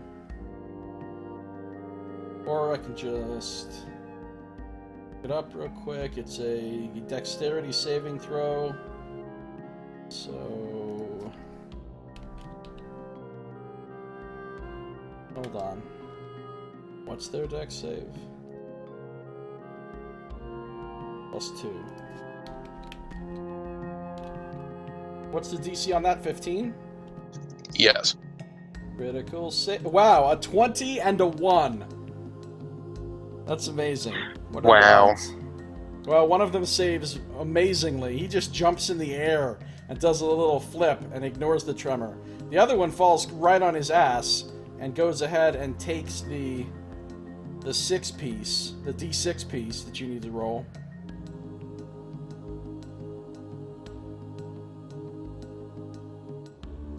And that's 1 first level spell used. 4 points.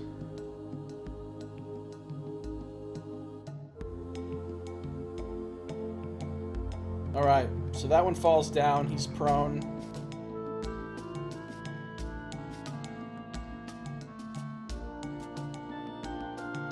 What else are you doing?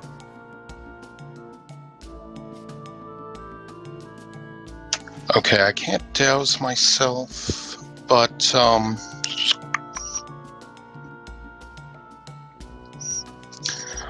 going to head and change into a dire cow. Dire cow time! Can we get some dire cow hype in the chat? Hashtag dire cow hype. Alright, how much health does the dire cow have? I'm thinking 38. 38 big hit points. Alright, dire cow time. You finally look like the picture. We've reached the cover art. And we've reached the cover art. Nice. And you're even a burning dire cow, which is even more awesome. You're not going to move anywhere? No, because I think I'll provoke an attack of opportunity. Yeah, you would indeed, yes. Alright, number 3. This is one of the ones that is on Sadaka currently. So number 3, let's make that attack roll.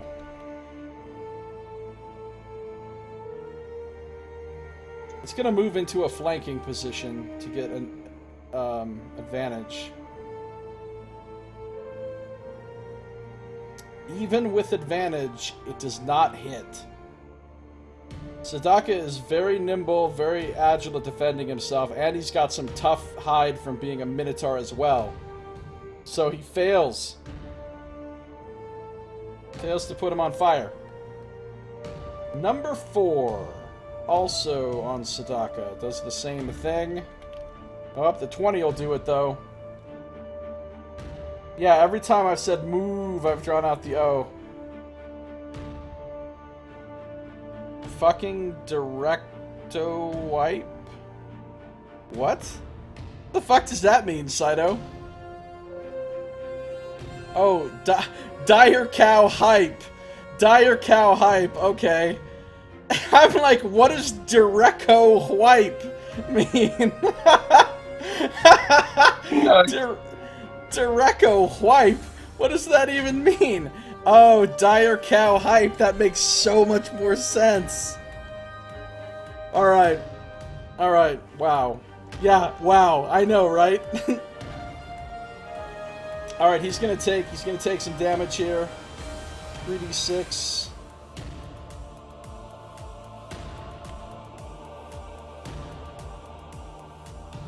Directo Wipe. Takes 12, half of that is 6.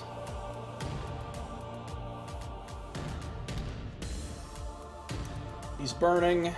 He's not enjoying himself, but he's hanging in there. You know he's got potions, by the way, Drover. I mean, like, just your character is aware of the fact that he has a number of potions on him. Okay. Although that's his only way of healing himself. Number 1 goes. This is one of the ones that's on you, not the one that's prone. I'm gonna say the other one can't be flanking you while prone, so they don't get a flanking bonus. They'll just go ahead and just attack normally. Ooh, 18's gonna hit, though. You feel the burning hand come to rest upon your flank, and there is the searing, delicious smell of burning beef. Is it 3d6, really? Damn, with the heat thing. Alright, 7, you only take 3 points. 3 points off of your 38, that's not a problem.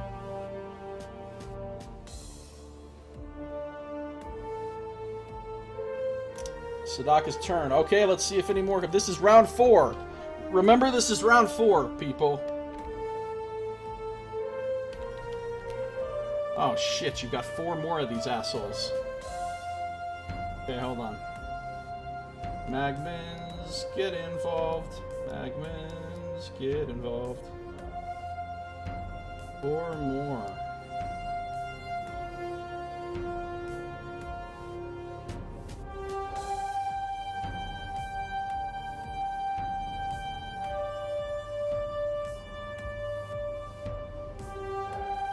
Alright, so first of all, this one comes back to life.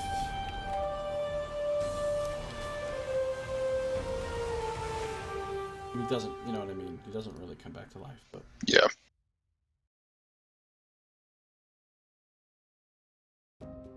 This one...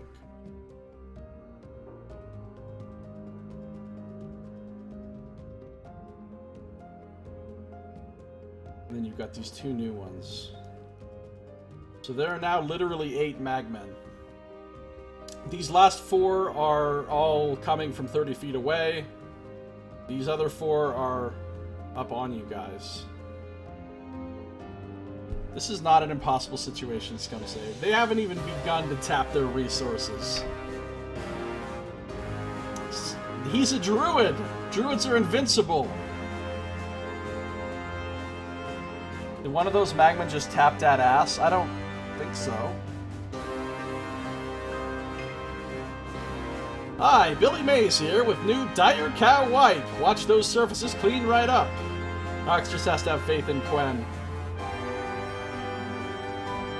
Get him a pink slip from the Emerald Enclave. Okay, Sadaka's turn. He's sick of this shit. So, he's got 2 on him. He's over by there, so the other 2 have come up and they're basically near him as well. So probably a good idea to shatter 4 guys. So he's gonna step back. I think he's gonna spend 1 key to disengage as a bonus action with Step of the Wind. Or he could just trust in his high armor class. He'll trust in his high armor class for now. So he's gonna provoke 2 opportunity attacks. Oh, but they are flanking him. No, he'll Step of the Wind.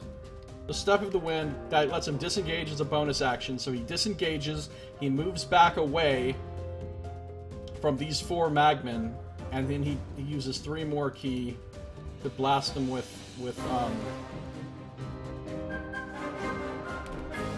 the Gong of the Summit. So now these fuckers all need to make... Forgetting what kind of save it is for Shatter. Constitution save, which is +1.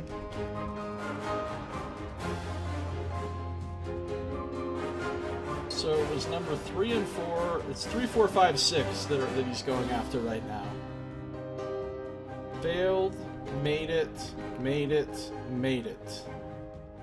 Alright, let's roll the 3d8. 15, not bad. This one takes 15 to the face. And certainly dies. Certainly dies.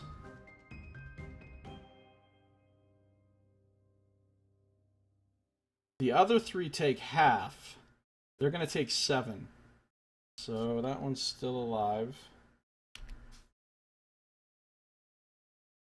Right. That one's still alive. Damn, those made saving throws. He could have killed all 4 in one shot, but no. That one does die, though. It only had 6 hit points. So he kills 2, badly wounds 2. He's used the bonus action, he's used part of his movement anyway, and he's used the regular action to do the Gong of the Summit, so... As a freebie action, he'll pull out a healing potion. And where does he want to be standing?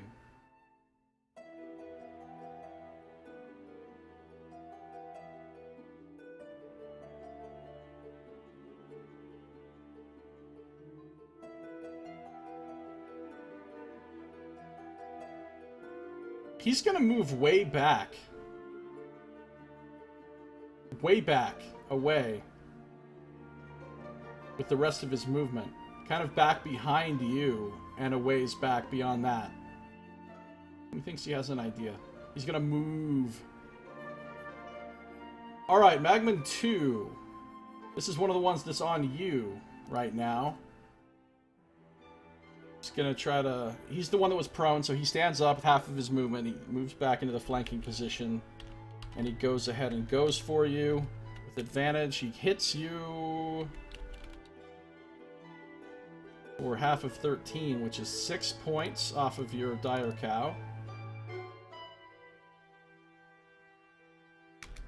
As you're continually burned. You're being flame broiled. Smells delicious. He's trying to make a hamburger out of you. It's your turn. Okay, the massive magmans over that Sadaka was fighting, those are still a ways away? Well, now there's only 2 of them in that quote-unquote mass. There's 2 of them that are about 30 feet away-ish. There's 2 more that are about 30 feet away in the other direction. And there's 2 that are right on you.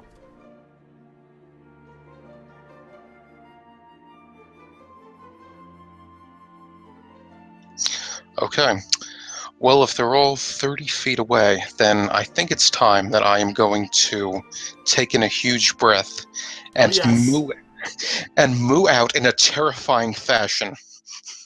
Terrifying moo hype! Wow, that was pretty terrifying. I am frightened. Alright, so the terrifying moo has finally come into play. Ah, shit. Terrifying moo. Let's look at this. Let's look at this. All enemies within 30 feet. Wisdom save of 15 DC. Or frightened. Okay. So you're about to frighten a whole bunch of assholes. DC 15 wisdom save. I don't think Magmans are real high on the wisdom. No, so they have a +0.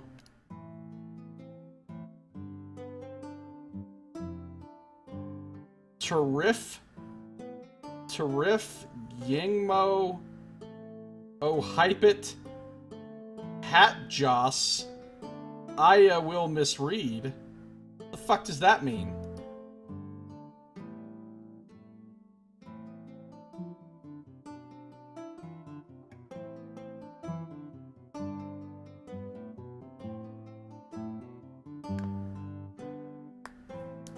Alright, terrifying moo. Let's make some saving throws. DC 15. I need to make 1, 2, 3, 4, 5, 6 of them with a +0.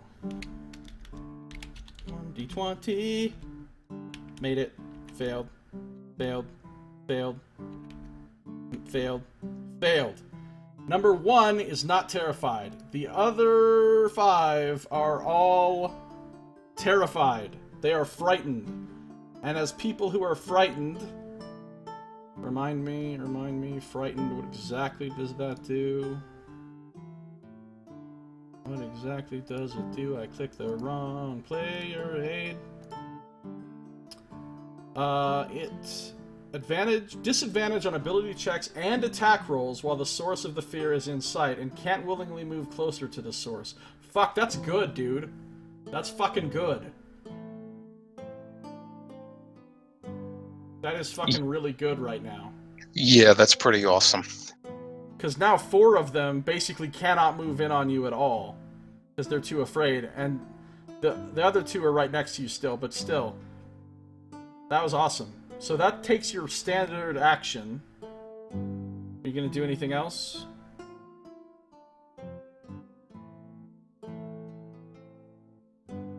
No, I think that'll do it. Alright, a terrifying moo was done. That's pretty great. Alright, Magman number 3 is apparently dead. Oh, I didn't add all these guys. I didn't add all these guys to the initiative. Fuck.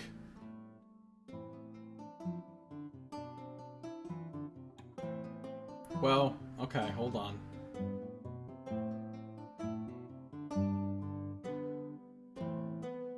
Number 5, 7, and 8 all need to be added.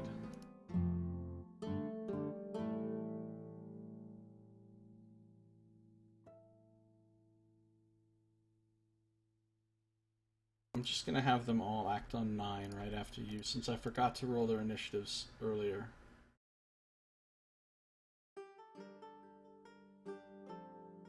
Which means it's their turn.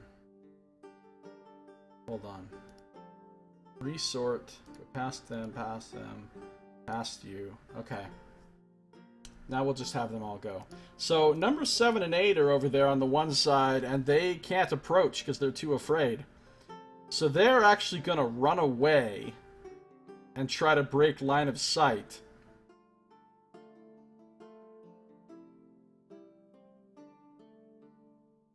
Can they break line of sight? They're going to dive into the lava. Down below the surface of the magma in the central big blob of lava so that they can't see you anymore. So that they become unafraid. So that's what 7 and 8 are going to do. Number 5 can't approach either. So number 5 will do the same thing. Number 1 is on you and unafraid. So number 1 will attack with advantage.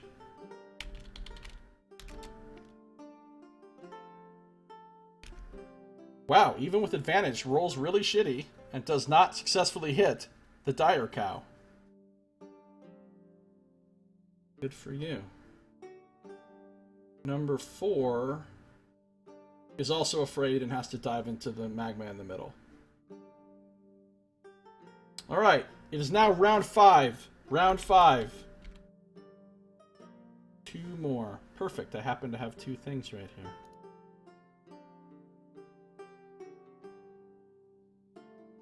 Happen to have 2 things.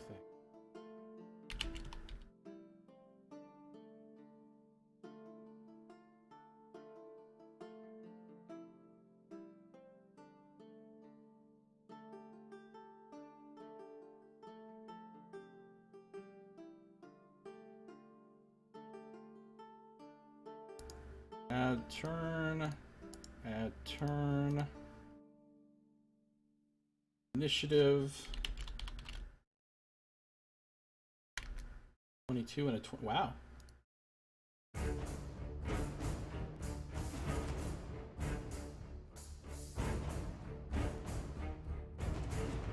Alright. So it's Sadaka's turn.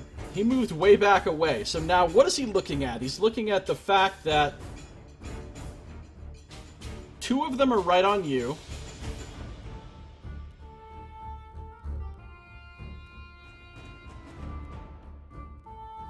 Hold on.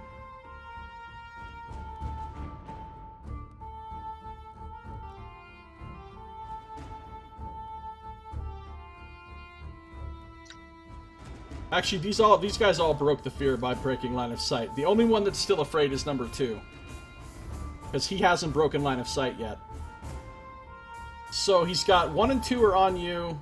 All the others, these other 2 are coming up new. And the others are all in the magma. So all he can really do... He's going to try to charge this one. Because actually, if he hits with his charge, he can knock him back. And if he can knock him back, then the guy might blow up away from you guys. Alright, he hits.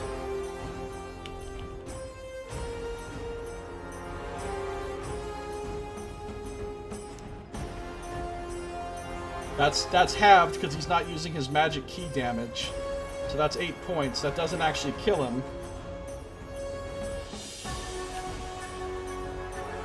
But it can knock him back. Charge. Make a DC 14 strength save. These guys have a -2 to strength save. Fails it. So he gets actually pushed back 10 feet and knocked prone. This guy's been pushed and proned away. Sadaka will then pull out a throwing axe with his second attack and throw it at that one. So his throwing axe's attacks gets a +7 to hit as well. 20 +7 hits. I'm sure that'll do enough damage even at half to kill that one. So that one blows up away from you guys, fortunately.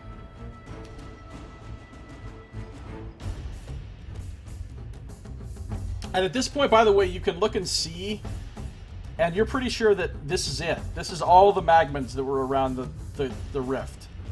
There's no more. Okay. Other than these ones that are here.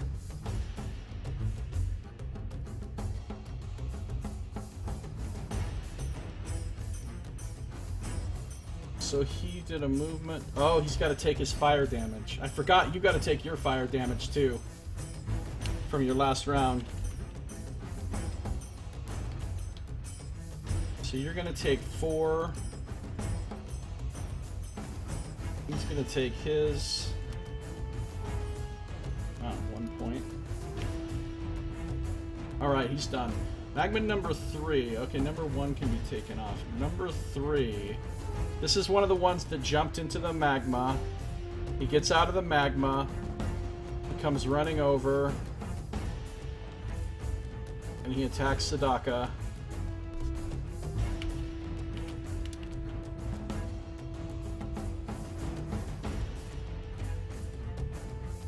And misses. Number 6. This is one of the... Oh, number 3 is not one of the ones that came out of the stuff. He's one of the new ones that just showed up. So he comes over and does that. Number 6 is going to run over and try to attack you. Nox.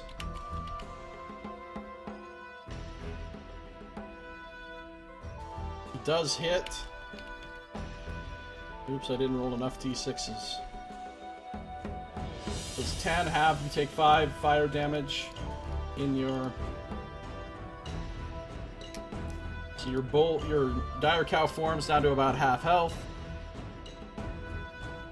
Number 2 is still is near you but still afraid. So he is going to turn and run back toward the magma, which will provide you with an opportunity attack against him.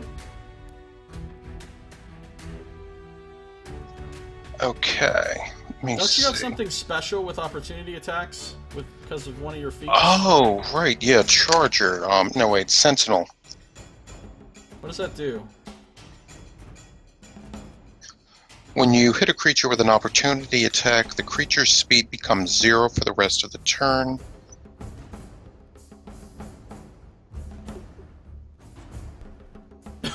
When, let me see, creatures within 5 feet of you provoke opportunity attacks from you, even if they take disengage.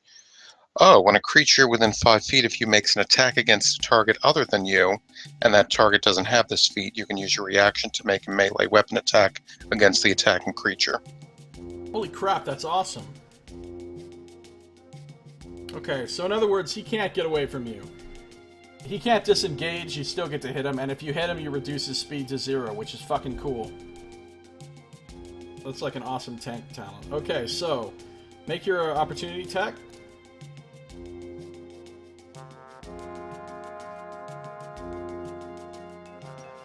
Okay, let me see. So that's strength 18, so that's going to be a +4. Well, it should have your attacks listed there under the dire cow, that telling you exactly how much. Yeah, I've got the a gore, a charge, and the terrifying moo. Yeah, so the gore is +6 to hit. Okay, so I can gore as an opportunity attack. Oh yeah, because that's your basic okay. attack in this form. That's the only attack you can make in this form. Okay. So +6 to hit, 1d6 +4 piercing damage.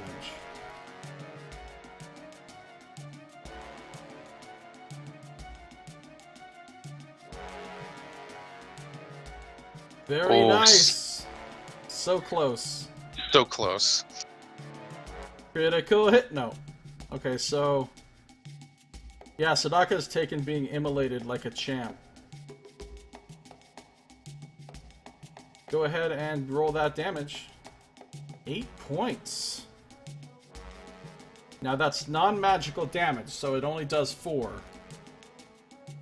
So that doesn't kill him, but what it does do is reduce his speed to 0. So he tries to run, you hit him, and you basically trip him up and gouge him in the leg with your horn, and he can't get away, he can't move, he's kind of held up. So all he can try to do is attack you now. He has disadvantage though because he's afraid. So disadvantage makes that a solid miss. That's a 12. 12 misses you, right? In Dire Cow? Let me see. That is... Yes, 12 misses me. AC is 13. Cool. So he's too afraid to hit you. And at this point, he gets another saving throw against the fear. Because his turn is ending. And he fails. So he remains afraid. Now it's your turn.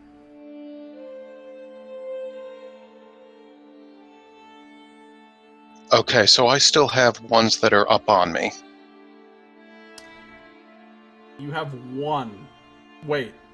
No. You have 2 that are up on you. Number 2 and number 6.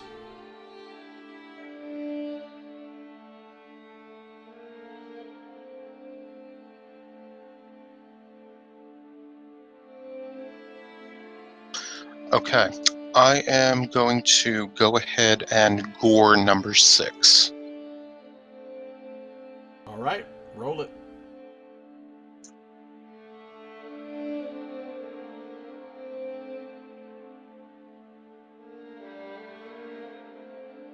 Ooh. That is not going to get it done. No, definitely not. Oh, I forgot. I was going to give you a point of karma earlier. For the roleplay with the Scarlet, or the Emerald Enclave. So you have a point of karma, but I probably wouldn't use it here. Yeah, I'll save that.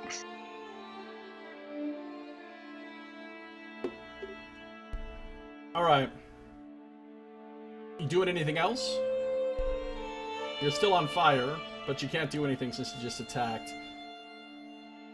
You probably don't want to move. Yeah, no, I think that'll do it. I don't think I'm interested in healing myself yet. You sure don't want to use a bonus action to change yourself into a squirrel or something instead? Nah, I think I'll pass on that. Ha! Minimum damage. You take 1 point of damage from the fire. Well, that's not bad. You can handle that. Number 5. This guy comes out of the magma and runs over.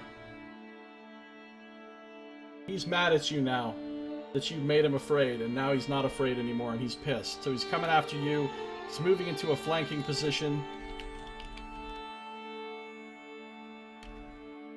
He's gonna hit you. For 12 minus half is 6. Seriously. So you're actually getting, your Dire Cow's getting pretty beat up now. Yeah, you're gonna need some aloe vera after this. Number 7. He comes out of the fire and he's not thrilled with you either. So he's gonna run over, try to get into flank. I would say he can't get into flank though, from where he is, so he can just attack you. And hit. For 8 minus half is 4 more points.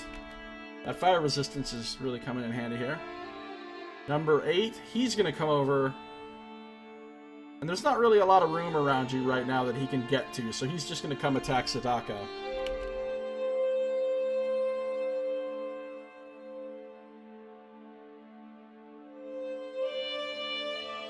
And he does manage to hit him. He does manage to hit him. Sadaka's going to take half of 13. 6. Number 4. This one comes out of the magma. Runs over. Attacks you. Oh, oops. Hold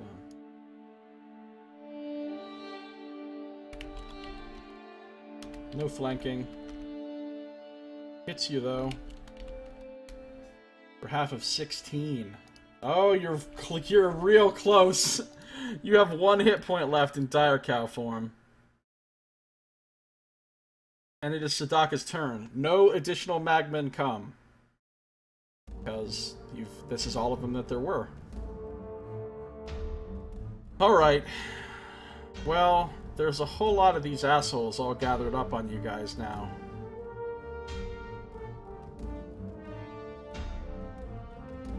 He could hit them all with Shatter, but it would also hit you guys. Or even if he moved away, it would still hit you. And then the other problem is, it might cause several of them to explode in a tight radius all on you as well. So you can't really do that. Can't really do that.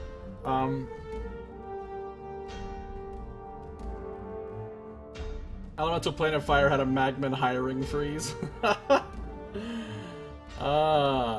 What's he want to do, though? Maybe Gust of Wind might help here. He can Gust of Wind. Gust of Wind. 60-foot long, 10-foot wide line of wind blasts. They must succeed at a strength save or be pushed 15 feet away from you in a direction following the line. Well, that sounds great. Alright. So first what he's going to have to do is... How much key does that cost him? I think it costs him 2.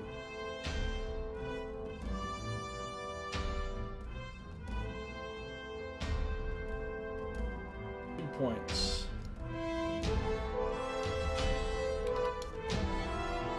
So if he uses 1 key point to disengage as a bonus action, and 2, he'll be out of key, which is not the best situation, but he gets out of there, he disentangles himself with Step of the Wind, then which is basically like him just leaping away. Then he's got a whole group of these enemies that he could get with this Gust of Wind. I gotta figure out how many I think he could get without getting you. Or maybe he'll just get you with the Gust and just assume that you'll be strong enough as a Dire Cow to not get pushed by it. True.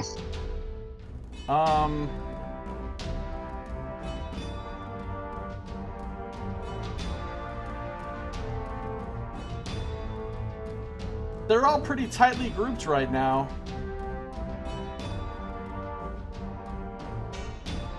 I'd say he could push them all if he's willing to get you as well. Yeah, I would be up for that, considering I've got 18 strength. Alright, so he kind of leaps away, and he takes a deep breath in. He takes a moment to focus and center his ki. He pushes his hands together in front of his chest, bows down, and just releases this huge, huge gust of wind out of his mouth. And it blows strongly against everyone. So make a strength save, Nox.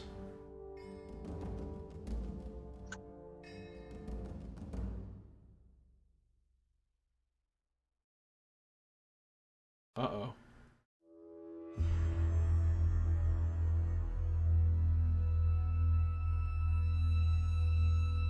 want to use Karma? Yeah, I'll use Karma on that. That was such a good use of Karma. No! He pushes you also. So that kind of defeats the purpose a little bit, but not necessarily. He pushes you and all of the... Oh, they gotta make all their saves. Fuck, I forgot. They all have to make a strength save at a -2. At a -2. Fail. Fail. Wait. Made it. Number 3 made it. Number 4 made it. Number 5 made... Number 6. 3, 4, 6. 3, 4, 6 did not get pushed.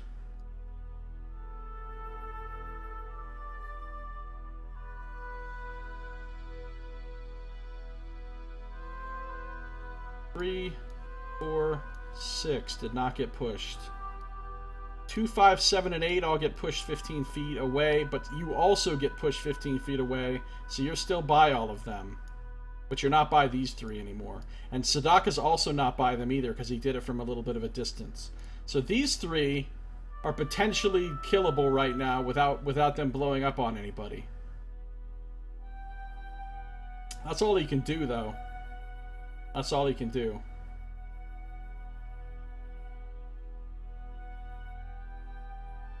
So number 3. Well, number 3 is healthy and not afraid and not next to anyone. It's gonna go over and get on Sadaka. Oh, but wait. Did you just blow Nox into the lava? It's a good question. No, I would say Sadaka blew them in a direction that is away from the lava. He did not blow you into the lava.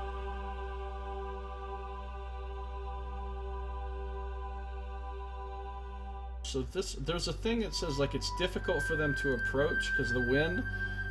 2 feet of movement for every 1 foot it moves when moving closer to you. So it needs to spend 30 feet to move 15, and it was pushed 15, but he wasn't right next to it. So it can't get to him. So this guy tries to move up on him, but can't quite get to him. And that's all like, oh, he could dash, though. He could dash. He dashes and gets to him, but he can't attack then. Number 6, this is... No, oh, this is another one in the same situation. He does the exact same thing. He dashes against the wind and gets up to Sadaka. Number 2 is the one that's afraid of you and next to you. He's going to attempt to escape again, so make another opportunity attack, Nox.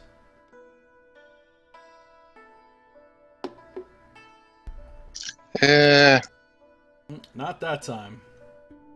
So he runs and goes over and jumps into the magma and swims down in it. And he is no longer afraid.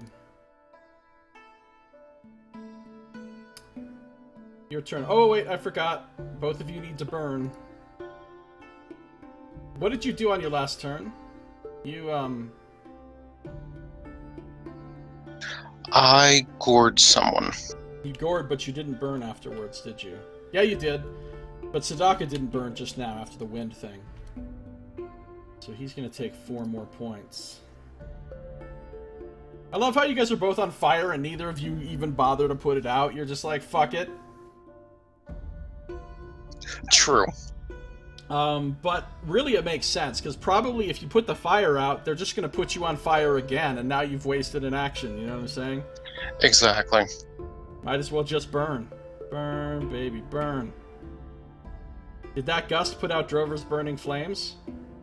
You know, Saito, that actually makes sense. Yes. That gust did put out your burning flames. You are no longer on fire. It didn't put out Sadaka's, though, because he wasn't actually in the wind. For probably the first time ever, Saito just helped you. It had to happen once in a while. That's true. See, that's an omen. He helped you pointing northwest. Okay, so it's your turn. You have 4 of them. No, one of them just went and ran and jumped in the... So you have... Let's just make sure we know where everybody kind of is in relation. These 2 are by him. This one's off by himself. These 3 are all over here by you.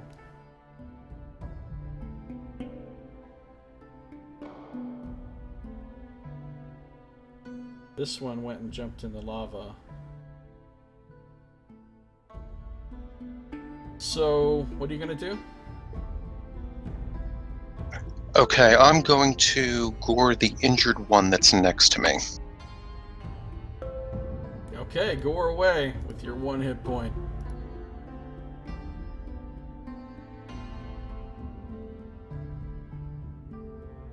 Got kind of a tough, hardened shell of you know, partially cooled magma around him. But you punch right through that with your dire cow horns, easily hitting. Damage almost certainly will kill him.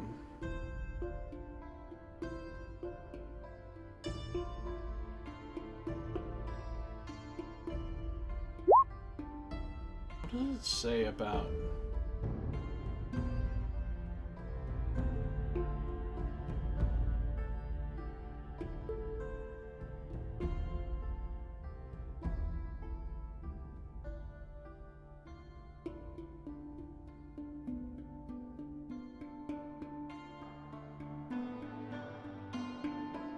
Okay.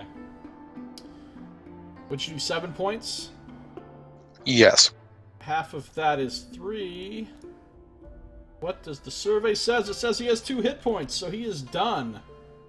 Magman number 5. See ya, and I wouldn't want to be ya. But he's going to explode now on you, unfortunately. That's the bad news. That's the bad news. So you're going to take a solid 3d6 from that. Halved. Oh, very low damage. You take 2 points, but unfortunately, your Dire Cow only has 1 hit point left. So the old Dire Cow goes down to 0, automatically reverts you back to your other form, and you take 1 point in your normal form. You're no longer a Dire Cow. What else do you want to do? You've spent a standard action. You,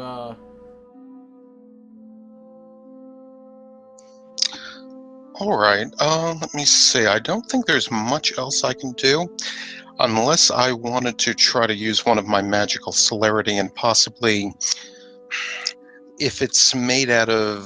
The magmans are made out of something flowing that I could possibly shape water at it. Not really. They're pretty solid. Yeah, I kind of figured. Okay. I think that's going to do it then. You don't want to transform again?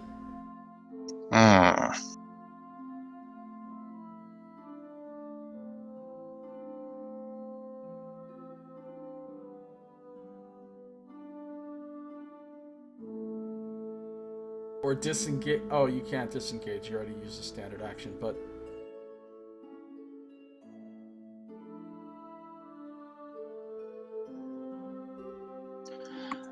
Let's see. I will...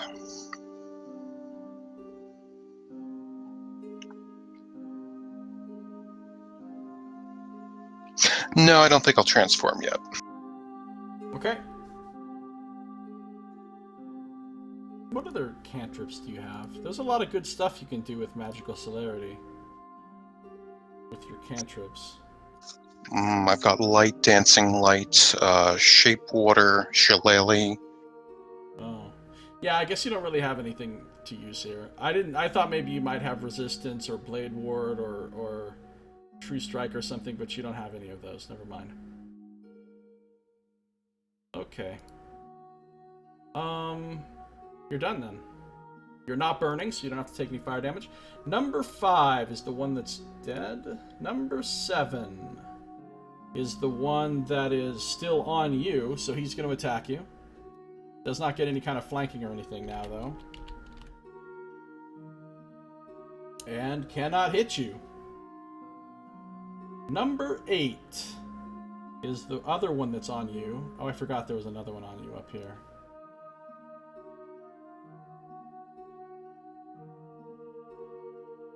Number 8 will move into a flanking position and hit you.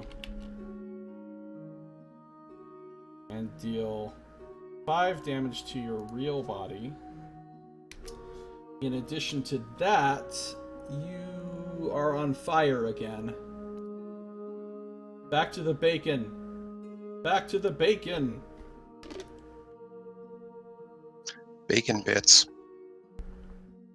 Okay. Number 4 is the one that went and ran and jumped into the... No, that was number 2. Number 4 is just the one that didn't get pushed. So he's gonna run over...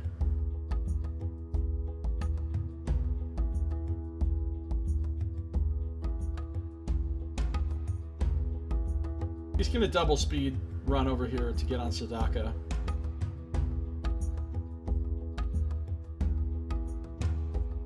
Sadaka's turn. He's got 3 of them on him. He's badly hurt. He's got no key left, so he can't do any special tricks anymore. So that's not great. I think he's just gonna drink a fucking potion. Call it a day. I think he's just gonna drink a potion. Let's see. He'll drink one of his better ones. Potion of greater healing.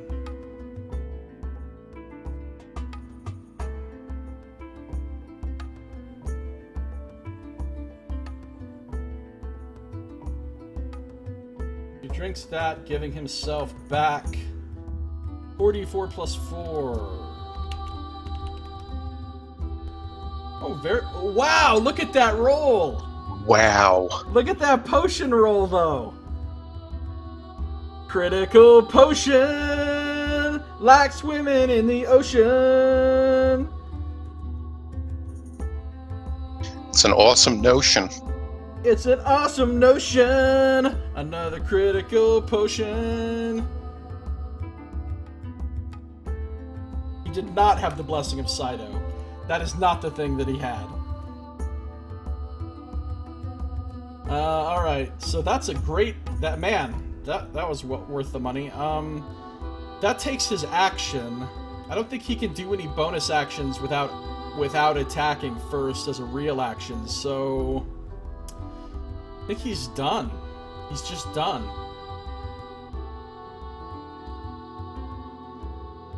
Oh, he can do something with the Gust of Wind.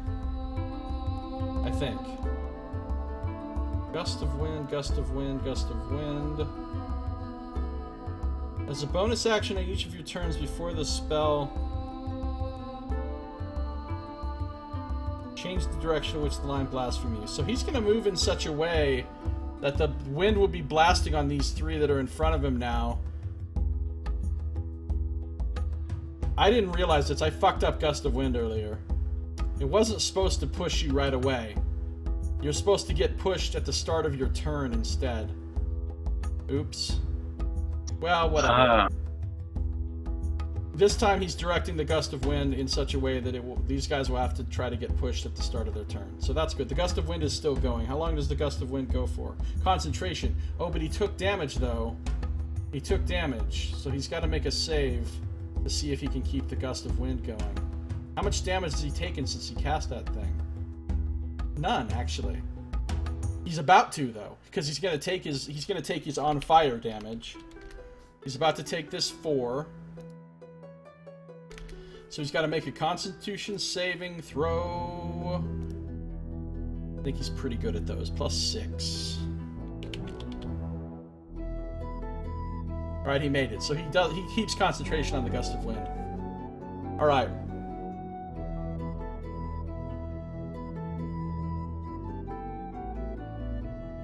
I'm going to say in order to get into a proper position to blow these guys, though, all of them, he's going to have to provoke one opportunity attack.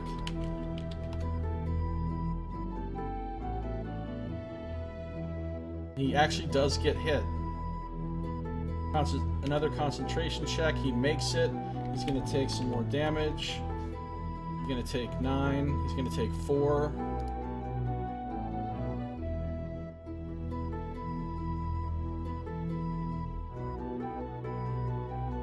Alright, but now he's blowing up.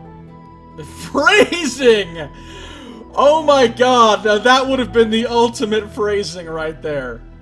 Now he's blowing all these guys, that's what I was gonna say. Oh my god, phrasing! Okay. That's it for him. Magman 3. This one is on him. This one needs to save versus getting blown. Alright. Save versus getting blown. He fails. He gets blown. Blown! Way over here. He's not going to try to go back on Sadaka because just imagine a Minotaur on his knees blowing 3 magmen. It's like a bukkake show. And they're all just spurting magma onto his face. Oh god. Why? Okay, no. It will haunt my dreams now too, Saito, since you said that.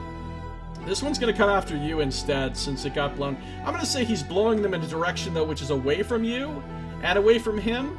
So this guy's got to take his full action to get around to being on you.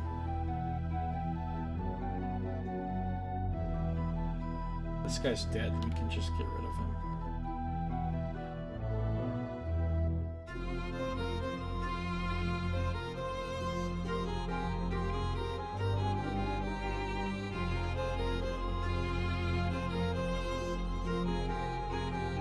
So that's all he can do. Number 6 is on Sadaka. He has to save versus getting blown. And he fails. He gets blown. He's a little more angry though, because he's gonna come back and do the double move to get back on Sadaka again.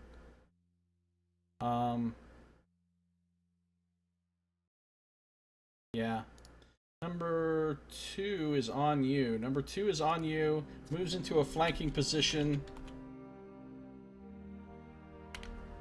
Hits you. For 3 points. And you are on fire, but you're already on fire. Okay. Your turn. Your turn, Nox. You've got 3 on you.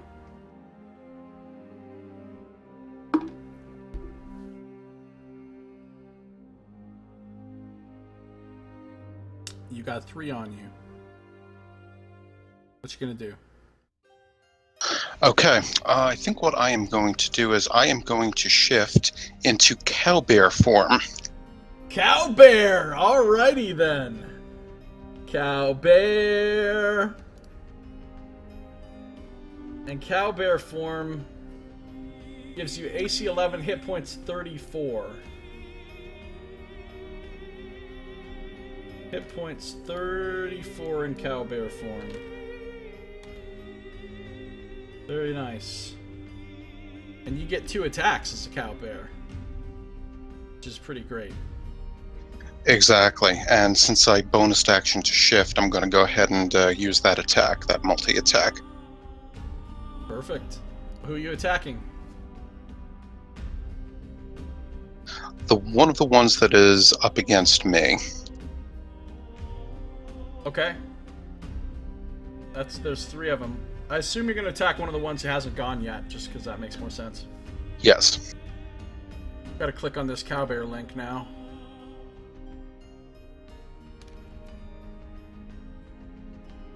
Well, there you have it. It's a cowbear.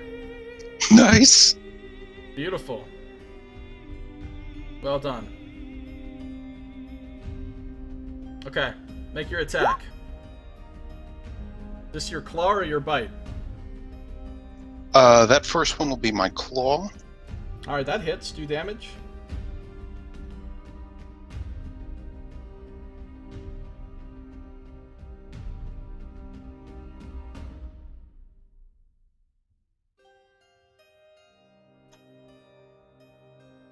So you suddenly turn into this fearsome bear-like form.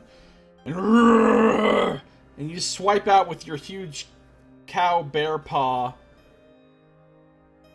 Strike the magman, tearing through its hardened carapace of hardened magma, and deal 13 damage. Of course, that's non-magical damage, so it's halved, but that is still enough to kill him. That is still enough to kill him. Taking him off the board. He's going off. And he explodes, right? So you have to take some exploding damage. 11 points, half of which is 5 points off of your burning bear body. Burning bear body.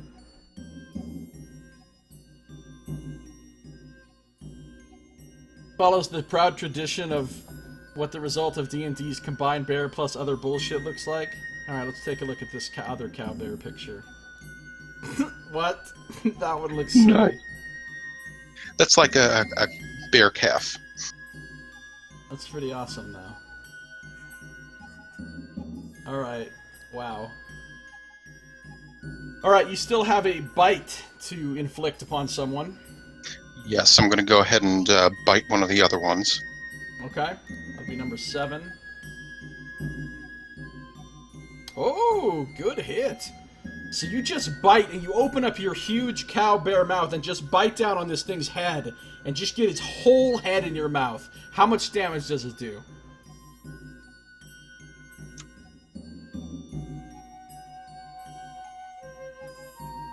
Wow. Okay.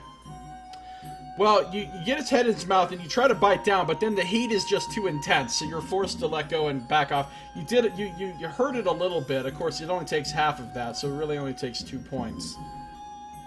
But you didn't really hurt it very badly with the bite. Apparently, biting things that are on fire is not pleasant. Yeah, it's a little bit. It's like drinking that hot milk. It's just a little bit too much. Yeah. So, are you doing anything else? No, I think that'll do it.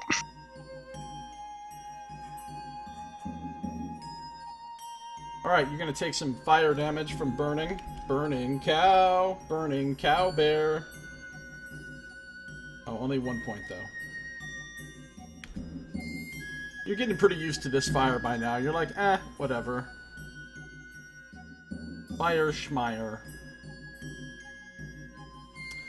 Alright, number 7 is the one that you just bit. He's flanking you. He's gonna try to get you. And he succeeds. This time you take a beefy, get it? Because you're a cow. You take a beefy 6 points of damage to your cow bear form. Number 4. Number 4 is on Sadaka. He has to start his turn getting blown. Nice. He gets blown successfully. He gets blown so far. He runs over to you instead, using his dash to take his whole action to get to you. And he's done. Sadaka's turn. He's got 1 on him. He's gonna try to just kick this one's ass with his fists.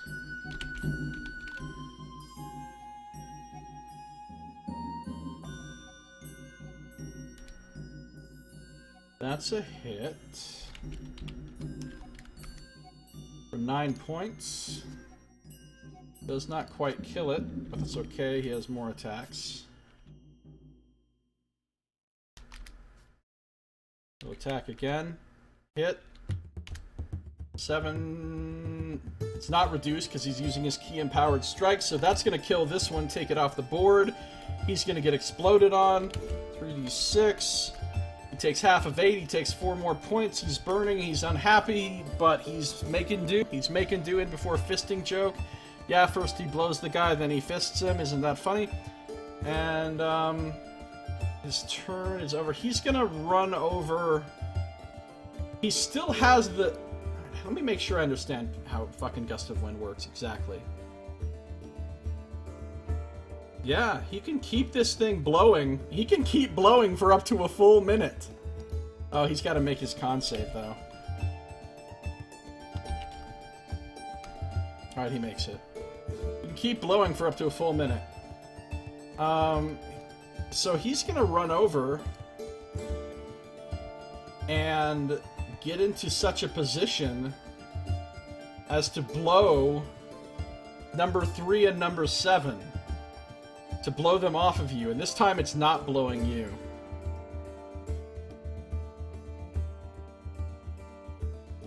Now he takes fire damage. Or did he just take fire damage?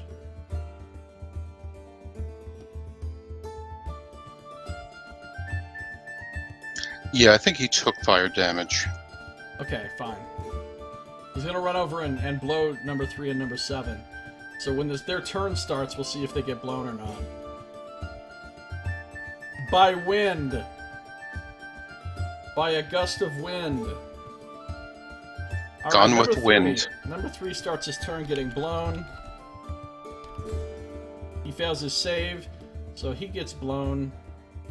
Be the fuck over here somewhere. and he's got to spend his turn. So this time he runs around and gets back on Sadaka on the other side.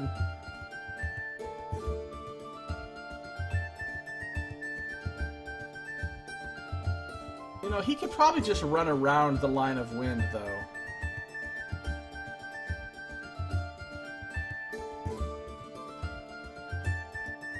And run up and attack him. Let me make sure. The line of wind, 60 feet long and 10 feet wide. You can leave the line around. So he will. And he'll attack. But he fails to hit Sadaka. Number 2 is the one that was off by himself before. He'll come running up on Sadaka as well. Into a flanking position. Gets him. Gets him for 7.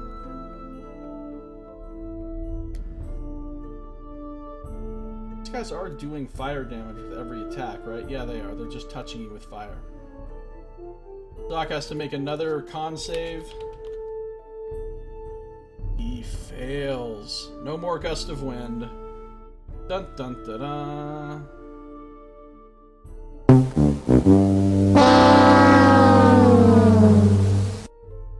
His time of blowing people has come to an end.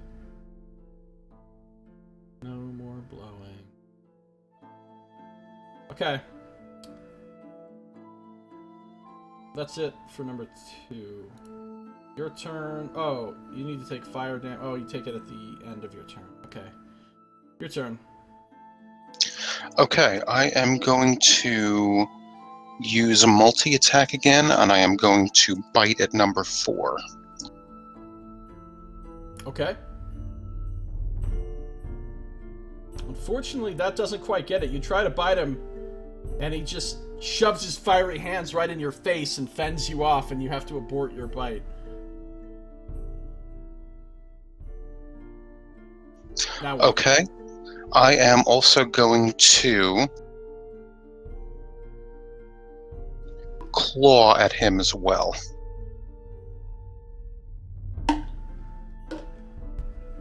Okay. Or not. Or not. I just played The Price is Right, losing horn. So that's a failure. You bite, you bite, you claw. You can't seem to you just can't get purchase on these things. They're too slippery and too hot. Your cow bear attempts to bite them and claw them fail. You gonna do anything else on your turn? How many hit points does my animal form have left? You've got 22.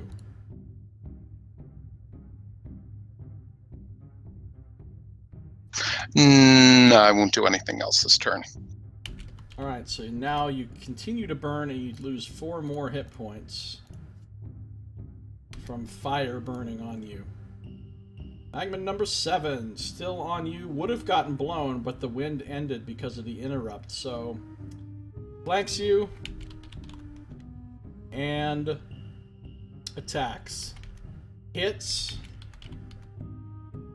Burns you for 5.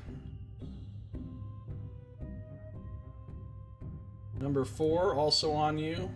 Does the same thing. Hits. Burns you for 7. Ouch, this is starting to get painful. Starting to hurt now. That 60-foot line of jokes like the line of wind, yeah. Alright.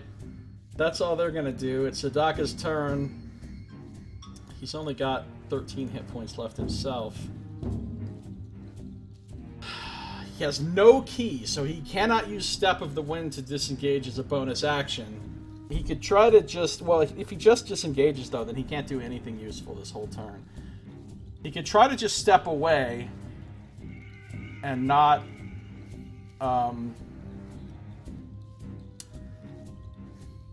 He could try to just step away, but he's going to provoke 2 opportunity attacks with flanking, so that's not great. That's not great. Of course, he can outdistance these little fuckers.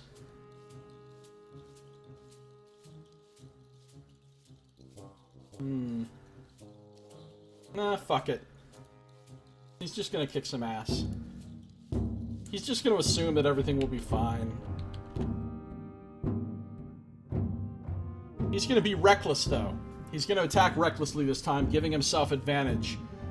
It will give them advantage to hit him, but that doesn't matter because they already have advantage from flanking him, so he might as well be reckless. He's just gonna go reckless style, so that's gonna hit. On number 2. Kills him. Thing explodes. Daka takes 4 points of damage from that. With his second attack on Magma number 3. Hits. Oh, he can't even... I was going to have him use Stunning Fist on this guy to stun him so he could get away and hit him with range, but he can't even do stunning because he's out of key. Shit. Alright, well. Whatever. Does 9 points. Exactly how much he has. Kills that one too, but now he gets another explosion on. He gets the... After he spent all that time blowing these guys, now they're just getting their stuff all over him. I don't know what to say about this. Ooh, and he takes a big hit from there. He takes a 6-piece. He's down to 3 hit points. Now, there's no more Magman on him, which is nice, but he's down to 3 hit points. And he's still on fire, so now he's got to take his fire damage. Oh, shit. No! Sadaka is down! He's down from the fire. Oh, that fire is going to kill him fast, too. Because every time you take damage once you're down, you automatically fail a death save. So, he is in mortal peril. Yeah. You saw that joke coming? Well, you saw that joke coming? Really, Saito? Ah. Okay. It's your turn, Nox. You got 2 left on you. Sadaka's down and dying and burning. You're almost out of hit points in your form. What to do? What to do? How many hit points do I have in my form? 6.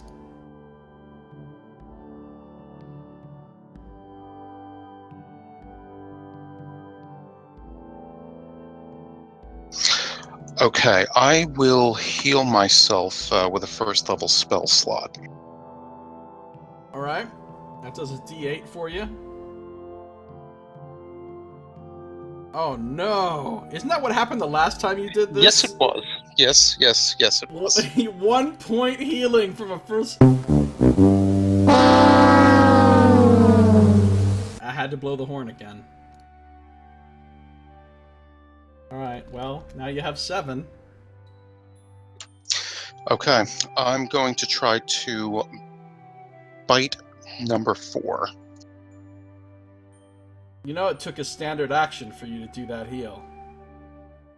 Wasn't that a bonus action? I don't know, it could be. Let me look it up real quick.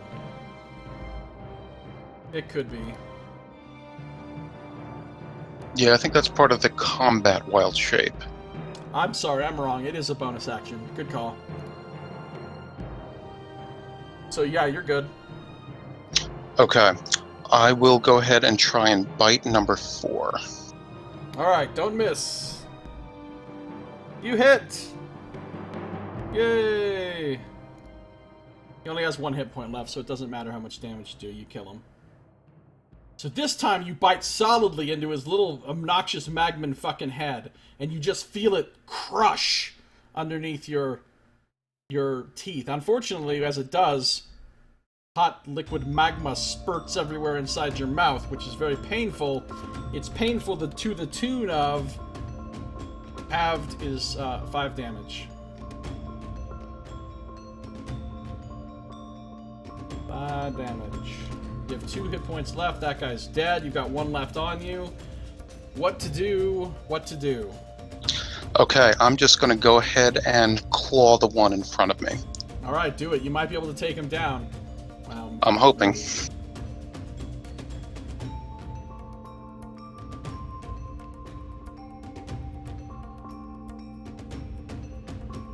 Is that what you got? Yes. Sadly, your claws deflect off of the hardened magma carapace of the creature and do not harm it. Sadly. You didn't do anything else? Okay, I am going to bolt in the direction of Sadaka. Alright, you're going to take an opportunity attack. Yes. Which misses, fortunately. So you're over by Sadaka now.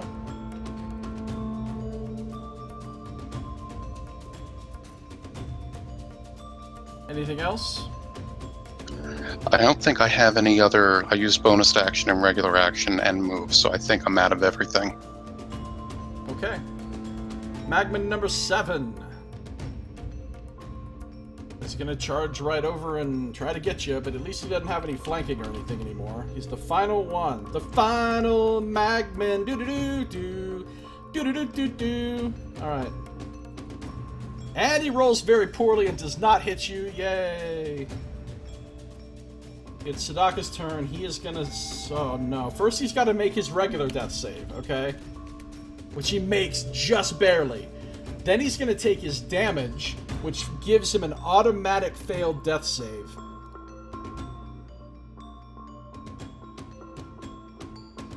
And that's it for his turn. Now it's your turn again. Okay, so I'm next to Sadaka. I'm going to drop Wild Shape form, and then I'm going to Cure Wounds him. Alright, so that's what, your 3rd or 4th first level slot you've used? I think it's that. Yes, that's a 3rd one. Although, actually, I think I will cast it as a 2nd level one. Sounds good. 2d8 plus 5.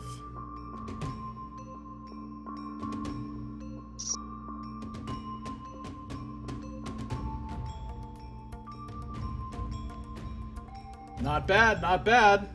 15 points is pretty good. So you kneel down, you place your hand on him, you call upon the healing power of nature, and you feel in this forest full of old life, all of the vitality and energy from the trees and the ground rise up into your body and flow through you and into your hand and into Sadaka. And some of his terrible burns that he's covered in burns start to heal themselves. You're covered in burns as well. But not quite as much as him. Okay, so that's a movement and a standard action. Anything else?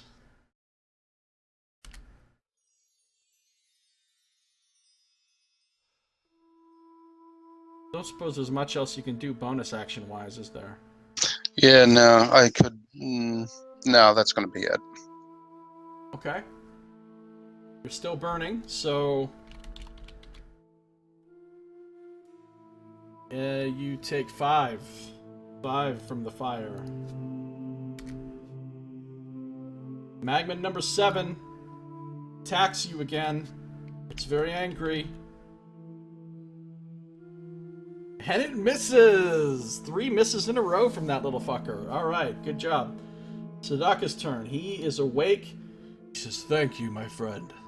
You have saved me again." He's still on fire. He's going to stand up.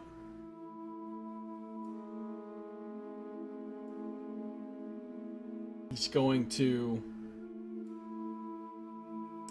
try to charge push this Magman. So he's going to stand up. He's going to take a couple steps back. He's going to charge in with his head. 1d20 plus 6. Come on. But he fails. He fails and he misses with the charge. So instead he just Takes a second attack for a regular melee attack. Actually, you know what? He's gonna shove. That's a thing you can do. He's gonna push the little fucker away. So let's see. How do you even do that? Shoving a creature. You make an athletics check contested by the creature's athletics check. Well, that should be pretty easy. He's got... Oh, it won't help, though. It won't help. Never mind. You only push it 5 feet, and the burst affects a 10-foot radius, so you'd still get hit by the burst even if he did that, so...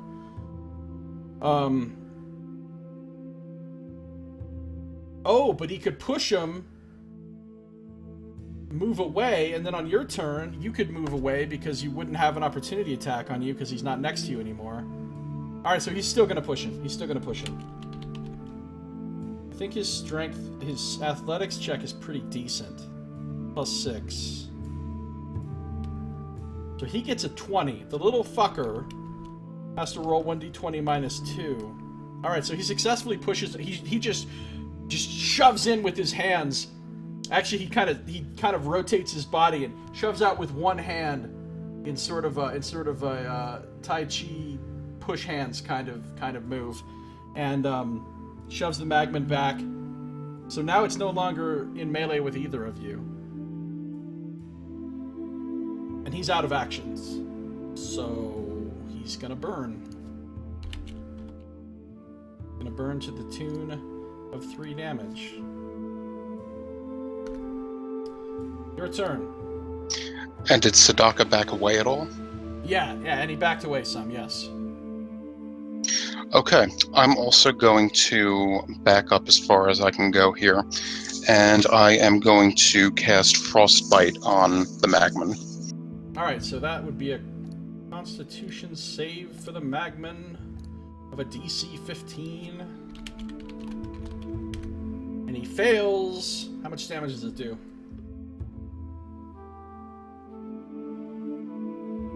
6. Fortunately, that does not kill it, but it does hurt it pretty badly as it starts to freeze. You got anything else? No, I think that'll do it. Alright, well, it's a good try. It's a good try. Magman's turn. He tries to decide which one of you he hates more. And it's you. He doesn't like that cold magic, so he runs up on you. He attacks. He hits.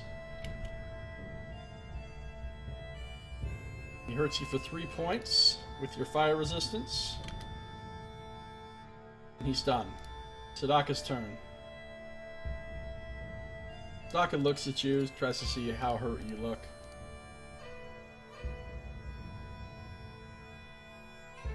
He's going to try the charge thing again. This time the charge hits.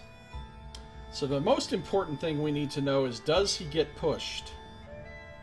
He has to make a strength save against DC 14. Oh, he makes it! Motherfucker! The little bastard resists the push somehow. And now he's going to take all the damage.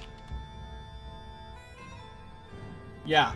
He takes half of that, which is 8, which is enough to kill him. So he blows up on both of you, unfortunately. Unfortunately, he blows up on both of you. Make that dexterity save.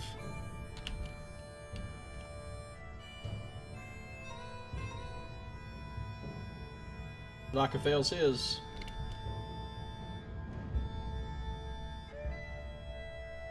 You made yours.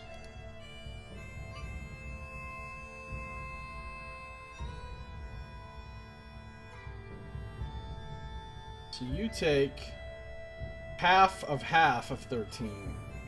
You take 3. He takes 6. As the final...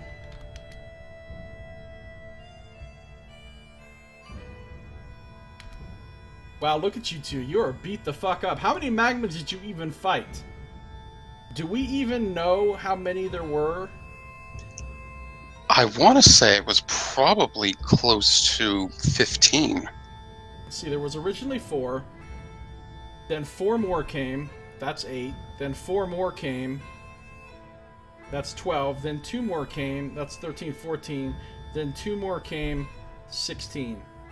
I think you fought 16.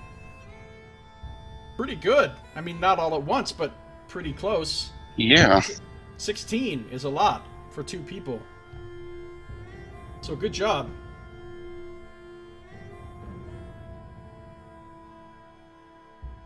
Good job.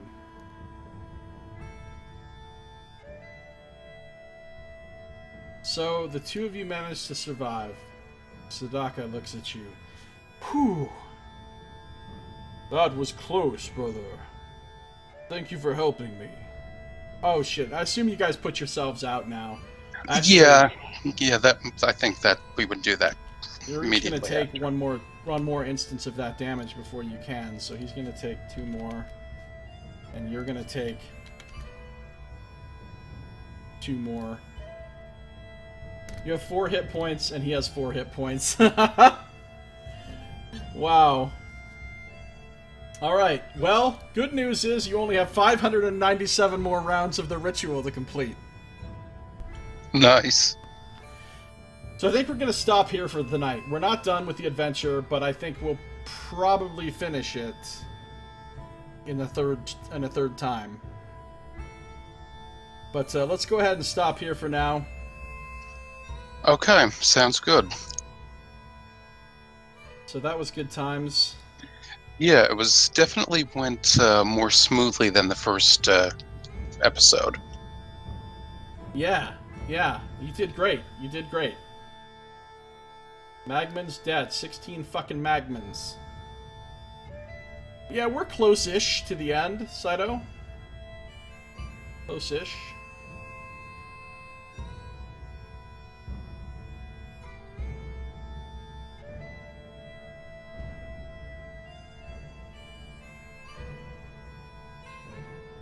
Yeah, we didn't get thwarted by the Flying Mary Poppins this time.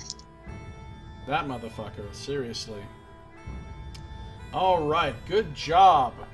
Good job. Success, victory, all that stuff. So that's going to bring this episode to an end. Next time we will presumably finish Nox's adventure. And then after that, we'll start on Jen's solo adventure. I don't know when that's going to be. It'll be a little while, probably. But it's going to do it for this one, so thank you for watching. This has been Josiah Plays Dungeons & Dragons Solo Adventure Prelude to Princes of the Apocalypse with Nox Moo.